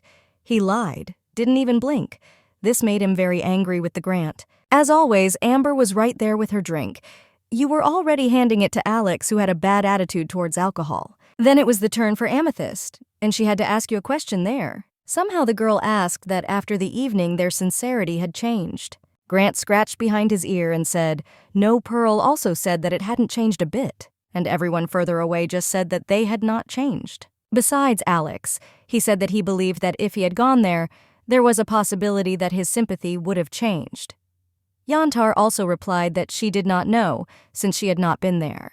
Amethyst responded next, saying that from the very beginning, and until now she has not changed her opinion. After this, Grant did not understand who the liar was explained the game, to which Amber said that let everyone indicate the suspect about 3. As soon as 3 sounded, everyone immediately pointed to the pearls, and only 1 in Grant did not point at her at all, and wondered why. He pointed at Amethyst, which is why she was very surprised, not understanding what happened. Everyone except Granta guessed that the pearl was a liar, and this greatly amazed Granta. But she so unexpectedly said that Grant and Pearls were drinking a free kick. He stood with his mouth open. He didn't understand how Pearls could be a liar, to which Lucas replied, why did he decide that Amethyst was a liar? While the guy was coming to his senses, he didn't understand what he would answer. And then the guy began to remember, in the words of the kitty, that if he was more popular than now, then she would be very upset. He also recalled how the girl cried and said that she just wanted to be closer to Grant. And her last answer, that from the very beginning and until now she had not changed her opinion, enlightened Grant. He, it seems, began to understand what was what. While everyone there was having fun, Grant was completely confused. I didn't know what to do. Amethyst noticed this but didn't say anything. So we moved back to the game, and now it was Amber's turn to ask another question. With a smile on her face, she asked an unexpected question, namely whether someone present here is interested in more than one person. Samik noticed that this was a serious question, while Lucas even thought a little and didn't know what to answer. Amethyst said that she continued to be interested in only one person, to which our Grant, as always, was dumb and asked what exactly was meant by interest. But what Pearl said was that she was simply interested in another person, to which Ricky scratched the back of his head and said that he didn't even know for sure. But then he embarrassedly said that since he doesn't know, then he will say that he is only interested in one person. He looked at Amethyst, who was incredibly embarrassed, and looked at Grant without looking away. Pearls also had one interest. Lucas replied that he, like everyone else, had one interest. Our main character said that if we talk about interest, she didn't have one for any of the participants. Alex answered, as always, in his cold-blooded tone, that he had several interests, and Amber, with a smile on her face, answered practically like everyone else that she had one interest, and now she had an interest in no one except him. But what the Pearl unexpectedly said was that since everyone had spoken out, she suggested pointing out the liar. As one and all they showed to the Amber, she didn't even understand why and was probably surprised. And then, with a smile on her face, the girl showed her card. It turned out not to be her. Everyone couldn't believe that it wasn't a girl and wondered who the liar was then, but the girl answered that she spoke sincerely. Amber said that since no one guessed right, everyone drank a penalty glass. Amethyst was clearly worried about something and did not want to drink much. The girl had already prepared a glass like a pearl, suddenly asked who was the liar. Then, to which Amber replied that since they didn't guess, she could also reveal herself. But he could have not done that and just drink a glass with everyone. Our main character took her glass and turned her attention to Lucas. She noticed that the guy was somehow depressed and absorbed in himself with his thoughts. The girl began to guess who the liar really was, but she didn't say anything, she just remained silent. And so, while our main character was in a stupor, Lucas suddenly said that it was time to continue the game, and now it was his turn to ask a question. With an incredibly cold-blooded look, he asked if anyone uses acting to hide their status. This question shocked our main character very much. She again didn't know what to do. Lucas was also a little surprised, but not that much. Yantar, after thinking a little, said that this was a good question. And so the guys began to answer their question one by one, and Mitya said that most likely not, as always, Grant was stupid and did not understand what game they were talking about. Then she said that she had no talent. It was Lucas's turn. He said that he played a little, but he was no more interested in the answer of our main character. The girl answered with a sideways glance and said that she doesn't do that. Alex said that he also did not play any role on purpose. It was Amber who made Amber laugh very much. You see, everyone was wondering who was the liar. And so after a few seconds, it was the turn to choose. And everyone as one pointed at our main character. She changed very much no expression on her face and began to worry. The commentators noticed that the atmosphere was a little tense. The guy even had goosebumps when they all showed him as one. Hentai also pointed at our main character with a smile. To which our girl pointed to Amber in response. The commentators were surprised that they were all sure that Obsidian played a role. The guys also said that in the previous round, they did not find a liar, which is why this already gave rise to many questions the girl asked to remind me what the question was, to which the guy replied that the question was such, I am interested in more than one person. Then Amber told the truth. Commentators recalled that Yantar really had feelings for Platinum, but at least she said so in an interview. He was also the only one who was not interested in her. While Obsidian said that she was not interested in anyone, and Platinum replied that he was the only one the person is interesting. So we moved to the gaming table where our main character throws out the Joker. Without any embarrassment, she began to drink her glass, which was a penalty while the commentators seemed to think that one of the two of them was lying. As soon as our main character finished her glass, she said that now it was her turn to ask a question. The question was that if she realized that she was lied to, would they be able to forgive the person? This question shocked everyone very much. They did not know what to answer. Luca looked at our main character and did not understand what she was driving at. And then, looking a little at the marina, the guy with his head down looked a little thoughtful. I don't know what to answer him. And then, sleeping incredibly seriously, Luca said that he didn't like it when his feelings were played with, so he would never be able to forgive the deception. Amber sat with a smile on her face. Either she was happy that she managed to ruin the relationship between our main character and the guy, or she had something of her own on her mind. While our girl was sitting very upset, I didn't know what to do. So the atmosphere around the table became very tense. But as always, one of the guys decided to defuse the situation. And this time it was Alex who said that in fact, he should have been the first to answer the question. He thanked Lucas for expressing his opinion out of turn. Pearl, laughing, confirmed Alex's words and said that below they were answering in a circle, and the owl at that time thought what kind of haste the guy was in. But the bow became very nervous and asked for forgiveness for his haste. Besides, the statement simply responded too much in the afternoon, so he answered me in turn. Grand as always, he lost the strength to tell him how the question sounded again. Alex replied that the question sounded like this. If I understand that I was lied to, can I forgive the person? He quoted the girl. So Alex decided to answer, he thinks that he will forgive the lie for a good reason, because this program was entirely built on lies, so there was nothing like that here. Amber, after thinking a little, said that she would forgive the lie. Amethyst was very nervous at that time, but said that most likely not, to which Grant had his own opinion. It seemed to him that first he should have listened to the reason for the lie because he was already interested. Pearl said that she did too. Then it was Lucas's turn. He replied that he had given his answer, and therefore turning around and looking at Obsidian, he said that it was her turn. But what the girl who looked into her eyes did not say was that she would also forgive. She probably would have forgiven if she had understood why the person did that. And everyone became interested in who it was already, to which Amethyst immediately caught on and realized that she had messed up a little. She showed that she was the liar and asked for forgiveness because she accidentally answered the truth. Yantar, as always, said that the girl had nothing to apologize for while pouring her a glass. They said that if a girl drinks a free drink, her eyes were purely something with something. This greatly amused everyone and eased the tension a little. While the girl poured in her alcohol, others watched her and changed cards at that time. We are moved by commentators who say that it looks like they just saw and heard the truth from all the participants. The girl noticed that it looks like that one, and everyone except Platinum said that they would be ready to forgive the lie. According to commentators, this information should have been unpleasant news for someone who played with feelings. So Luca is always a little sad and says that his turn has come to him. The guy's question sounded like this: I would like to hide my status as long as possible. The girl understands that it makes no difference whether she answered like Mariana or answers on her own. She simply says that, yes, you would like to hide your status as long as possible. He comes to Alex in line and says that he doesn't attach any importance to this. It was Amber's turn. She was about to answer when suddenly something happened in the background with an amethyst. Granta notices this and doesn't understand what to do. He wanted to ask the girl something, when suddenly they notice that Amethyst falls off her feet and they fly straight to the floor. Grant suddenly takes off and catches the Amethyst, preventing her from falling to the ground. Grant doesn't understand what's going on. He's holding the girl.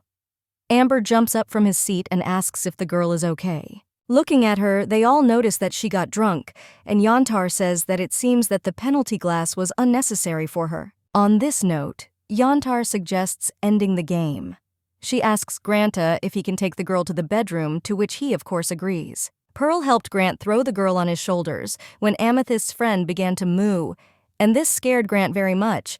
He told her to be patient with eating alcohol and asking to come out, and so on that note everyone left while Lucas continued to sit at the table. He was lost in his thoughts. After such a game and did not know what to do. We are transported when night falls. Everyone has gone to their rooms. Our main character is fast asleep in her bed, not thinking about anything. At that time, somewhere on the island of Yantar, I was walking near the sea, admiring the night views. Suddenly, the girl hears a voice behind her, asking her if she likes night walks. It was Lucas who also decided to take a walk at night. But what the girl said was that she doesn't really like to walk at night. She just couldn't sleep. The girl responded by asking why Platinum decided to take a walk at night, and he looked away and said that he also couldn't sleep. And so they stood together and watched the beautiful night sea and stars. There, I unexpectedly started talking about the topic of personal secrecy. She said that she would like no one to find out her identity for as long as possible. After all, it will be much more interesting and fun for everyone. She asked what Platinum thought about this, because during the game she did not have time to hear his answer, but she would really like to. Lucas, while the girl stood nearby smiling, became a little thoughtful. And then he said why, because if they were all here to find their true love, then he would want their feelings not to be biased. The guy read that each of the participants in the box came here. Isn't it because the real ones outside didn't have such an opportunity? The girl didn't understand what the guy was talking about. Amber, that I was next to the guy, said that between reason and feeling, the guy will choose feelings, to which she undoubtedly answered yes. Amber suddenly asked the guy with whom his feelings were now. Platinum couldn't say anything in response. After all, he didn't know the girl notices this and asks if he's really confused. This assumption of Amber greatly surprises our guy. The girl with a smile on her face continues to heat up the situation, asking if the guy wants to test their feelings. Approaching him, he does not understand what the girl is talking about, while Amber puts her hand on his shoulder and says that she heard about others, that Platinum is a person who gives himself over to feeling body and soul. Therefore, while the Platinum stood confused, the girl said that it means his body can give him an answer. Touching his lips, the girl asked if he wanted to know. What feelings do they have for each other? After which, the girl suddenly began to approach the guy, trying to kiss him. As a result, a kiss happened between them. And then our commentators appear, who say that they could not think that Amber would be so active, but that the guy replies that in a swift attack, he wants to steal the sympathy plugins while Obsidian is sleeping at that time. After the kiss, the guy says that the girl was pretty good, to which Yantar, with a smile on her face, says that she could say the same thing about him. And so the commentators watching this scene now really did not know how the situation would turn out further and whether Platinum would betray Obsidian. We are already talking to them as a commentator in reality, to which they say that now it was quite difficult to imagine what would happen ahead. The girl, of course, agrees with him. Everyone was very excited about what choice each of them would make. We're moving into day 8 of the show's broadcast, where the holographic owl informs everyone that they are starting to match the pair for the second meeting of the truth.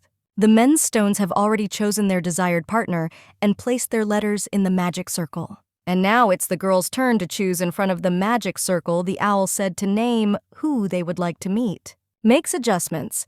Namely, it was impossible to choose someone with whom a meeting had already taken place. So the choice between boys and girls had already begun. Everyone was very worried. I don't know if their partner will choose them. Our main character was most worried because she didn't know what would happen next. The first one to choose her partner was Pearl. She says with a smile on her face that she wants to go to a meeting with Alexandrite. Commentators are very surprised because she chose Alex during this time she became friends with him, and since she could not remove Grant, it means it was Alex. The owl bowing its head reports that Alex did not choose the girl, therefore the owl says that she will not be able to get to the meeting of truth and asks the girl to return to the room. The girl is a little upset.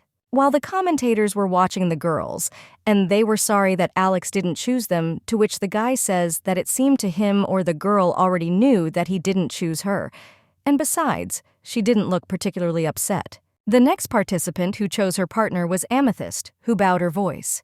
She says that she would like to meet halfway. Before speaking, she was very worried and begged that the guy whose girl chose would also choose her. Finally, Amethyst said that he wants to meet us halfway with a Grant. We are very worried. Commentators also noticed that Amethyst's hands were shaking very much. They saw that she was very nervous. Commentators wondered if Grant had chosen a girl. And so, I'm a girl waiting for an answer. I'm very worried when you said that it seemed like they had resolved the misunderstanding. But that was not true. Without knowing the answer to who Grant wanted to meet, we move on to the main character, which, as it turned out, also wanted to meet with the Grant. This commentator was very surprised that Obsidian chose Grant, but you were surprised because there was no chemistry between them. But the commentator says that the girl could not go with Patina, and nevertheless, she needed to choose someone, but the commentator girl says that she assumed she would choose Alec, but not Grant. The guys already began to assume that our main character specifically named the one who would not choose her. The girl wondered why her colleague thought so, because did the guy really think that she chose to stay on the island and not go with someone else? But unexpectedly, the guys also remember that when it was necessary to send a letter that a person liked, Grant chose our main character, so the probability of their meeting was not zero. And then there was a choice of whom Grant chose to meet our Obsidian or Amethyst. This is how girls hear that someone behind them is coming out to them. It was Grant who was very embarrassed. It turned out that the guy chose an Amethyst. After all, the girl was incredibly happy. Vitya waited for us for 8 whole days. The commentators are also incredibly happy because they already guessed that the guy finally understood the feelings of the Amethyst. The presenters were also happy that finally the guys would be able to talk in private. It was incredibly great. They only thought about one thing, so that this time they wouldn't be stupid. The girl bows her head incredibly embarrassedly, thanking Granta for coming this time. But what about the guy? While the girl was embarrassed, she still takes the suitcase and says that you're welcome. He invites the girl not to stand, but to go to the portal. Amethyst is incredibly happy. Her smile was from ear to ear. And so they began to teleport to the location where their meeting was supposed to take place. The atmosphere of Brit teleportation with the Amethyst was not at all the same when the guy left with the pearls and everyone was interested, or Grant felt a sense of awkwardness, but despite this, one could read from his faces that he was nervous %. The commentators watched as the guys moved around eagerly, awaiting how their meeting would go and how they would open up when they were alone with each other and what new sides they would show. We move to our main character, where the owl reports that Grant did not choose her, and she will not be able to get to the meeting with the truth. Obsidian, a little upset, the owl asked her to return to her room. While the girl returns to her room, the commentators say that it seems they really were straightforward, and the girl did not specifically choose someone with whom she had no chance. The commentator girl is incredibly happy that it seems Obsidian lasted with feelings and was not going to betray the relationship with Platinum. The guy notices that Lucas's choice this time will be really important. We move to the moment when it was Amber's turn to choose her companion. Of course, the girl with a smile on her face says that she wants to go with Platinum to a meeting with the truth. As the commentators thought the girl chose our guy and chose to remain true to her choice. But most of all, the commentators were interested in who Platinum would choose. This was really important. The guy says that whoever Lucas chose, he could understand his feelings. Obsidian and Amber are the two personalities that one of them scolded.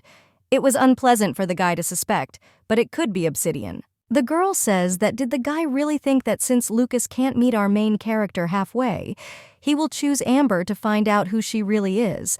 But the guy replies that that's how the guy didn't find out the identity of Obsidian at the first meeting. The girl in response to him says that Obsidian preferred to stay on the island than go with someone else.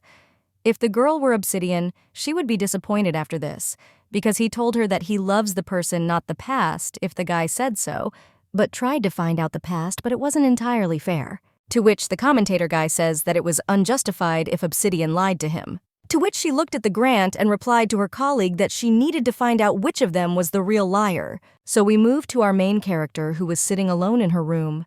The organizer appears in front of her, which notifies the girl that the selection time is over. Obsidian was incredibly interested in what Lucas chose, and therefore asked the organizer. While the girls were impatient to find out the answer, the organizer kept dragging his feet and did not answer the girl. We move a few minutes back where the girl is standing incredibly happy because she sees a guy in front of her. Lucas still chose Amber and came to a meeting with the Truth in order to get to know the girl better. This turn of events greatly surprised the commentator.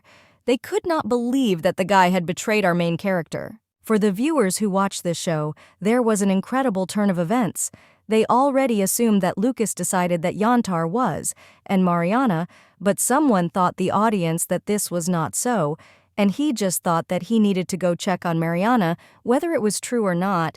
They all incredibly wanted to know who in the end Marianne really was, because very unpleasant rumors began to spread. As soon as the organizer told the girl that Lucas had chosen Yantar, the girl was in a stupor and didn't know how to react. The guy continued to say that since this time the girl was able to stay on the island, they needed to slowly discuss the strategy for the next meeting. The organizer began to explain that firstly, and suddenly raising his head, he saw that our Obsidian could not hear him at all, and again plunged into himself. He immediately turned to the girl and asked if she could hear him or not. But if the girl got very nervous and asked for forgiveness, ask what the organizer told her. The guy understands that the girl is in pain and asks whether the girl's heart was really hurt. The girl did not expect such a question and was again in a stupor. At least the organizers, it seemed that she was shocked by his decision. To which the girl unexpectedly began to deny. At that time, the organizer said that our main character should not lie to him because the better he understood her feelings, the clearer it was in winter. Thus, the organizer could more accurately plan the development of her love story. The girl was silent for several seconds and did not answer anything, thinking about everything that had happened. And then, looking down, she said that it was incredibly bitter for her to doubt Lucas's sincerity. The organizer asked if the girl really decided that he liked her, especially the real one. To which the girl depressed herself more and more, saying that of course he thought that she was an aristocrat with a high status, and moreover became close to our heroine, only because he also thought that she was Mariana, and the girls even seemed to have something between some of them could be real feelings. The organizer did not respond to such a proposal from the girl. He adjusted his mask, and then he sat down on the bed not far from the girl. And he asked if our main character knew why the fact that Mariana would participate in the box was announced to the whole world. Such an unexpected question stopped the girl, but she replied that most likely this was due to the fact that the girl was incredibly attractive. The organizer said that it was true that the girl was attractive, but it was not about beauty or character. The attractiveness of a partner, if they were talking about marriage, largely depended on the situation. Our heroine did not understand what the organizer was talking about. The guy continued that when people with extremely high status fall in love, they need to solve one important issue, namely who will inherit the throne of their country and who would refuse this right. For the sake of her husband, Mariana renounced power in her homeland in the 8th kingdom in the series and became the queen of the country, the wife of the 6th kingdom, Kelly. But suddenly Viserys died without leaving an heir, and in his country a woman could not become the head of state. At the same time, the Syrian king of Mariana's homeland also died to our humble address. He gave the Martians the right to return and occupy his throne. The organizer continues to say that if the girl does not return to her homeland, she will lose sovereignty and become part of the empire, and even if Mariana got married in a box, she can protect Sirius from this. If a girl leaves her late husband and returns to her homeland, she will become a full-fledged monarch. However, power over or will be taken over by the governor general. And Mariana, instead of returning, decided to remarry with a new husband. She could remain queen and annex the series, making it a republic. The girl is such a moron with logic that Mariana wants to unite the countries. To which the organizer replied that the 6th and 8th kingdoms were located nearby if she agreed with her husband. Yes, this was quite possible, but the unification had not yet happened only because the previous King Siren was against it. And then the girl guessed that it turns out that King and Queen Kili will be from other states. To which the organizer replied that in the kingdoms, they do not give much importance to kinship in matters of succession to the throne, although there are countries for which this was quite important. And therefore, if Marianne's new husband is even remotely related to the royal family of Kili, the issue of the legitimacy of power will be resolved. Mariana understood this, so she allowed her to talk about her participation in the show. Here, our girl is completely surprised and confused because she thought that the box was created for love, to which the organizer laughed and said that it would be good if Mariana could also fall in love with the right man. The kingdom of Viceroy is rich in springs of gold and diamonds. It is the richest among the 8 kingdoms of the motherland of Mariana of the Syrian. It attracted traders from all over the continent and was an important transport interchange. Mariana respected the laws adopted in her husband's country, which means power will pass to her husband. The organizer asked our main character whether she understood what he was talking about, and what the girl answered was that the man whom the girl makes will become her husband, the ruler of 2 countries at once, and will receive incredible wealth and power. And the organizer replies that the woman's desire to participate in the box, such news, was a tremendous success. Everyone who had the right wanted to participate in the box right away. There were a lot of applicants, not only men, girls also applied knowing what kind of grooms were waiting for them. It was also a chance to gain influence and sympathy of the people. In other cases, it would even obscure the direct heirs of the kingdoms. There were even cases when illegitimate offspring were accepted into the royal family after the show, and he turned out to be so popular that he overtook his brothers in the fight for the throne. Having won the heart of our main character, and even just being next to her, is a ticket to a happy life. For many, the girl was the most desired bride because of the desire for diamond in any crown. Therefore, the girl organizer asked, did she really not understand this before? To which she had no answer. She was already sitting in a stupor from such a large amount of information. To which the girl recalled how Lucas said that she shouldn't have told him her personal information, because as soon as the girl told me who she really was, she would begin to doubt that his feelings were a lie and that he didn't like her, but her status. She recalled how Lucas said that his feelings for her were pure. He said that he wanted to prove this too. And then the girl realized that it seems Lucas was telling her all this. Then I think that she is Mariana. The girl now understood that he knew that Marianne could not be anyone except her, but did not want to show his commercialism, to which the organizer will answer that he believed that he would find a way to her heart. Our main character not only had no words, she was not as shocked as she was at that moment. The organizer suddenly asked if the girl really felt strange. The girl immediately cheered up. I don't understand what the guy is talking about. And then it dawned on her, and my eyes began to water. She said that she felt a little really strange. She believed that no one would be happy if the truth was suddenly revealed. Moments the girl recalled how Lucas coldly told her that he didn't like it when his feelings were played with. The organizer's touch on her hair pulls her thoughts out of her thoughts. This behavior greatly surprises our main character. Putting the girl by the hair, the organizers say that in this case, no one should find out the truth. On this note, the conversation between the organizer and our main character ends. We are transported to Grant and Amethyst, who have already moved to their location. Looking around, the guy did not understand where they appeared, while Amethyst assumed that in front of him was the labyrinth. We are also transported to Lucas and Amber, who also arrived at their location and were already looking around. The girl says that they really ended up in a dungeon, to which Lucas replies that it looked like that. And then, suddenly, a holographic owl appears in front of them, who says that sometimes life can be complex and confusing, and it also seemed that we were wandering in a labyrinth, so spouses should support each other even during such periods. The guys listened carefully to the owl without interrupting. They were very interested in what would happen next. The owl continued to say that they should be patient and inseparable in difficult moments. The owl said the same thing to Grant and the Amethyst. Their task was to reach the exit together to return to the island. So the holographic owl said that their bags contained everything they needed, and then said goodbye, wishing them all good luck. Grant was very angry that this time they had to find a way out of the maze. The guy began to think that if they don't find it, and will he really remain in the labyrinth forever, the girl embarrassedly offers to open the bag that they were given for the trip. To which the guys immediately opened the bag in the hope that they might suddenly have a map lying around. But what they saw there surprised them very much. We moved to the logos and Amber, who also decided to open everyone's chest. Everything was the same.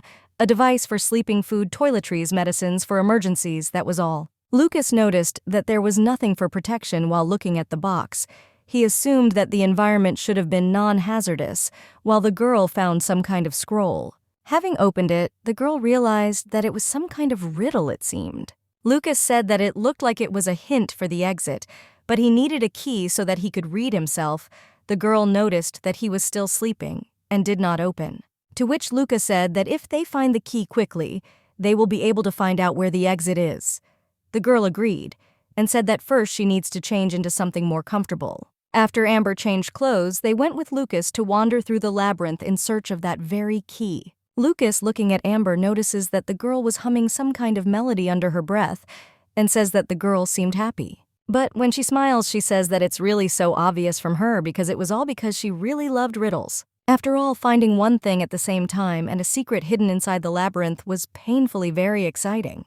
To which Lucas looked at the girl and said that there really was nothing more exciting in this place. And suddenly he stepped forward and told them to move on. This confused the girl. But she caught up with the guy asking where they would go next, to which the guy replied that he would look around and try to look for the door or drawings. And so we move to our commentators who say that this time there is a meeting with a riddle and labyrinths. The girl notes that it is really important to work as a team. The girl also thought that this could drag on for longer than a day, to which the guy confirmed that it would drag on for several days if they didn't find a way out. Then the girl commentator remembered Grant and the amethysts and began to worry about them. But what the guy said was that it wasn't true, that they didn't seem to be professionals in solving puzzles. And so we moved to the amethyst, and Grant, I also opened the suitcase and pulled out that same scroll. Just like the last time, did not assume that it seemed like an instruction. Grant encountered a problem that the scroll did not stretch further, and therefore asked the girl what she thought if he pulled harder, he would be able to pull the scroll out or not. But what the girl said was not worth it, very worried because it could burst. So the commentators notice that in such conditions, they will have a lot of conversations. The guy says that in order to work in a team, they will have to communicate a lot. And so we had 2 pairs of pentagrams. It was interesting how much time they would spend to find a way out. We moved to our main character in the room where the organizer is sitting, saying that now they have a lot of time. The girls would now have a reason not to leave the room, but the girl agrees and says that she will not leave. The guy suggested that the girl pretend that she was avoiding society, upset by the betrayal of Platinum, so she has intentions to distance herself from everyone.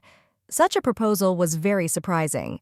The girl and she was also more surprised that I would have to avoid men. The organizer said this was necessary in order to gain more time and the stage to be more marina-like. The girl began to guess where everything was going. Namely, she recalled how the organizer told her that she had 2 options: either gain experience or end her relationship with Platinum. Because of this, she began to worry very much. She was scared and asked what the organizer would do with her. But the organizers noticed this and even thought about it for a few seconds. But then he said that the girls would still have to improve their skills and the girls needed practice. Our main character was very much driven into a stupor by this turn of events. She couldn't even move. She had a feeling that she was about to fall through the ground from awkwardness because what kind of practice she didn't even imagine. Suddenly, everything around them began to shine. The organizer used what kind of magical ability this is, and a magic circle formed under them. The girl was confused, not understanding what was happening. She was very worried about what would happen next. At this point, we moved directly to the amethyst and Grant, who wander through the labyrinth for several hours. And this makes Grant very tense. But not only the amethysts, it also begins to depress him very much. And then, at some point, Grant suddenly starts screaming that they have been walking in circles for several hours, and in the end, they haven't come anywhere. The girl got scared because of this. Grant continues to freak out, pointing at the statue, saying that they have already been here because he definitely remembers this stone woman. Amethyst smiles. I don't know how to react. He says that he also remembers her. Unexpectedly, Grant at the moment changes his anger, but with confidence they say that the strong in spirit go forward, but the strong in body go anywhere. Such a phrase confused the amethyst. She did not understand what Grant was talking about. Grant suddenly says that he is going to make a new road and jerks towards the grass wall. He hit with all his might. He managed to break through the walls a little. He noticed this and wanted to try a couple more times. But suddenly, the wall from the hold began to suck the Grants inside, which scared him very much, and Amethyst also became nervous for the guy. While the guy was being sucked in, the girl was trying to help somehow. On that note, we move on to Lucas and Amber. The girl points to some kind of statue with a seal and tells Lucas that the pattern is similar to the one they had drawn on the scroll. The guy agreed. Together, they approached this pattern and decided to see what would happen if they clicked on it. As soon as the guy clicked on the pattern, the girl noticed that the scroll gave her the opportunity to read the riddle further. The riddle sounded like one great sun and shining stars. The guy, as soon as he heard that the girl had read this riddle, said that one great sun was Elpedium and 8 stars were 8 kingdoms. After answering, a portal to the unknown suddenly opened in front of them. Both the girl and the guy were surprised that he answered correctly. The girl also noticed that the scroll suddenly began to unfold again. Lucas noticed that it seemed they needed to look for the drawing again, and the girl noticed that 2 out of 3 were written, and therefore suggested that perhaps they needed to find 3 patterns and solve their riddles. Lucas said that this was most likely, so he suggested not to waste time and hit the road as soon as possible, and the girl said that they were like in the game Escape from the Maze. And the girl was also surprised at such an elegant solution to the riddle, noting that the empire was the sun, and the 8 stars were the kingdom under its protection. To which Lucas says that even the child decided it was not at all difficult for him, and the girl, laughing, replies that she remembered it from a children's song. She began to sing it that the stars were burning. There were 9 of them, and there she sent, and suddenly became the sun, and 8 bowed down the light of the body. Opened, the sun was exposed forever and ever. The guy watched as Amber sang that song and did not interrupt her. As soon as the girl finished, he said that she sings very beautifully. This compliment surprised her, and the girl asked whether Platinum likes to sing songs. To which he asked whether there really were people who didn't love, and so Amber suddenly asked what Lucas's favorite song was, to which Lucas had a rather difficult time choosing. He suggested that it could be the song Love to the Paradox. Although it was a little strange, the cup asked if it was the one that became popular after the first box, and said that she had listened to it when she was as a child. So the two of them together, like a real couple, walked and walked through the labyrinth singing the same song together. Suddenly, our commentators appear and say that it was a most beautiful duet. The guy notices that it was a sudden performance by the capella. Looking at these two, the commentator asked the girl if it didn't seem to her that Platinum was much happier next to Amber, but that the commentator girl replied that she didn't even know. But it was clear that they were comfortable with each other. Further looking at Lucas, the guy says that with Obsidian, the guy was completely different.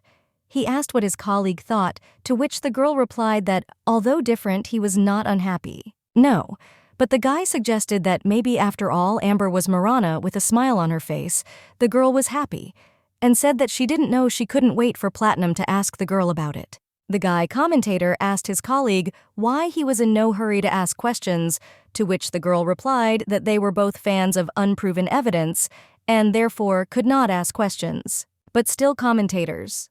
Watching how they walked together, it was interesting what would prevail in the end, curiosity or the charm of intrigue. At the same time, we move into the open labyrinth where Lucas and Amethyst lie. Liana somehow escaped from despair. Grant, very tired, says that it seems that there is no path through these thickets, to which the girl with a smile on her face says that they should look for a drawing from the map. Suddenly, Luca notices the girl is wearing heels and asks if it's not difficult for her to walk all day in shoes he assumes that it's uncomfortable. The girl pays attention to this and says although it is uncomfortable, nothing can be done, smiling at the guy and saying that there were no horses there. Smiling, the girl says that her shoes can be changed for horse riding. If she asks them, they become more similar to the shoes that Grant wears. This logic of the guy is very surprising. Then the guy is driven into a stupor and begins to ask some strange questions that reboot him. Then he can't stand it and says that until that moment, the girl had really always worn high-heeled shoes, not counting out of the house on horseback, to which the girl replies that undoubtedly the shoes were a small part of her image of an amethyst, so she didn't want to take them off. The guy starts to get very nervous and asks how she sleeps then or when she takes a bath. The girl could not digest so many questions at the same time and began to gradually tell that both of her could turn into bracelets. The guy completely explodes and says, why can't she just turn them into something comfortable during a walk? Amethyst says in surprise that it's really possible, to which the guy says, why not? The girl says that these shoes were like the appearance of an amethyst and were created to reflect her personality. If on a whim she ordered them to be changed, then she thought that she would offend them. That is, her shoes' understandable logic killed her as much as possible. With his mouth open, the guy asked if she was really afraid of offending the shoes, to which the girl said that she was afraid of offending the magicians of the imperial family who created them. The guy immediately said that this was nonsense. Were they really knackers to force ladies to always wear uncomfortable shoes? And so the guy got very angry, shouting for the girl to change to comfortable shoes. Right away, the girl began to panic very much and agreed with Granta. I'm embarrassed. The girl turned to the respected shoes. She asked for forgiveness and asked that they please turn into something comfortable. Immediately, the girl wore something like walking shoes, which she was pleased with. This was even noticed by the owl girl, not only Grant. But the guy couldn't calm down, shouting at her why she hadn't done this a long time ago. And in general, how the girl still tolerated this. It infuriated him incredibly. The girl simply apologized in response so that Grant would stop yelling at her. Due to the fact that Grant screamed so much, the girl even began to cry, and in response said that she did not think that she could anger the guy so much. Ricky realizes that he has gone too far because the girl starts crying. He does not know what to do and freezes like a stone. And then, starting to make excuses, he says that it's not that she did this to him in Russia, but the girl interrupts him and says that he shouted at her because she irritates him and he is uncomfortable with her. He says that things are bad. The girl is already there roaring. He says that he was a little emotional. In fact, it was easy to say, but he says that he didn't want to be so angry and asks the girl just not to cry. She also apologizes in response. And then we move to our commentators, where the guy says that Grant was definitely not angry with Amethyst. Now the girl tells him that she was wearing uncomfortable shoes all this time, and he screamed because he was worried about her. It turned out to be such a commentator funny. But the guy replied that although it was funny for them, it was definitely not for the Amethyst. The girl noticed that nevertheless they were a good couple, but they needed to talk more while Grant tried to calm the girl down. While Grant was calming the girl down, our commentators were wondering whether they would be able to get out of the maze.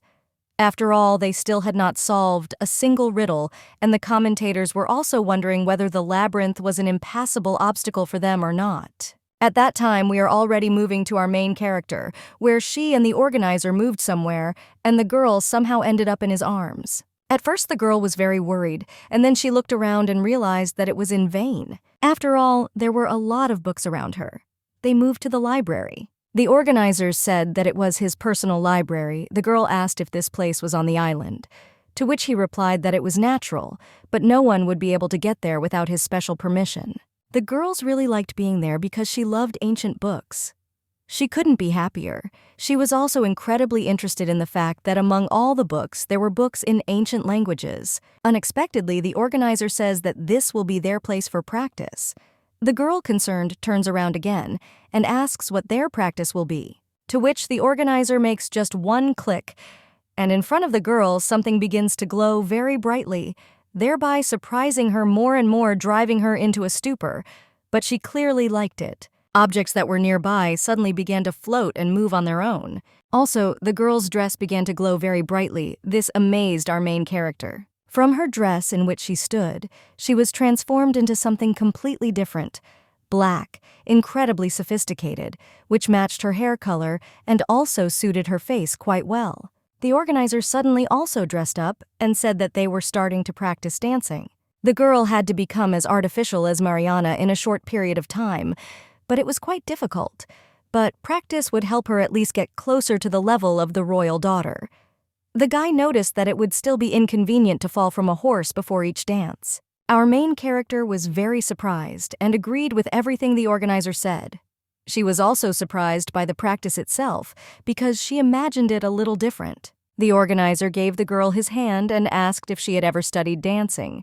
But what the girl put in her hand in his said that a little in childhood when her mother hired her a tutor. The organizer asked her if she knew the basics since she studied as a tutor, so they practiced the plot for a long time. During the dance, the girl began to wonder how much time had passed since the start, because the dance lasted quite a long time. The guy was in a good mood, because the girls liked how they practiced. And suddenly, the organizer notices that the girl dances quite well, but at least not as much as he expected. Our heroine smiled and said that she was glad. And in her mind, she thought about the fact that it was simply easy for her to be surrounded during the days. After all they gave her, calmness and self-confidence. During the dance, the organizer asked whether it took a long time to teach the girl how to dance, to which the heroine said that about up to years. Then the organizer unexpectedly said that her mother had died earlier. Such a girl was amazed in her mind, she thought that he even knew this, but that she confirmed his words and said that her sisters also needed lessons. Therefore, looking down, the girl said that the stepmother sent the same tutor to them, and he was incredibly kind to her and gave the stepmother a big discount if our main character attended lessons. The girl wanted to continue the topic, but suddenly she noticed that the organizers suddenly quickly changed faces. Looking at the guy, she realized that she had started talking about something that she had not been asked, and it seemed to be out of etiquette. The guy at the same time simply said that everything was clear to him. Not married, did not continue dancing. The organizer took and began to twist the girl. After the girl spun around, he grabbed her by the waist and pressed her to him. It looked like they were a couple in love doing a wedding dance. The organizer suddenly froze in place looking at the girl. Our main character was very confused by this. She didn't understand why the guy stopped, and she began to assume that she could have made a mistake somewhere. After which, they parted ways, and the organizer said that the girl was talented in dancing, and also if she continued to train, she could even compete with Mariana. A smile appeared on the girl's face, and she was very happy. Then the organizers looked at the floor and said that the girl had not told the whole story, and therefore asked whether the girl might want to continue. The girl was surprised that the organizer asked her to continue the story she was telling. Measured together, they stood looking at each other. Then the girl said that today she realized that they know a lot, and the organizers, but that the guy answered to continue hosting the show. He thinks you should have gotten to know her better. So the girl embarrassedly asked what exactly the organizer wanted to know. How a guy with one click of his fingers organized a table for two on which stood champagne. Then the guy replied that he would like to know how much alcohol the girl could drink. Our main character was surprised at this and said that she didn't know because she hardly drank. The guy invited her to sit down. As soon as they sat down, the organizer immediately said that judging by the stories about her wedding night, the girl had no tolerance for alcohol, to which the girl looking at it said that most likely it was so. While pouring himself a glass of wine, the guy continued to say that Mariana, on the contrary, was a lover of drinking a glass. And here, just like in dancing practice, was important. So the organizer mixed the first glass and said that they started with the first glass, taking their time getting used to the taste of alcohol, because it was not the same as pouring a bottle into yourself in one fell swoop. With a smile on his face, the guy offers to try and enjoy the drink. As soon as the girl took the glass, the organizer immediately added that as a girl, it would be bad, she would have to say, and the training would end immediately. They sat down at the table, and there was deathly silence for several seconds. And then, the organizer unexpectedly said that while the girl was drinking a drink, he asked her to tell something about herself. The guy asked that maybe she had something from her life marriage. And then the organizer directly asks our girl a question. What kind of life did our main character have as a child? This question really surprised the girl. And on this note, we move to the castle where Alex and the Pearls are sitting. The guys were discussing the fact that Obsidian was sitting in the room again. She tells everyone that she thought that her ankle had already healed, to which Alex replies that the ankle may have healed. But he wasn't sure about mental wounds. The girl at first didn't understand what kind of mental wounds, and then asked the guy what really he thinks that she really suffers so much because of the payment, but did not develop this topic further. The girl got into trouble and asked the crafty one what he thought about our main character. Could she really be a Marana? And then, unexpectedly, she asked who else he chose to meet this time. The guy, as always, cold-bloodedly answered, "Why did the girl ask this?" To which Pearl, with a smile on her face, replied that she couldn't sleep. She brought the box for Mariana's sake. The patina was gone with the amber. It seemed to her that Platinum began to doubt the identity of Obsidian, which is why the girls were wondering what Alex thought about this. To which the guy replied that he didn't even know, because when choosing a couple to meet, he was not guided by what everyone else was doing. He was guided by who he was really interested in. Pearl, laughing, asked them if he was interested too, to which Alex simply smiled. We move to the moment of choosing a stone. The owl tells Alex that he needed to write the name of whom he would like to invite to a meeting, while the guy sits carefully thinking about it. So for several minutes, he just thought and tapped his finger on the piece of paper. I didn't know what to write. And then I finally decided to use this stone, which turned out to be obsidian again for our main character. We move to the present moment where the girl is already sitting incredibly surprised at this guy's story, because from the first meeting and the date at sea ending with both meetings off the island, the guy chose only her. Alex laughed and said that until now it was she who had been most interesting to him. Pearl right there says that this could be his chance, because while Obsidian's heart was broken by betrayal, the girl suggested that the guy go and win her heart, to which Alex refused and said that it was unethical. Pearl noticed that if you look at it like that, then Alex will have their other chances, because she won't go anywhere until the end of the show. The guy's answer surprised him. He said that the girl said alarming things, and sitting like that, looking at each other and talking, the guy suddenly says that in any case, now the search for fate didn't bother him so much. The girl asks him why. Alex replies that there may be only one Marianne, which means someone was very skillfully pretending to be her. And then the guy becomes incredibly serious. Ask a question, then pretend to be someone if you could be yourself. He asked the girl if she understood what Alex was talking about, but she sat in a stupor and could not answer anything. On such a note, we move into the dungeons to Lucas and Amber. The girl decided to sit down. After all, her legs were very tired from walking. Amber invites Lucas to make a small pass, but the guy of course agrees and says that they could use a snack. I open the suitcase and he says that there must be food in there somewhere and he'll look now. While Lucas was looking in his suitcase for something to eat, the girl watched him closely. And then Yantar unexpectedly says that the guy had incredibly iron patience because she immediately thought that he would ask the girl what he wanted most, namely, who the girl was. The guy turns around with a smile on his face and asks if the girl really wants him to ask who she is, along the way inserting the crystal into the magic cube, from which all the cooking utensils they needed immediately fall out into the distance. And the girl simultaneously says that she wants to know why the guy doesn't ask, because now there was every opportunity to ask. To which Platinum responds already during cooking that the girl said that it would be more interesting if her personality was revealed later.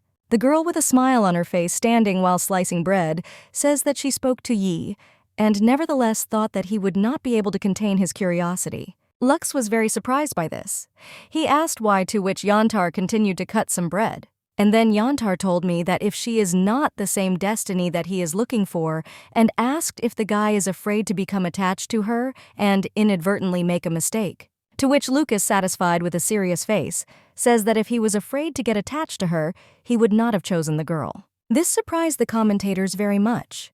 They had already suggested that it didn't matter to him who the Amber turned out to be, whether she turned out to be Mariana or not. The girl was surprised by the guy's answer and asked him to explain his words, to which the guy, looking at the incredibly beautiful Yantar, said that he was interested in finding out who she was, but to understand why he was the one the girl did not immediately understand, and asked again what the guy meant. Lucas immediately said that people who definitely showed interest in them, but not himself. Therefore, he was very interested in why the girl chose him out of everyone.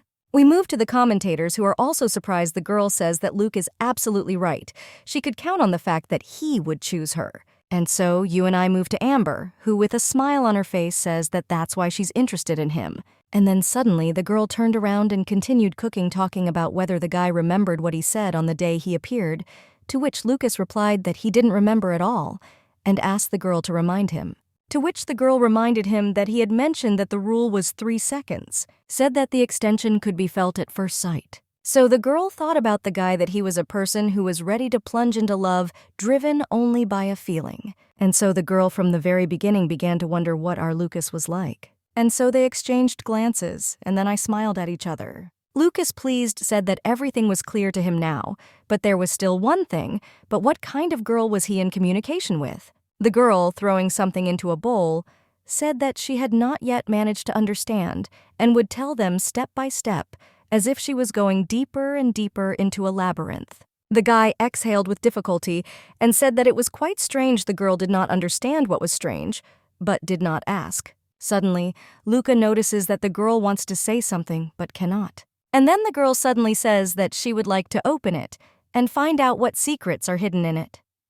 Lucas replied, which means they were both satisfied with their statuses. The girl laughed and said that they still had a lot of time to get to know each other better, so there was no need to rush. After which, Yantar now suggested that the guy sit down and eat, so to speak, reward himself for good work. So we leave the guys at the moment when they sat down to eat and talk about some topics that we will later find out. We move to Grant and Amethyst, where they also decided to sit down to eat.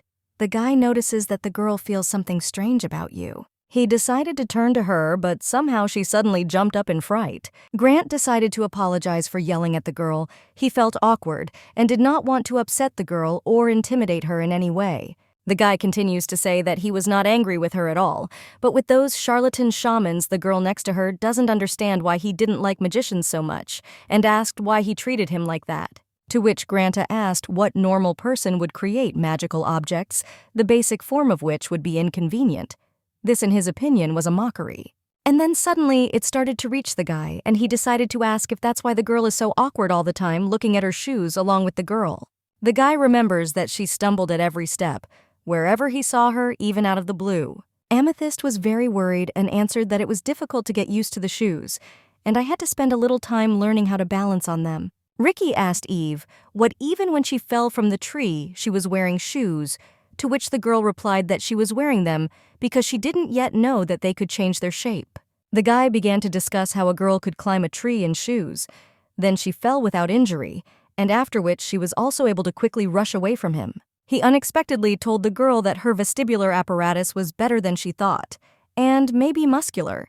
The girl didn't understand what the guy was talking about. She was just agreeing with him, but she still wondered. And then Grant suddenly asks whether the girl has ever thought about martial arts. He just begins to glow with happiness because he found such gold, since the girl quickly learned horse riding, and therefore Gran believed that she may have had a talent that she did not even suspect. We move to the commentators, where they observe a strange picture of Grant asking the girl to hit him on the palms with all her might. They are confused, they don't understand what was happening. Vitya, the guy, was looking for love and found a student. Commentators watching how the guy trains the girl say that at least Grant has finally become interested in Amethyst. But in my opinion, this is not the attention she wanted. Looking at how the guy began to train the girl right during the meeting with the truth, commentators wondered whether the guys even remembered that they had to get out of the labyrinth, and the girl joked and said that she was surprised at all how they had not lost the scroll yet. We are transported to our main character, who is sitting sipping her drink, and the organizer asks her what her childhood was like. The girl, a little upset, tries to remember what her childhood was like. We are transported to the memories of a girl where she remembers only herself alone, where all the girls mocked her. One also notes that her childhood was also pitiful. She could not stand up for herself. But she also remembers the happy times, how she loved to read old books. This brought her the most pleasure in her life. The girl remembers that moment she was incredibly glowing with happiness, and was glad that she found at least some kind of entertainment then. The organizer asked if the girl had really read a lot of books, to which our heroine replied that she had read a lot. After all, books opened the door to a completely different world for her, hundreds and thousands of new worlds that she would like to see. After all, I immerse myself in reading. She tried on the image of other people. The girl chose incredibly luxurious celebrities who were known throughout the world. Also, our main character read books where she tried to be a noble queen. The book girl also felt loved by someone. All this was in the books, and in the books the girl could forget about her real life, which brought incredible pleasure. The organizer listens to the girl, even a little upset. Looking at her, he understands that apparently the girl was not very happy. Our main character, while drinking a cocktail, said that after her mother's death it was incredibly difficult for her. After all, she was left alone. Her father married a second time, but the woman her father married did not like her, as are her 3 children, or rather her new brothers and sisters. After all, after the father of our main character died, they directly stated that she was nobody to them, and because of which her house ceased to be home. Nothing consoled the girl more at that time than reading many books. It's not the organizer's wife who asks about love, but specifically whether the girl has ever felt in love. And suddenly the girl realizes that I am too carried away by the story and mentally thinks that of course the organizer was interested in this and not something else, because in order to play the girl, Marianne, she had to know about love. The girl answers the gentleman that it could hardly be called love. But when some boy in a raincoat came to her like that, she constantly chased after him and asked him to wait for her. He, in turn, put it in, and she ran away from the girl. But somehow they didn't cross paths, and at that moment the girl admitted to the guy that she really liked him. The girl with a smile on her face remembers that moment and tells it all to the organizer. The organizer asks what kind of person he was and asks the girl to tell her more about him. The girl replies that the guy was very similar to her. The organizer did not understand the presentation and asked again in what regard to her. But what the girl said with a smile on her face was that as a child, she loved to read ancient books, although they were difficult to understand because of the archaic language. But it was in them that the girl found the most beautiful stories. One day, the girl found out that there were a lot of them in the municipal library and went there to look. It was far away, and it was raining outside, but the long road and the cold did not stop the girl. As soon as she arrived at the library, it really turned out to be full of ancient books. And in the most neutral room, the girl found a place where almost no one looked. The girl recalled this moment with a smile on her face. They say that she was so glad that she ran there every day and had to spend an hour on the road. But even this, the girl did not stop at all.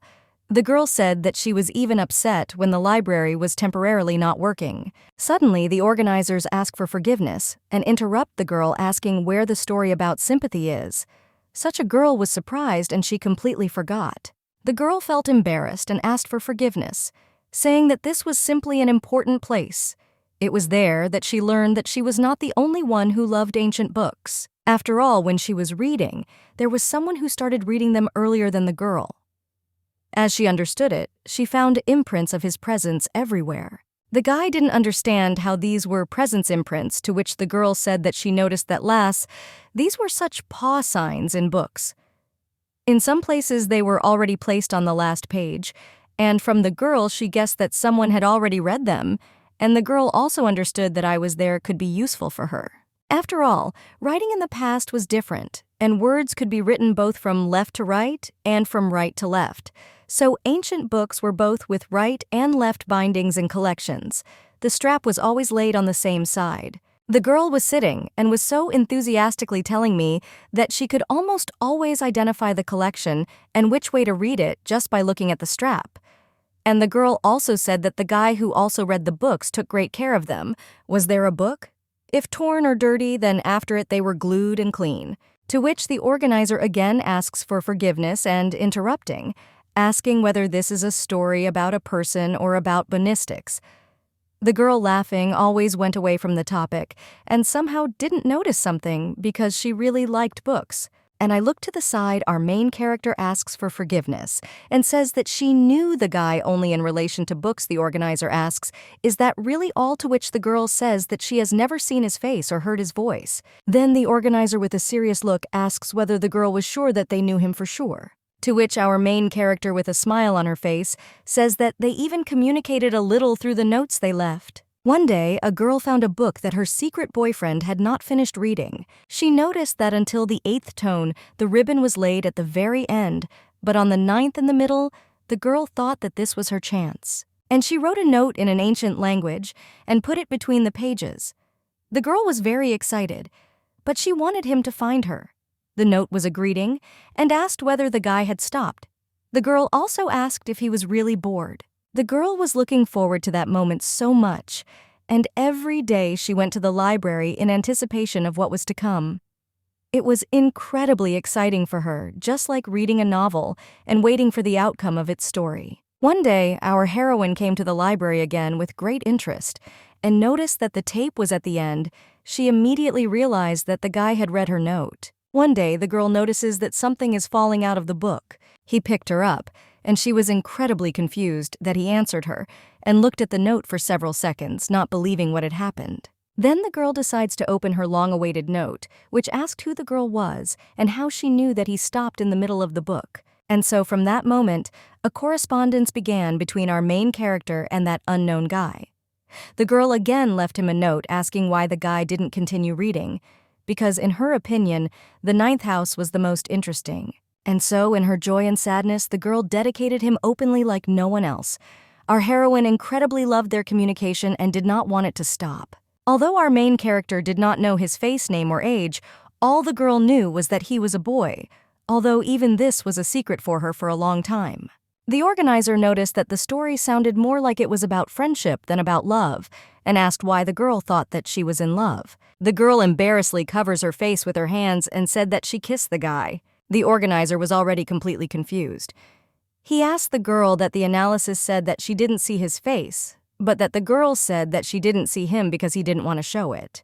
Their kiss happened so unexpectedly when the guy had a curtain. The girl, as soon as she remembered this moment, was very embarrassed, but also happy at the same time. She liked that time. The organizer was very surprised. He asked the girl if nothing really bothered her. After all, the girl did not see his face and was sure that she loved him, but that our main character said that she liked him. Finding out through her experiences, the girl says that even if she didn't see his face, she knew in her heart that she loved the guy. The organizer was shocked by this answer and told the girl that in the box there were the same couples who fell in love like the girl. But when the time came to look into each other's faces, their feelings faded. Therefore, the organizers took it while drinking their cocktail. I asked the girl what could happen if she saw that guy. She would have thought the same thing. But the girl asks why the organizer is so sure, to which he replies that the guy could be very different from the expectations of our main character. Such words upset the girl very much. She was already sitting in a stupor and did not know what to answer. The organizer asked the girl or whether our main character was still in love with someone. But what did she say in your eyes that somehow she didn't have to meet anyone else like that? The guy unexpectedly says that her experience of intimacy is more like fantasy than real intimacy. The girl chose not to answer this, and the organizer continued to say that the girl almost did not know the real person, but relied on the details of his behavior and her feelings. It was panic, all that it looked very much like a box. And suddenly, the last words attracted the attention of our main character. The organizer said that the box had a similar concept because you had to fall in love without knowing their faces and statuses. And so, unexpectedly, the guy said that he seemed to understand what kind of people she was attracted to the most. The guy who analyzed the girl's tastes said that Alexandrite suited her taste best, and he was very erudite there. Our main character didn't even argue with the organizer, because it was true the girl was lost in her thoughts, saying that she was really interested when she found out that he was reading ancient books. She suggested that it was probably because she remembered her childhood. While drinking a cauldron unexpectedly, the organizer asks the girl what kind of people she didn't like. Because of this, she already spills a little wine and pauses for a few seconds. And then, with a completely cold look as if someone is going to die, she says that it was her husband. Then the organizer asks what specific thing the guy didn't like. She drinks the cocktail in one gulp, and he begins to tell that he didn't like every last detail about him. She begins to tell that the man with whom she was married collected stuffed magical creatures and called them his collection. Such a girl was very surprised and frightened at the same time. She did not consider this unacceptable. Then the organizer unexpectedly came up to add wine, and the girl was excited and asked if the guy knew that in the past in Cardea there were many magical creatures at home, to which the organizer replied that he knew. Our heroine said that in the desire to take possession of their power, people caught them, imprisoned them in the most terrible places, exterminated them in experiments to learn their power. The girl could not contain her emotions. She believed that this was a shameful stain on the history of the continent because beautiful creatures became extinct due to human selfishness. But most of all, the girl was infuriated by the fact that people bought their stuffed animals and walked around with it. This was most disgusting for our heroine. The guy came up and said that the Count was a wealthy man with an outstanding appearance, and many spoke well of him, something the girl could not hear, looking at the organizer even more. And again, I drink a glass to calm my standards. The girl said that these people had no idea what kind of person the Hornbeam was. Our organizer stood surprised. And then he said that the girl began to surprise him more and more often. Our main character did not understand why he said this and simply stood in a stupor waiting for an explanation. The guy stood next to him looking at the table and told the girl that she was starting to look more and more like Marianne. This surprised the girl even more, and asked in what places she looked like Marianne. To which the organizer, with a smile on his face, said that the ability to sympathize with a man without knowing his face and the willingness to take initiative. The guy noticed that the girl was also interested in what he was like as a person. This was precisely what strict requirements were, for the organizer wrote down all this and added that the girl did not follow the opinion of the crowd she was following, purely her feelings. Pour another glass of wine for the girl. The guy said that this is exactly why people loved Marianne. The organizer leaned a little closer to our main character and whispered to her, swelling, that he liked this too. The girl stood in a stupor. I didn't know how to react or what to do. Then the organizer suddenly moved away and said that there was only one difference, and a bigger one, and that was that our main character froze when someone violated her personal space. She seemed to sit down and drink from her little cauldron. The guy looked at our heroine in surprise and said that the girl in the wild was resistant to alcohol, which is what he imagined. He asked how the girls tasted wine, but that the owl girl didn't notice how she had already drunk some glass in a row, and surprisingly, it's not bad because the memories were disgusting. Smiling, the organizer looked at the girl thoughtfully, and then put the bottle aside. He said that maybe the proximity would be the same. The girl did not understand why the organizer said this. And then suddenly the guy approached our main character and got as close as possible to her. I asked if she wanted to check if she could get used to the proximity. At that time, we are already moving to Lucas and Amber, where they just found the pattern they needed. The girl pointed her fingers at Lucas to look. The guy smiled and said that the girl had a keen eye. Coming closer, she clicked on the crystal and wondered what kind of mystery awaits her this time with Lucas. And as soon as they opened the scroll, there was a riddle, and it was there that the path further would be revealed only by their honesty, so Sveta said to call it. The guys stood in shock, wondering whether it was a mystery or not, because it didn't look like her at all. Vikos unexpectedly says that they must reveal their real names in order to move on. The girl did not think so, and became thoughtful. And then suddenly, Platinum and Amber shouted out in the hope that a further passage would open in front of them. But the doors did not go away and did not open. They stood still and continued to stand. The girl was very disappointed that it didn't work, to which Platinum laughed and said that she really thought that everything would be so simple. Lucas, having thought a little about the riddle, said that there was only a name written there. He thought it meant summer, and that it was enough to name only one name. This assumption was interesting. They exchanged glances but said nothing to each other. But still, the charming guy asked the girl what to do next. The girl, smiling, offers the guy to solve paper scissors on the fireplace. Lucas replies that it was painfully boring. Amber continues to smile and insists on some kind of game, and the one who loses will say his real name. Lucas was interested in such a proposal, and he asked, "What game?" But what Yantar said, that the rules of the staring contest were simple. Look into each other's eyes and never look away. This interested the guy. The heroine was confident in you and said that whoever turns away first loses.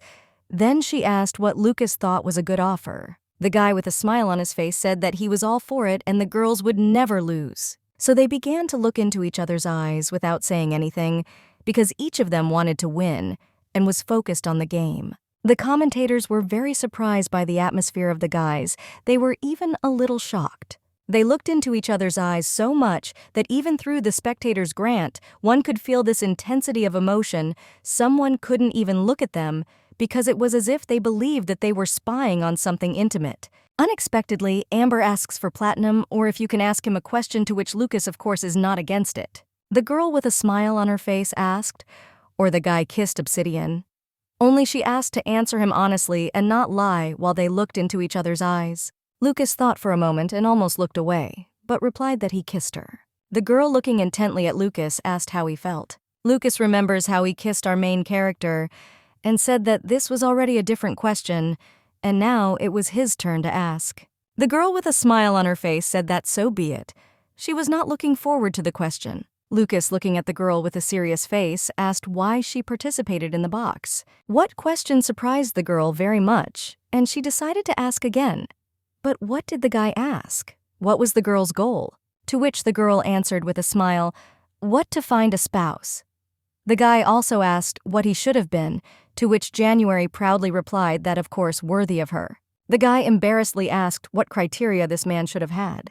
To which the girl, turning away a little, said that she thought it was a man who would not leave her reliable and above all healthy. The guy doesn't ask, "Is it possible that he won't leave the girl until she gets old?" Amber smiled and said that there were too many questions from the children, he only allowed one to be asked. After that, there was a few seconds of silence between them. But the girl decided to answer Lucas, which greatly surprised our guy.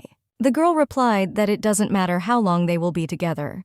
She just wants to never regret that she chose that particular man, because she believes that this was the most important thing. After the answer, the girl said that now it was her turn to ask questions. The color did not deny and listened carefully. Amber's next questions were, who worried his heart the most, Obsidian or Marianne? The guy could not have expected such a question, which is why he was driven into a stupor. I don't know what to answer. It was as if he had descended from heaven to earth, but that guy remembers all the wonderful moments that we had with our main character. He replied that he didn't even know because he was completely confused. Amber was not satisfied with this answer. She said that it was difficult to even call it an answer, but Lucas claimed that he was telling the truth, and he really doesn't know who attracted him more. The girl standing in front of Lucas said that she wanted to ask a friend, namely, what was it about Mariana that made his heart beat faster? Luca froze in place in thought, carefully considering everything that they liked most, and unexpectedly he replied that it was a person. For the girl, it was shocking. She was very surprised. Amber, as if breaking from the step, says that they agreed not to lie to each other, and in general, how was the guy not ashamed? Because she looked straight into his eyes.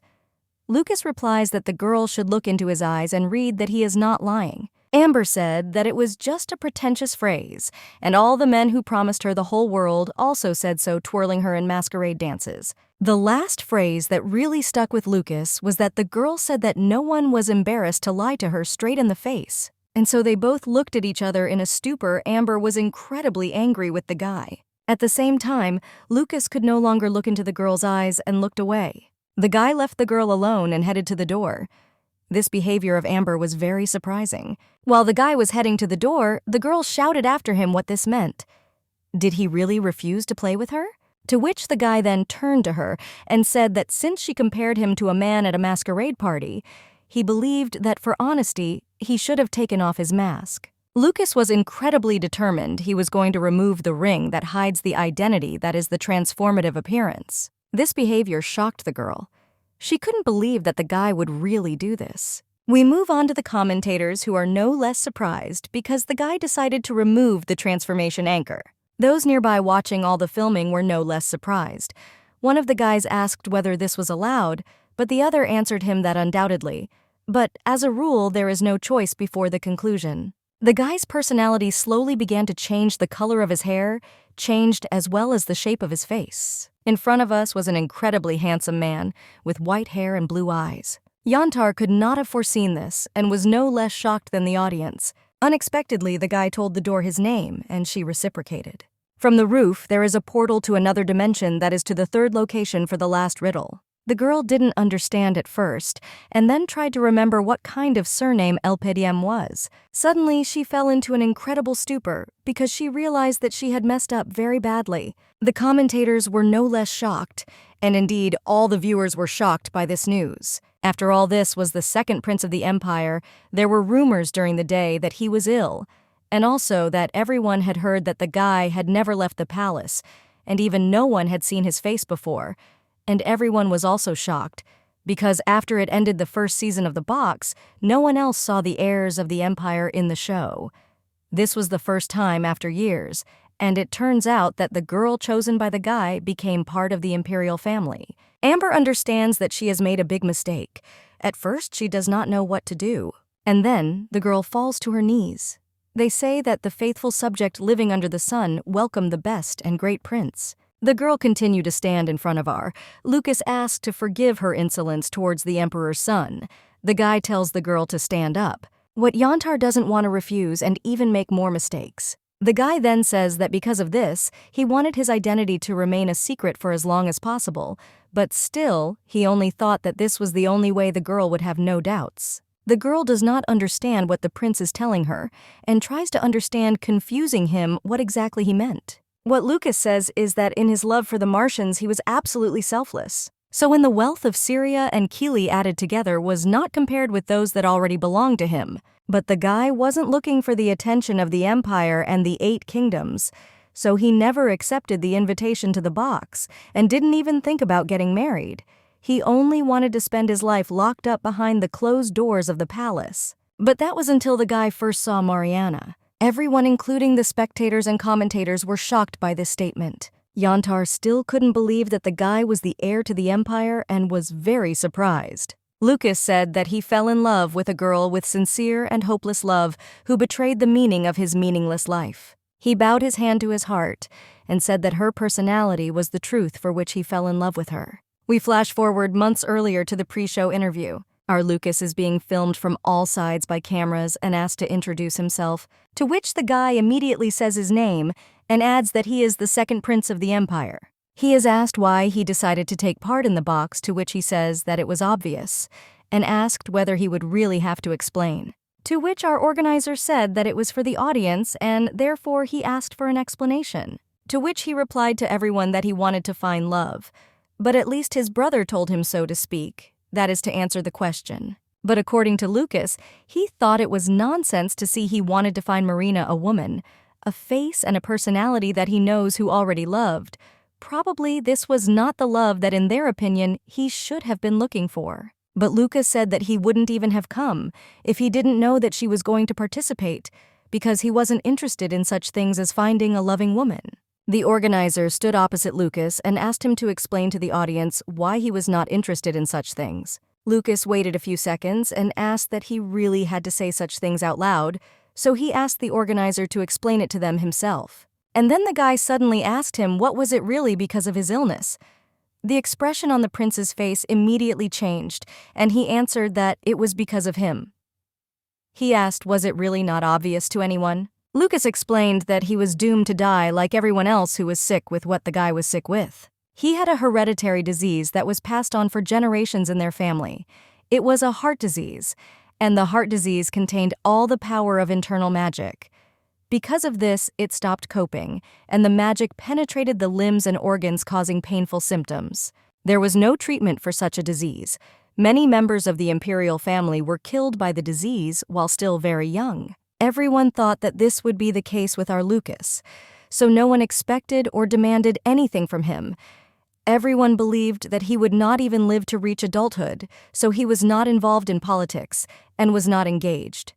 He was not good for anything, showed interest. And then he waited for his life to end, simply living fleetingly, wasting time on drink and on women. But when the guy saw that episode where the prince told Mariana that she didn't know what kind of person he was, it was then that the scene seemed very funny to him, because then the guy who participated in that show said that he might have an incurable disease. He then asked the girl what she should do, which Marianne could not believe and was shocked. Then that guy said that he was not sick, but he would still be interested in what would happen then, to which the girl answered him that when she accepted the invitation to the box, she decided for herself that no matter how she turned into the future, the girl was going to be to the end true to her feelings. So even if it was stupid, the girl chose her heart and not her mind. Then the guy asked what was said about the girl's heart. And what about the girl turning around? She said that the world of short but vivid emotions also had prices in a special way. Then Luca looked at that very first box without looking away, because he was incredibly interested. Even at that moment, something dawned on Lucas, and he told you something under his breath. The servant even woke up from this asking. Or was he talking to her? After all, he continued to watch the season of the box, and thanks to Marianne's words, he began to wonder how he would remain in the memories of the people who knew him. And then answering to himself, he didn't like that answer. And then he wanted, no matter when his time came, to die without shame for how he spent his life. Even if he had little time, he wanted to allow himself to become attached to someone, something special. And perhaps when his end came, he would not regret so much that he had less time than others. The girl Mariana inspired in him a desire to act, to look beyond the walls of his chambers for the first time, to meet people, and to finally learn something new, for example, to cut trees, while all the other people were worried about him. Meeting Mariana completely changed the guy's life and made him much better. Later, the guy wished with all his heart that the girl would always remain happy for such an opportunity, but he was even a little jealous of her fiancé that he was married to such a woman. The guy started fencing because of his thoughts. He often flew in the clouds and got hurt, but the guy was still happy because his life was gradually changing. Our Lucas did not expect that I would be destined to leave their world earlier than Lucas. After reading the news, the guy immediately understood that Marianne would not forget her husband so quickly, because she valued even short but bright love no less than long. The guy immediately thought that he understood why she decided to remarry so quickly. It was all in order to protect the sovereignty of her husband's country. The guy decided to still participate in the fifth box for the sake of Marina. He made his father promise that if he found his wife in the box, his father would allow Lucas to change the laws of her country. So one night, an owl flew to our guy. The owl gave him an invitation to participate in the box. The checkpoint officer slowly pressed. Yes, he understood that he really wanted to abolish the law, prohibiting a woman from claiming the throne of Kylie, and then the girl would be able to rule the vizier's country even when Lucas dies. And in response, the guy just wanted to remain in her memory as a person who loved her and acted for her happiness. Naturally, the girl would remember the guy like that. He wouldn't regret his death. The organizer noticed the commendable straightforwardness of Lucas, said that he was resolutely pursuing his intended goal, and nothing could hinder him. So the guy was welcomed into the box by giving him a platinum stone. After such a story, Yantar was incredibly surprised. She did not know what to say to Lucas because she was in a momentary stupor. But that platinum who knelt down told the girl to look at him, and then the guy said that he swears he didn't lie to her because he came to the box already keeping love in his heart. Kneeling in front of her, he said that maybe now he was bludgeoning and drinking his feelings to some completely different person. But he was determined to remain faithful only to the Martians. The guy asked the girl, or did he explain his answer? At that time, she was shocked and fascinated by the guy's story and did not know what to answer. We move to our main character where she stands confused while the organizer behind her is looking for something on the shelves. And then, he approaches the girl and hands her a book. She asks what it is, to which the organizer replies that it is a classic book among novels in an ancient language. He asks, or was the girl reading? Our heroine smiles and says that she read it and even loved it very much as a child, and it seemed that even she could quote the book itself. The organizer says that our girl loved books so much that they had to try to turn this into a benefit in their business. The girl did not quite understand how this could be useful, to which the organizer responds with a glance to the side and says that theory without practice is dead, and this also applied to relationships. Taking the book, the girl mentally thought that she would really have to kiss the book, and then the guy asked the girl to tell the story from Roman, a book that the girl was holding in her hands. She was a little surprised by this. She supported the book with a smile on her face and began to read it. They say that the story is that the main character fell in love with Russell. The organizer suddenly comes closer to the girl and tells her to read the book in more detail. This alarmed the girl very much, but she continued saying that Russell taught the girl magic. For this, she invited him to land, and he accepted the invitation. She showed him how they live people on the surface. The girl turns her head and continues to read that then the heroine teaches the river to dance, and then a spark runs between them. Looking in the book at a picture of a girl dancing with the riverbed, our main character says that this was her favorite scene in the book. The organizer notes that what was needed was live. The girl didn't quite understand right away, turning her head to the organizer to ask again. He suddenly snaps his fingers. And then a magic circle appears under them, and the guy says that they will start us with this. A scene from the novel appeared in front of them. The girl could not convey the amazing emotions that she experienced then. She was delighted with the organizer because not everyone could create a scene from a novel. And then they began to play a scene from the very novel that the girl was reading, but it didn't work out well for her. As soon as they got close to the organizer, the guy immediately said that it might be difficult to convincingly play something that she had never felt, and therefore perhaps he believed that the girl's favorite scene from the book would help her create the necessary experience. The guy told the girl to imagine herself as a heroine and his riverbed, which had just reached land, and they don't love each other yet. Then the organizer leans over to the girl and walks into her ear to make her dizzy. They look into each other's eyes, and the girl begins to experience some strange and incomprehensible feelings. It was as if she was in that very story on that very stage, and her feelings were the same as those of the main character, stood in this position together with the organizer. The guy says that acting is the art of simulating experiences that a girl has already lived. When this did not happen naturally to the girl, they tried to create real emotions in an artificial situation. The guy tells the girl to imagine that she invited him to land and teaches him to dance. At the moment, the guy is not in love yet, but the girls, for example, want it to be like this. The organizer said all this when he looked at the girl with a loving look. The guy tells the girl to do and feel the rhythm as if they were swaying on the waves of music, as if they were swaying on the waves of the sea, and so on.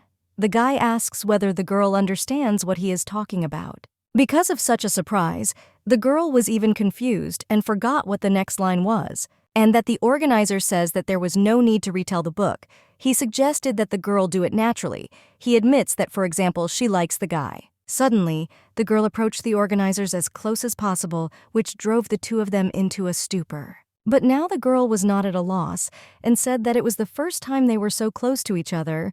And besides, the girl did not notice what beautiful eyes the guy had. This even embarrassed him. He looked away and said that the color of gray umber really seemed beautiful to her. But then the girl said that in the original, they were blue for the hero, like the sea.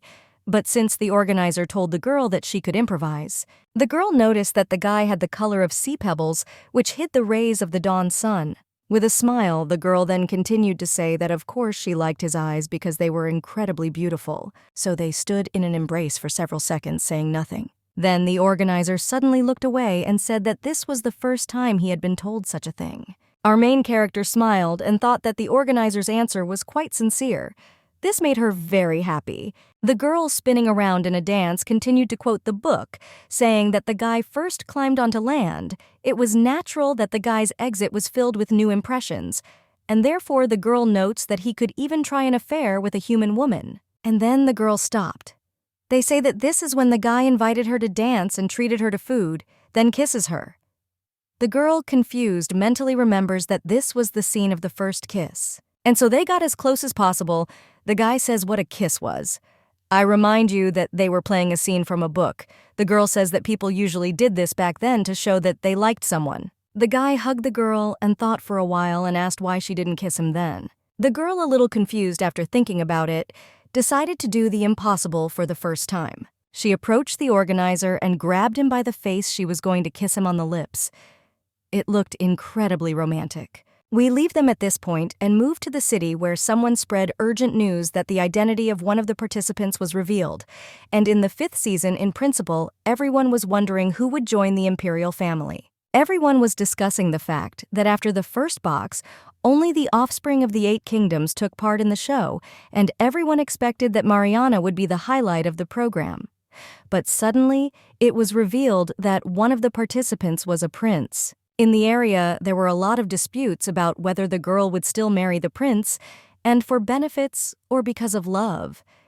Everyone also talked about who was Mariana Yantar, or Obsidian, because of which there were many quarrels between people in the kingdom. And so we move to the moment when the organizer is standing in front of some person who tells him that his ratings have surpassed the first legendary box in terms of indicators. I noticed that the installation of prices was magnificent and unknown. Again, he says that the guy did a brilliant job. It then turns out to be His Highness, the King of the Empire of all 8 kingdoms. Our organizer, bowing his head, says that it is an honor for him to accept praise from His Highness himself. And then His Highness says that he was a little alarmed when his brother said that he was going to participate in the box, because he was an incredibly gentle boy, and the guy was worried that he wouldn't last even a week on the project. They say that he would definitely do something would be fine, and the program would be ruined. Rising from his seat, His Highness says that after all, the organizer was pleased with the fellow that he was able to take the guy so far and even make him a star, but he only had one question. How long could he fool him? After all, as soon as his brother understands everything, he will be one step away from disaster. The organizer replies that His Highness should not worry and will guarantee that the obsidian will not be so easy to open. The organizer remembers that he promised that as the jester of this box, he was going to provide an unforgettable show for everyone in the empire. So we leave behind the scenes of the show itself and are transported to Grant and Amethyst, where they finally found something similar to the first pattern on the map. They noticed that as soon as they approached it, the map suddenly began to unfold, which made them very happy. And then our commentators join in saying that thank God they finally got to the first riddle. Suddenly, a bunch of keys fly out to Grant, which surprises the guy very much. There were various patterns on them, and the hint was that the most influential force would allow them to take the shortest path. So Grant and the Amethyst laid out the keys in order the girl asked the guy what did they really need to choose the key that identified the most influential force. The guy didn't answer anything.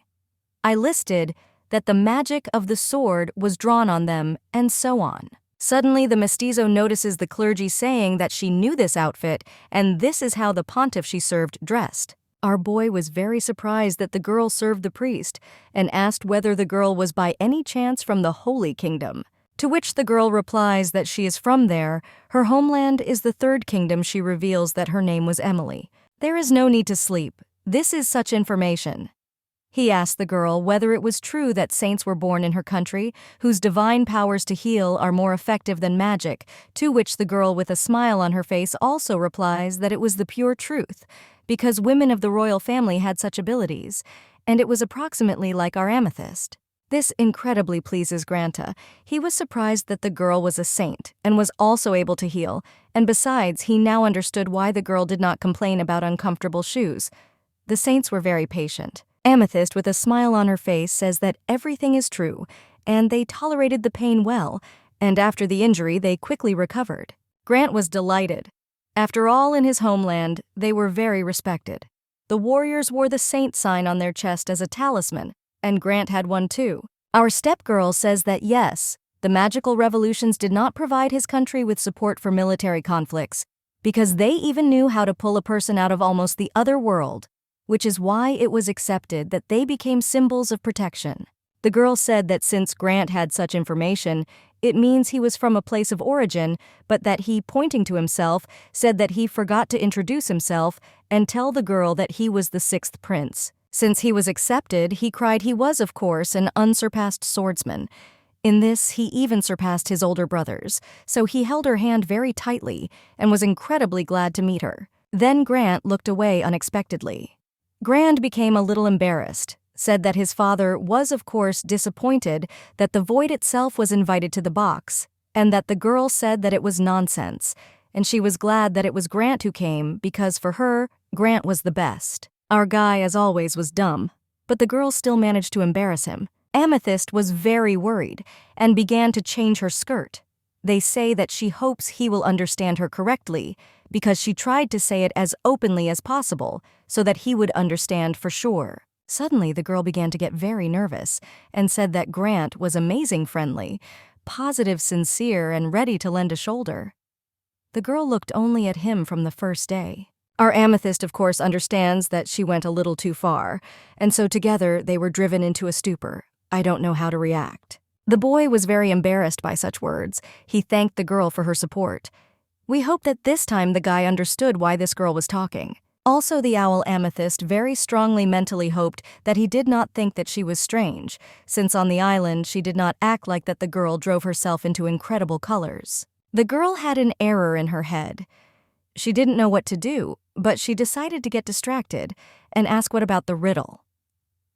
Grant didn't bother and switched to the riddle. For our commentators, this was an incredible turn of events. The guys noticed that Amethyst was favorably influenced by the secluded environment, and finally the girl gained strength, which is exactly what she needed to communicate with the Grant, according to our guys. But the commentators were wondering whether they were correct all the time that the girl was one of the saints. What led them to such thoughts was that the girl was apparently not from the main branch, because her surname was very different. People in the kingdoms heard that after the betrothal, a girl would be able to move away from the fuse and become the queen. There, the saints were very much revered in self-will, and commentators believed that the people would probably like this. People were all delighted with such news. They did not want the prince to marry without even thinking, and were only for it. We move back to the guys who were thinking which key they should choose. At first, Grant thought to choose magic because it was ahead of the whole planet. The guy began to have questions because it could still be a sword because magic had recently remained the main one, and before wars were more important. But the guy also had an assumption that it could be a church since divine power was stronger than magic. And then Grant suddenly had a brilliant idea to stick all the keys into the mind, but fortunately Amethyst stopped him and said that it was a bad idea. As soon as the girl began to speak her opinion, her words somewhere in Grant's head began to blur as he drew attention to her hands. When the girl grabbed the guy by his hand, he noticed that the girl's hands were very small, and therefore began to wonder whether all saints had hands that were small and soft to the touch. Then, looking at the girl, Gran remembered that this was not her real appearance, and of course, everything could be much different. Ricky didn't even know what the saints looked like. After all, everyone said that they weren't naturally beautiful. So our guy listened to the entire conversation and came to his senses when the girl was already saying that she believed that the key she was holding was the most powerful force. The guy didn't want to seem awkward and said that he was sure that it was exactly what was needed. The girl smiled and said that the guy really thought that way.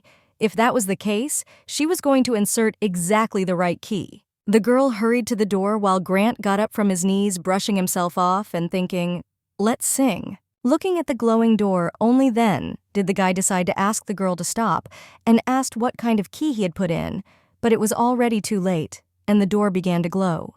This shocked our guys. They didn't know what was happening and what to expect next, so our couple begins to descend into some cave. The girl said that she felt a familiar smell. Perhaps it was normal for a mine. This smell was like that of the miners whom she once treated for suffocation. We are transported to the commentators, where the girl says that it looks like they chose the key of mining. It was this key that led the guys through the artery mines. She thought of herself as it was safe, and what did the guy say that in general? Yes, but the air in the mines is recognized as incredibly harmful. For attempting an uprising, the royal families were sentenced to lifelong work in their own mines and very quickly faded away there. The work was hard and harmful airborne particles caused illness in workers, so we moved to the guys who were walking through that mine where the girl unexpectedly asked Grant for forgiveness. He didn't understand why and asked again. To which the girl said that without an empire and there was little of it in magic ore was simply pebbles, and nothing could compare with its power, so the girl had to choose magic and not closely call herself stupid. But Grant, smiling, said that he also agreed with her reasoning. Therefore, he was also most likely a fool, but in any case, he believed that the warrior and the saint were working together, so they were not afraid of anything. The guy turned around with a smile on his face and told the committee not to worry because everything would be fine with them, because the second brother once told him to have his head on his shoulders and the rest. At this point, his quote is unexpectedly interrupted because he crashes his head into something. While Amethyst stood behind in shock, not understanding what it was, the guy wondered where the bushes came from. The girl, already rushing to help, asks Ricky if he hurt himself and stumbles over something, and flies straight at Grand. He stood shocked and didn't know what to do, and in the end, he caught the girl. So they flew away together somewhere into the unknown. Their suitcase opened up and everything that was in there scattered.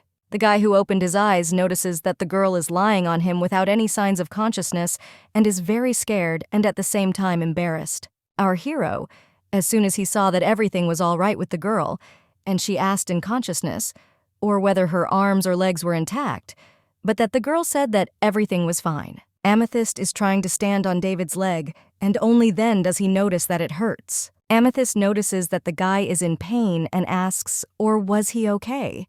I'm very worried about him at that time. Grant mentally thought that he had really broken his leg, but then he tried not to show it. Saying that it was just a scratch with him, he wanted to apply only a magic stone and believed that he would be like new. The girl felt some kind of whine and didn't know what to do. Then, unexpectedly, they decide to take off their shoes and puts it on the floor next to the guy. The guarantee is that they don't understand what's going on and are even a little embarrassed. Then a bright light suddenly begins to shine in front of the guy. Grant doesn't understand what's happening and tries to cover herself with her hand. She only heard a voice that said that she would fix everything. After a few seconds, the guy tried it, which no longer hurt. There was no fracture, he thanks the girl, because even a scratch on obsidian took several days to recover. Unexpectedly, the guy receives information that since Amethyst took off her shoes, it was so that magic would not interfere with the action of divine powers. This meant that the girl was now in her real form, but the guy could not see her because she blinded him. But then the guy saw the light. He couldn't say a word. He was shocked by the girl's appearance for the first time. His surprise was so strong that he froze in place without saying a word. So we are transported to the moment where our main character was about to kiss the organizer. This surprised the organizer very much. He felt the girl's hands rattling because the owl girl was nervous. Our heroine was very shy. Her thoughts were filled with questions about whether she was doing the right thing. She tried to remember how she did platinum. The organizers also tried to show some action. As soon as he touched the girl, she immediately clamped down. And our guy noticed that the girl almost kissed and did not continue any movements. After which he stopped and said that things wouldn't work that way because she was too tense when it came to intimacy. Our heroine apologized, but the organizer said that she was hampered by negative memories of her husband of interaction with platinum. This only made it worse, to which the girl asks for forgiveness several more times. They say that she simply does not understand. And suddenly the organizer interrupts our main character by saying that she once said that the memories with the boy were good, so he was going to change the scenery. Grabbing the girl by the bow, the guy told her to get ready. In just one moment, the girl changed her image, which is why it surprised her very much. Everything around had changed. They now found themselves in the library. The girl looked around trying to find the organizer. And suddenly, she hears his voice, and is surprised the organizer said that he was behind the curtain, and so he asked the girl to try to imagine that he was that guy. The guys stood opposite each other and told the girl to try to remember her long-standing feelings that she experienced then. The girl began to try to show her feelings at that time. She quietly whispered so that the guy would not leave. And then she rushed towards him with all her might, shouting that she had to tell him something. The girl was heading towards him with incredible feelings, saying that she liked him. Coming closer, she grabbed his hand and did not let go. The organizer, in turn, did not do anything. The girl was worried and said that she didn't care what he looked like, but she just asked him not to run away. Our main character recalled that the organizer told her that it seemed that the girl loved the image in her memories, and she did not know the real person who was hiding under the mantle. But it was the girl who loved what the owl came up with, so the girl kissed the organizer. They wondered if she really loved something that didn't exist, and the girl also assumed that if they met, her love would really dissipate. Put it on the hats and kiss the organizer. The girl asked a few more questions. What if the guy turned out not to be who she imagined? Would she then be disappointed in him or not? Obsidian closed his eyes and kissed the organizer. The girl began to remember the past, where the same guy stood in a mantle near the window and said that she didn't understand and didn't know anything about him. Then, in our main character, he said that he was afraid that everything would change if they got to know each other better. The guy then asked, "Not afraid, are they up for change?" We are already transported to the present moment, where the girl stopped kissing the organizer while looking at him with loving eyes. And then, suddenly, she took the initiative and kissed our guy in a cape. This time, the organizer was really very surprised and didn't know what to do. Then he grabbed her with both hands, and this time the girl did not show her stiffness in any way. Got up. He sat her down on the table.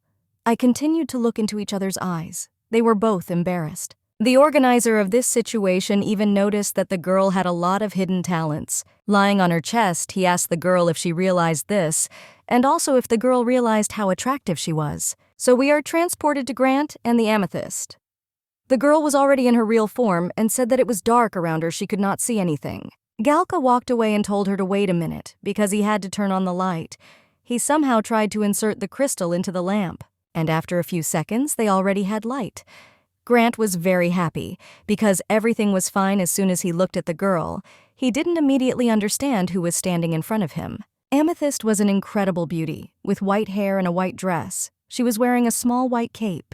When Grant saw her, he immediately became embarrassed and wondered whether it was the girl's real face. Looking at her only in his head, the thought flew what a beauty was in front of him, just like in the stories, and even more beautiful. But there was only one thing that confused the guy.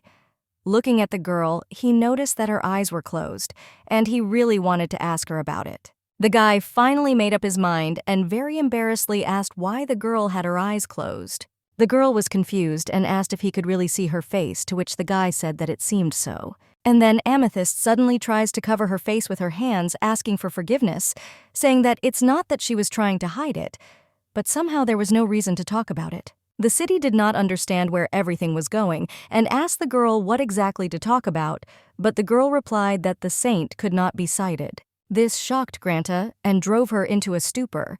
He did not know what to answer, to which the girl replied that human ailments could only be cured if the eyes could not see it was fixable. Namely, if she wishes to leave her post, she will be able to gain sight. The girl also explained that if she finds her husband in the box, she not only could but had to do it. But only together will she completely lose her holy powers and will no longer be a saint. What news shocked Grant, he didn't know what to answer and just sat in a stupor thinking about all the information. So we flash forward months earlier to the pre-show interview. Amethyst sits on a chair for participants, and she is asked to introduce herself. Her name was Rose.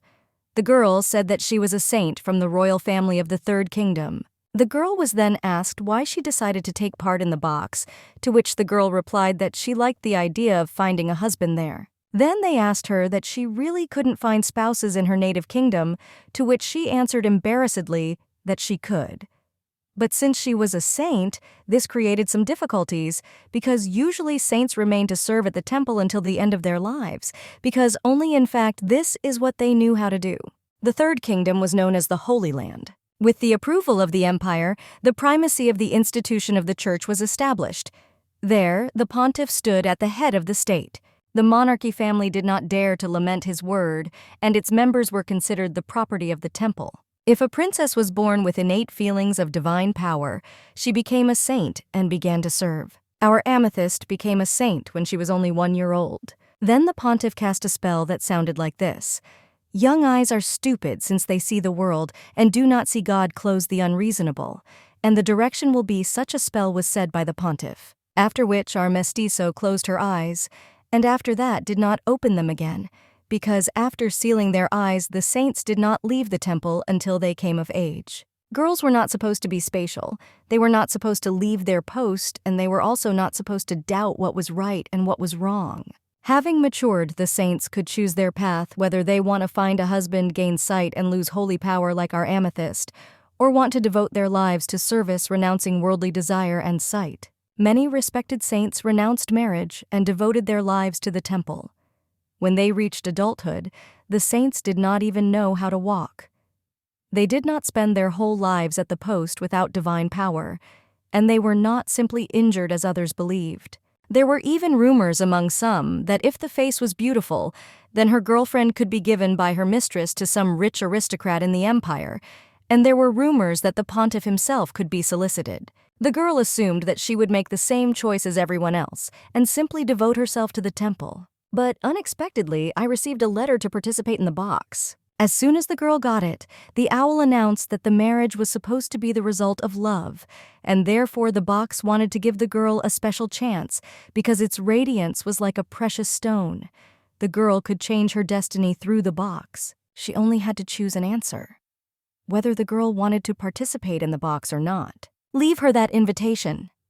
The girl did not understand what it was to change fate, but it was very interesting. After all the monarchies discuss the same thing. Who will love them when they give up their powers? Some even told stories that they had never heard of a saint who left the temple being happy. But even this did not bother the girl.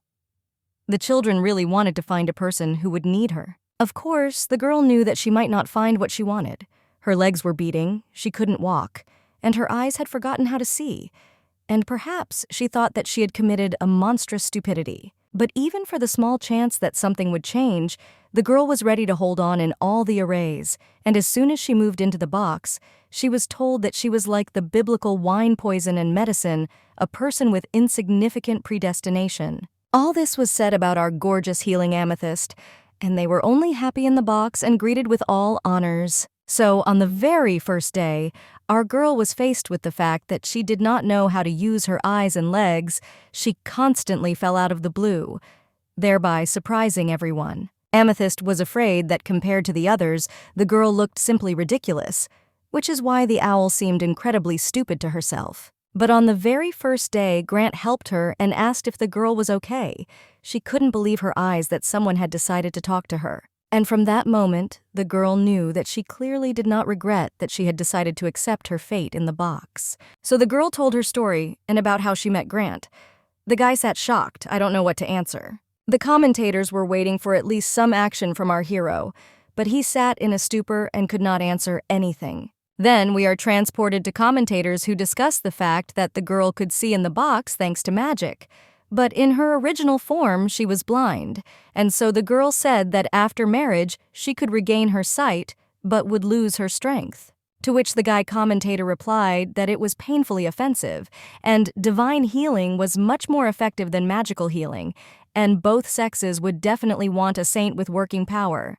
And that the girl also noticed that Grant was inspired when he found out that our amethyst was a saint.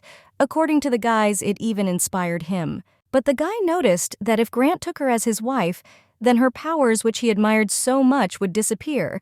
And now the main question was whether Grant would be so interested, namely amethyst, without holy powers. We are transported to our main character, who had incredibly strange feelings inside. She was wondering why this could be. I assume that it was because she imagined that boy. Then the organizer suddenly raised our main character and said that in the future, when it comes to intimacy, the heroine should remember the same sensations. Then the guy noted all the spells I did not return to the same library where we started. The organizer noted that he was undoubtedly sure that if the girl behaved the same way with the participants of the show, then she would be able to charm not only her partner, but also the audience. As soon as the girl's image began to return, she was very surprised and did not really want to return. But she understood what was needed, and now she was worried about one question.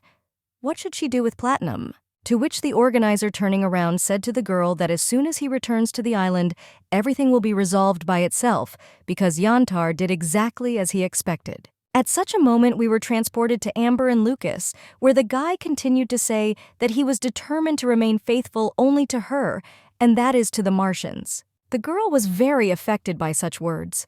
She looked at Lucas and did not know what to answer him. The guy decided to ask, or he explained his answer to the girl, but the girl didn't answer anything either. Not suddenly, tears rolled down the girl's cheeks.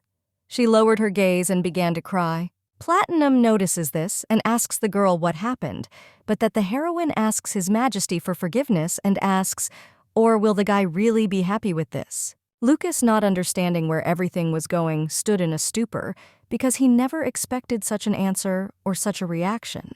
Amber continued, while you were saying that did he really love a person who might never look at him, would never love him, would never accept him, because he had already given her heart.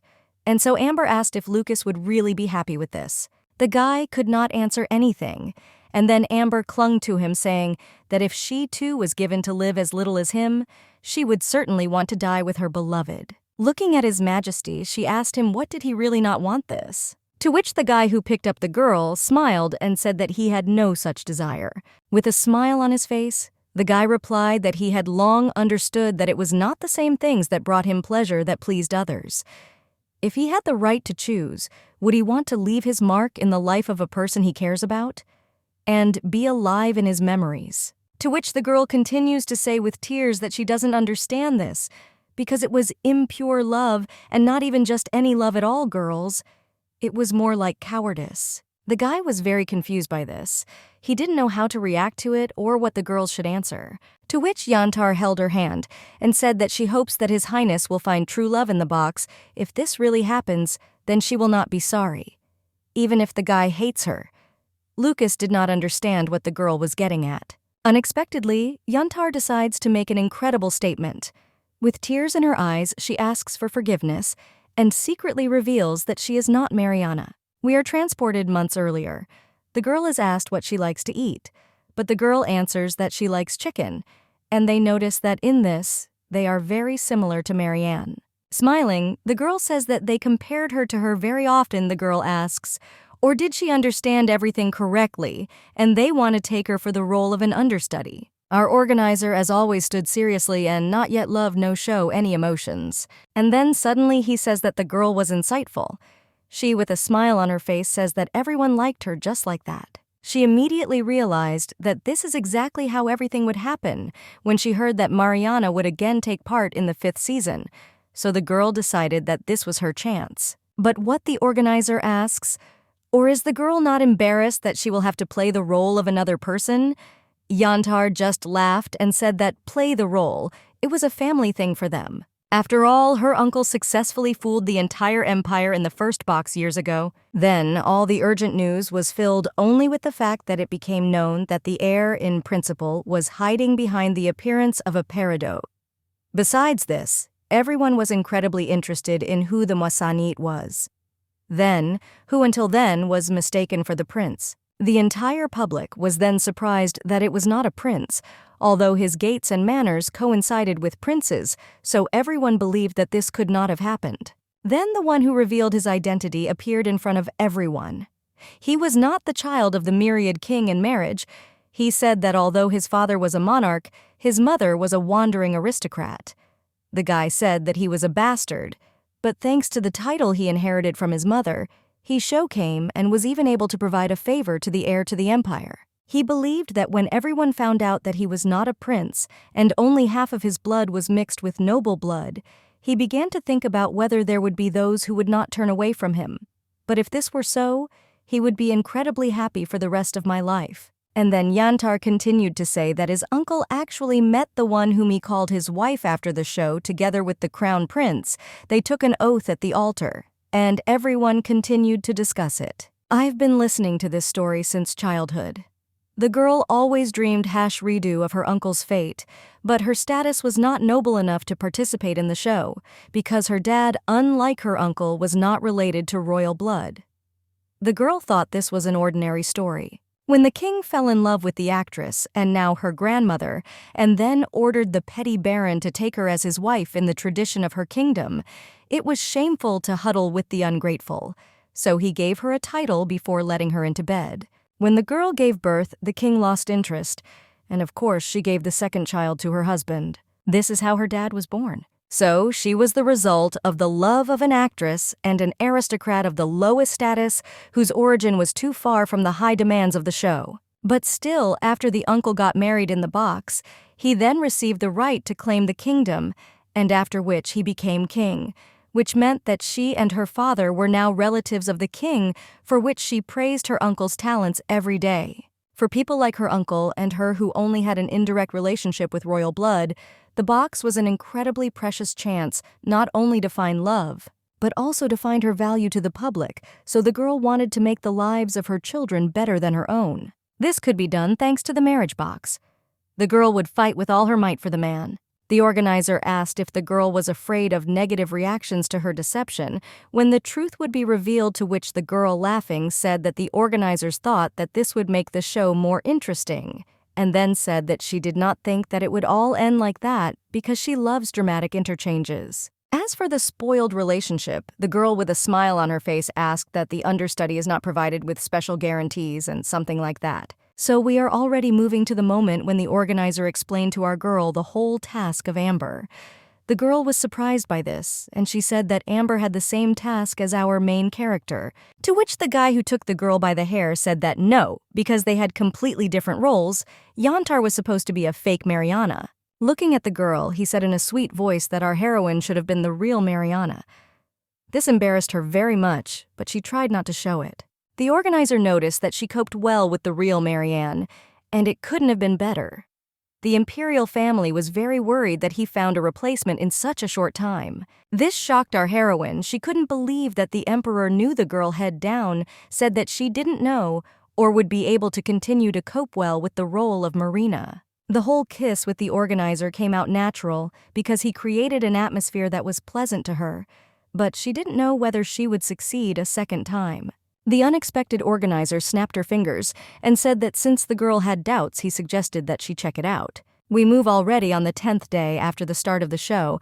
Alex and Pearls decided to play a game on horses together. Unexpectedly, the girl is distracted by a voice that tells all the stones to go into the main hall. Alex approaches the Pearl and says that apparently those who went to the meeting were returning to the island, to which the Pearl, with a smile on his face, suggests that they quickly return then. So we move to the main halls where Alex and the girl are standing waiting for the guys from the meeting. The Pearl turns around and wonders if our main character really won't come.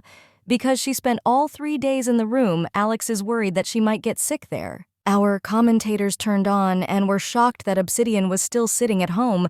They believed that she was very upset. And so suddenly, the magic circle lights up and the first couple is already returning. Pearls. Alex decided not to get hung up on Obsidian and stood waiting to see who would return first, because by the end, the pair had solved the riddle almost equally quickly. Lucas and Amber were the first to return. They stood incredibly serious. While Pearls and Lucas greeted them with greetings, the commentator was wondering what happened to the guys, because Amber was not Mariana. So the Pearl asks the guys how the walk was.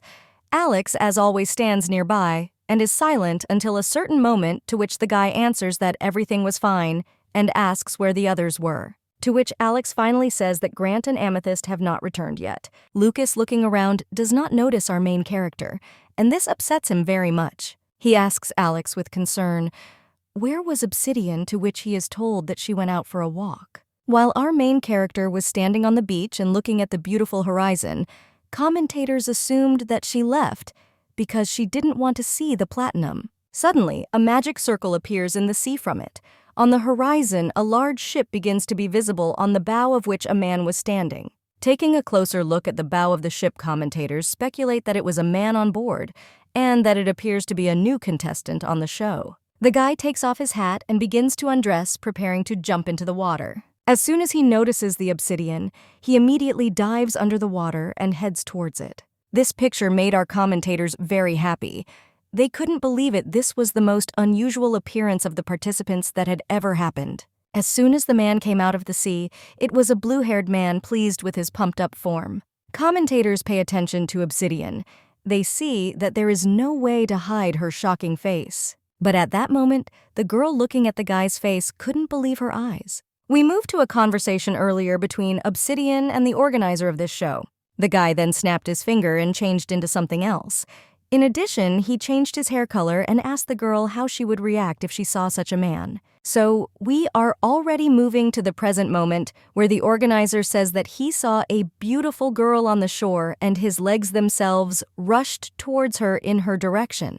Again, at the conversation where the organizer said that he was not energetic at all and was ready to quickly move towards rapprochement, he asked the girl to suggest that she would think about such a guy. So we again move back to the organizer at the present moment, where he says that he is glad to meet you and introduces himself as a star sapphire stone. At first glance, the guy shocked the girl very much, and at the second she was already standing and embarrassed by him not knowing how to respond to this. Commentators were very excited about the appearance of a new male gemstone. So our girl, looking at the organizer, saw the same stage on which they trained, but only she wondered if it was really the organizer. The girl bowed her head towards hello from Star Sapphire's hair and introduced herself, saying that her name was Obsidian.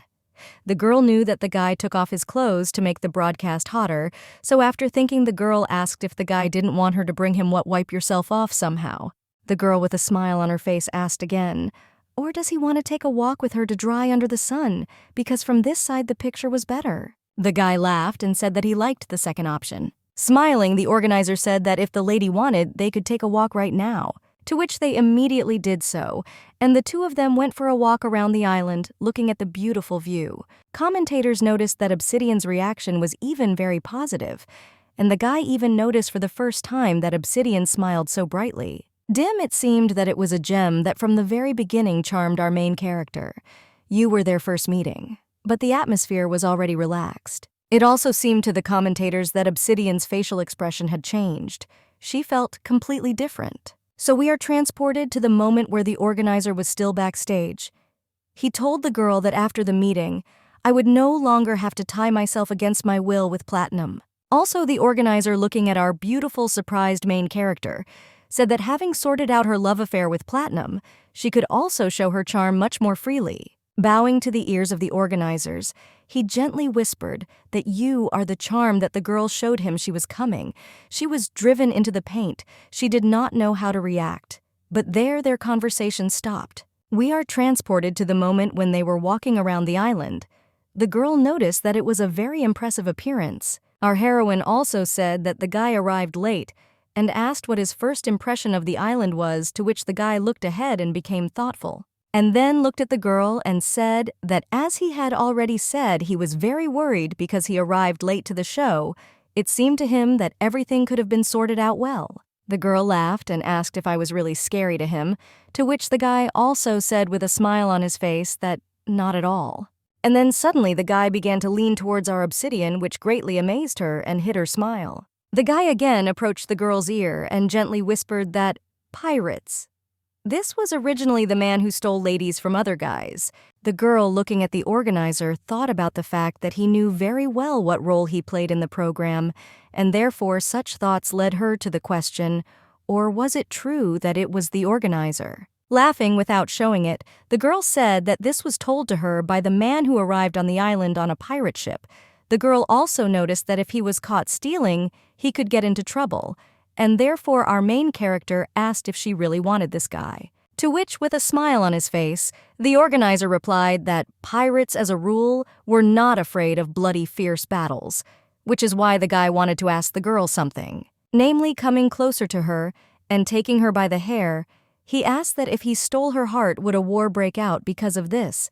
This behavior of the organizer greatly surprised our main character, and she did not know how to react. Our commentators noticed that the guy had already tried to seduce our obsidian, but the only thing that confused them was that the guy had not yet met anyone except our main character, and therefore they had a question. Did the man who appeared come to break her love line with Platinum? At that moment, the girl began to gently move her hand over the guy's chest, saying that it was possible that war would break out. However, she noticed that the guy said that he was not afraid even of the ferocious bloodshed. With a smile on her face, our heroine said that she was looking forward to the active actions of the Star Sapphire smiling right in his face. Commentators watching them said that sparks were already flying between the two of them. A female colleague noticed that the girl who always made a stunning first impression was our obsidian, and it seemed she was returning provocative actions. But to the guys, after a 3-day break, here, unexpectedly, commentators suggested that the girl could deliberately hide her true image with the presence of Amber in order to experience the sincerity of Platinum's feelings for her. The spectators who watched this whole show said that nothing was surprising, because she intended to pretend to be insecure. They even began to assume that the inability to play cards and the injuries received when falling from a horse were all acting. And now everyone wondered what would happen now because Platinum chose Yantar and moved there. So we move again to Platinum, who asks where the obsidian was and why she didn't come to the hall. The heavily sighed Pearl replied that she didn't know, but what she knew was that the girl had been in her room for the day. This shocked Lucas very much. He did not know what to do. This news drove him into a stupor. Amber approached Alex and asked if I really didn't say hello, to which the guy replied that it was possible because her heart was broken. A guy with an incredibly angry look looked at the guys and asked, or did the two of them have a fun time? Amber, who lowered her head, did not say that she would tell everything in more detail later. And then the unexpected girl turned around and asked Mr. Platinum, or whether Tom should go to bed. The dress on the empty head down asked for forgiveness for going first. Everyone present was surprised by Lucas's behavior. He immediately rushed off somewhere into the unknown, to which Alex, turning his head, looked at the Amber.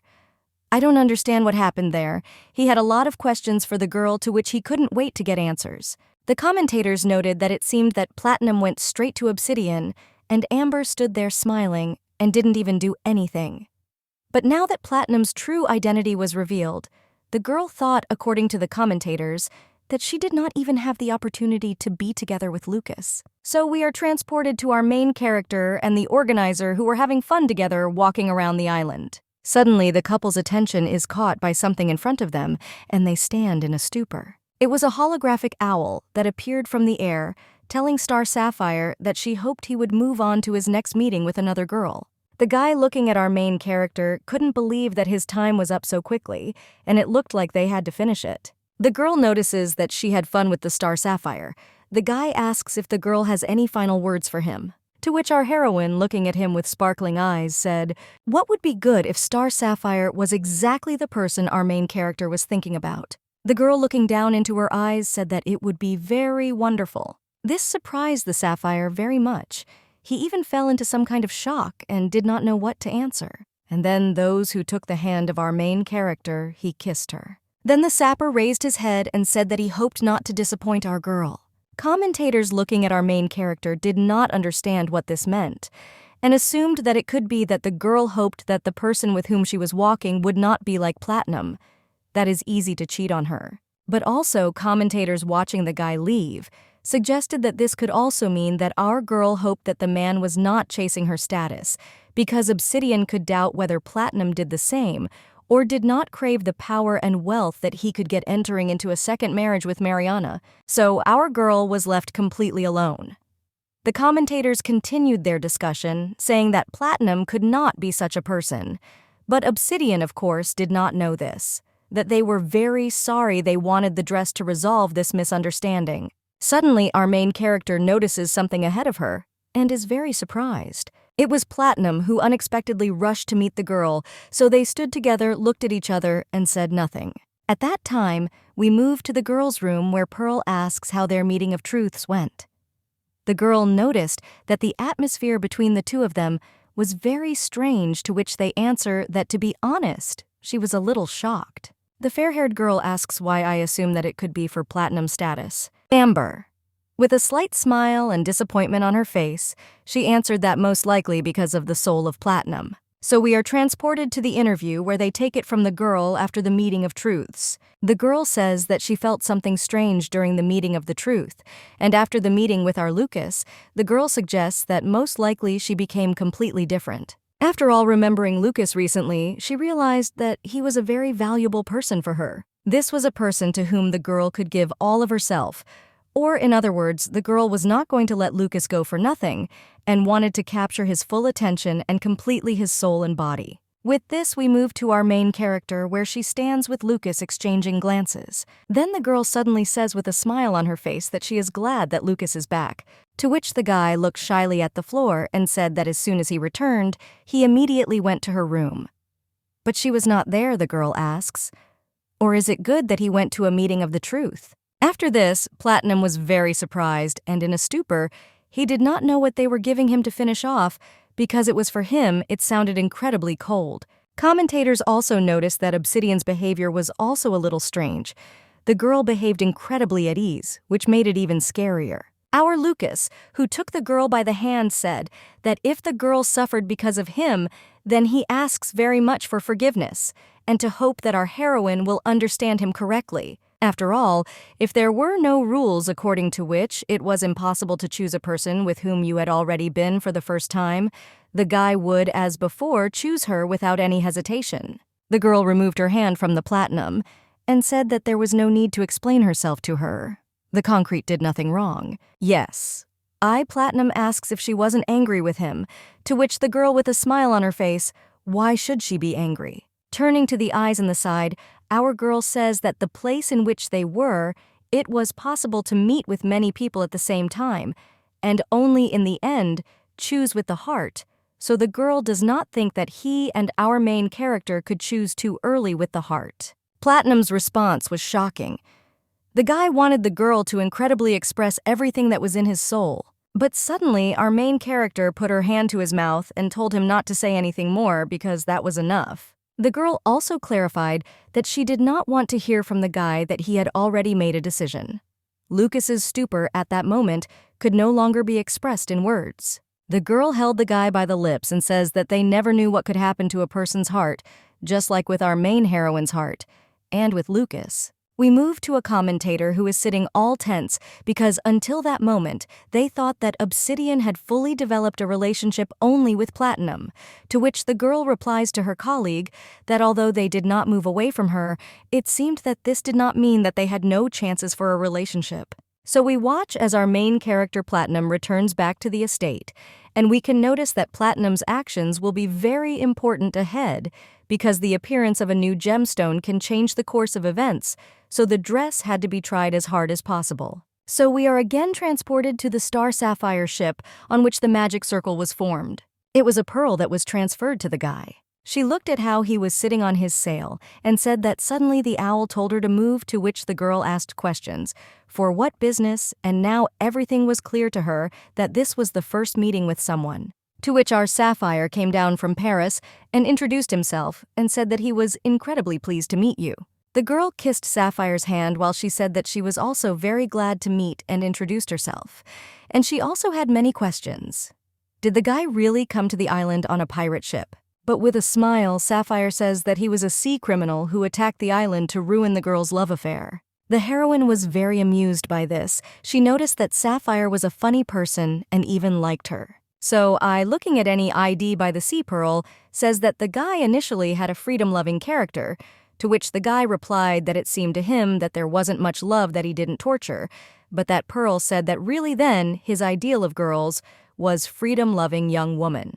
To which the guy looked to the side and said that if he and the girl understood each other well in conversation at the first meeting, then he could feel sympathy for anyone. With a smile on his face, the Pearl asks, or does the guy accidentally not talk about their conversation? To which Sapphire replies that the girl did not leave. She felt the same as he did, they understood each other well. This made the two of them laugh very much. Here our commentators join in who notice a better atmosphere among the guys. Also, commentators note that since the guy was a criminal, he excited the hearts of all the people that he saw for the first time. But there was nothing wrong with that because as Obsidian said, this is was the right place for a guy.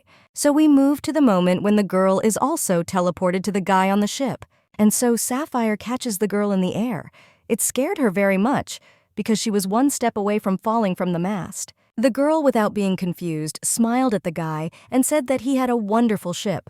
She asked whether she had not been kidnapped by chance, to which our hero said from the ship that he had come to steal the heart of beautiful jewelry. Sapphire, holding the girl Amber by the hand, asked what kind of jewels she had, and she introduced herself. In response, the guy also introduced himself. With a smile on his face, Sapphire leaned over.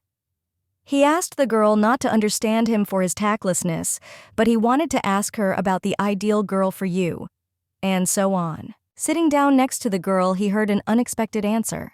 Namely, our heroine said that it was similar. After she entered the jewelry box, she had to rethink and think about her ideal again. The Sapphire asked why this happened, but what the girl said was that sometimes her heart takes someone away at a completely unexpected moment, and even though the guy the girl liked looked like a man without any prospects, her feelings for him had already completely embraced her. Looking at the girl, Sapphire said that it looked like the girl had drowned in great love. Amber confirmed his words and said that now she was a little confused because of this. The girl also added that the person she was in love with could hate her not to mention love her, so she never stops feeling anything. Commentators are watching.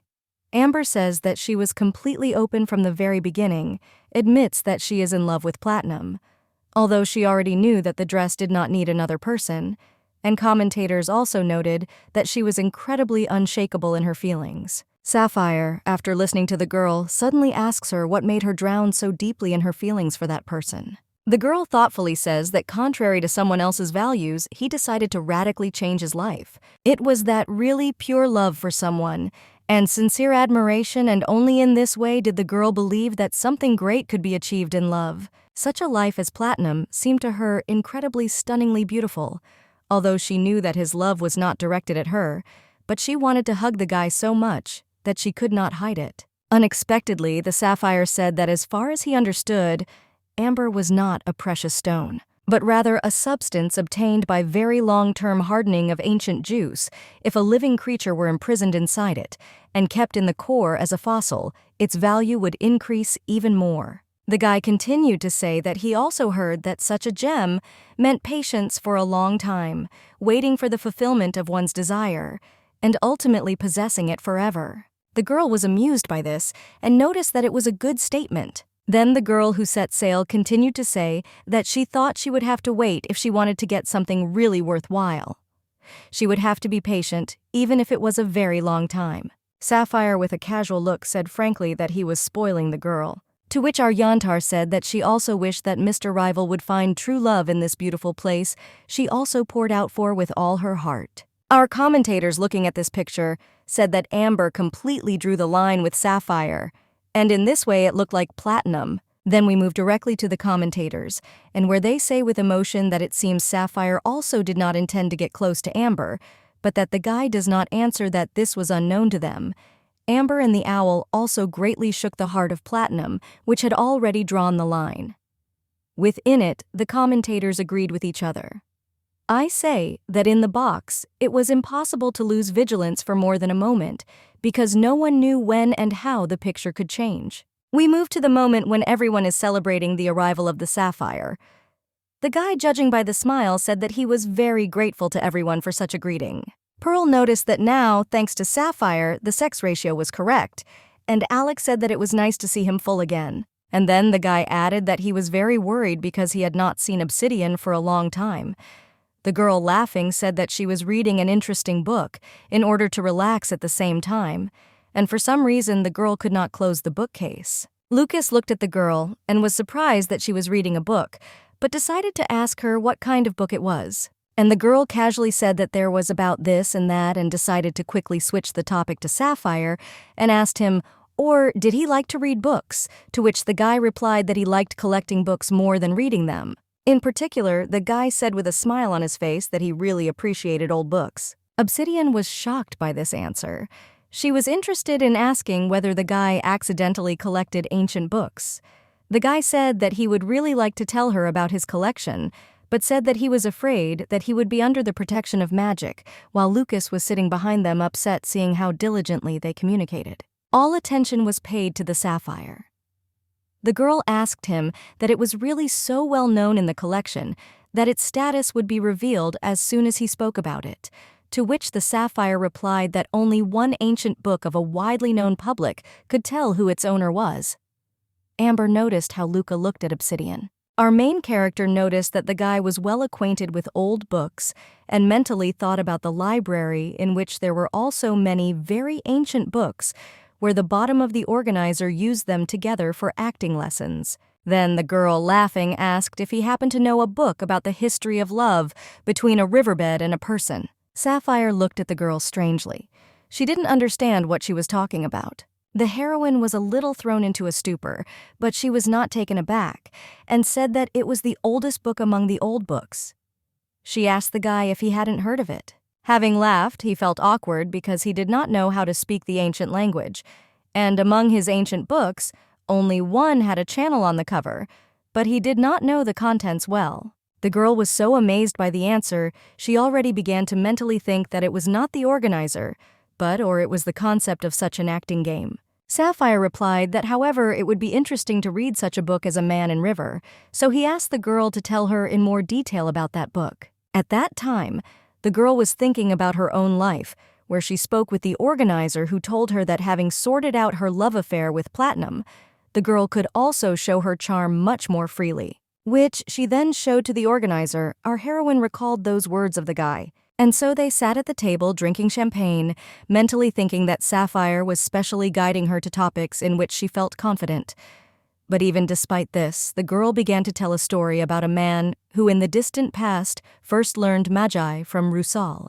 Lucas, having heard this, was very surprised and grabbed the attention of the girl.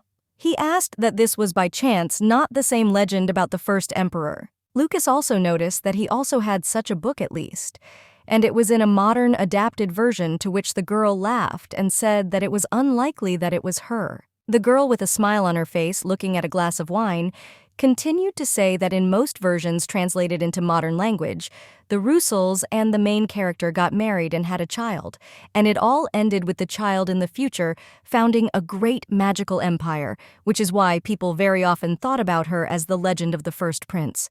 But this was not so. Commentators watching the show noticed that our main character completely took the leading role in the conversation that evening. It seemed to them that suddenly the dinner had turned into a scientific conference. Amber asked the girl if she knew when she learned the ancient language, to which Obsidian laughed and said that she studied it out of interest.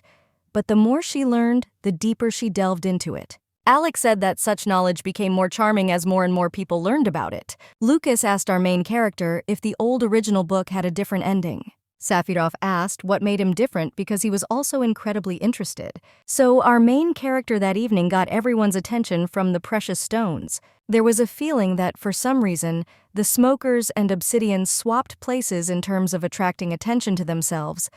The girl continued to say that, although the ending was different in different versions, the older known version was supposedly the original, because in the original story the main character was our Obsidian. That evening, Tell the Story got everyone's attention, and that's where we end this story.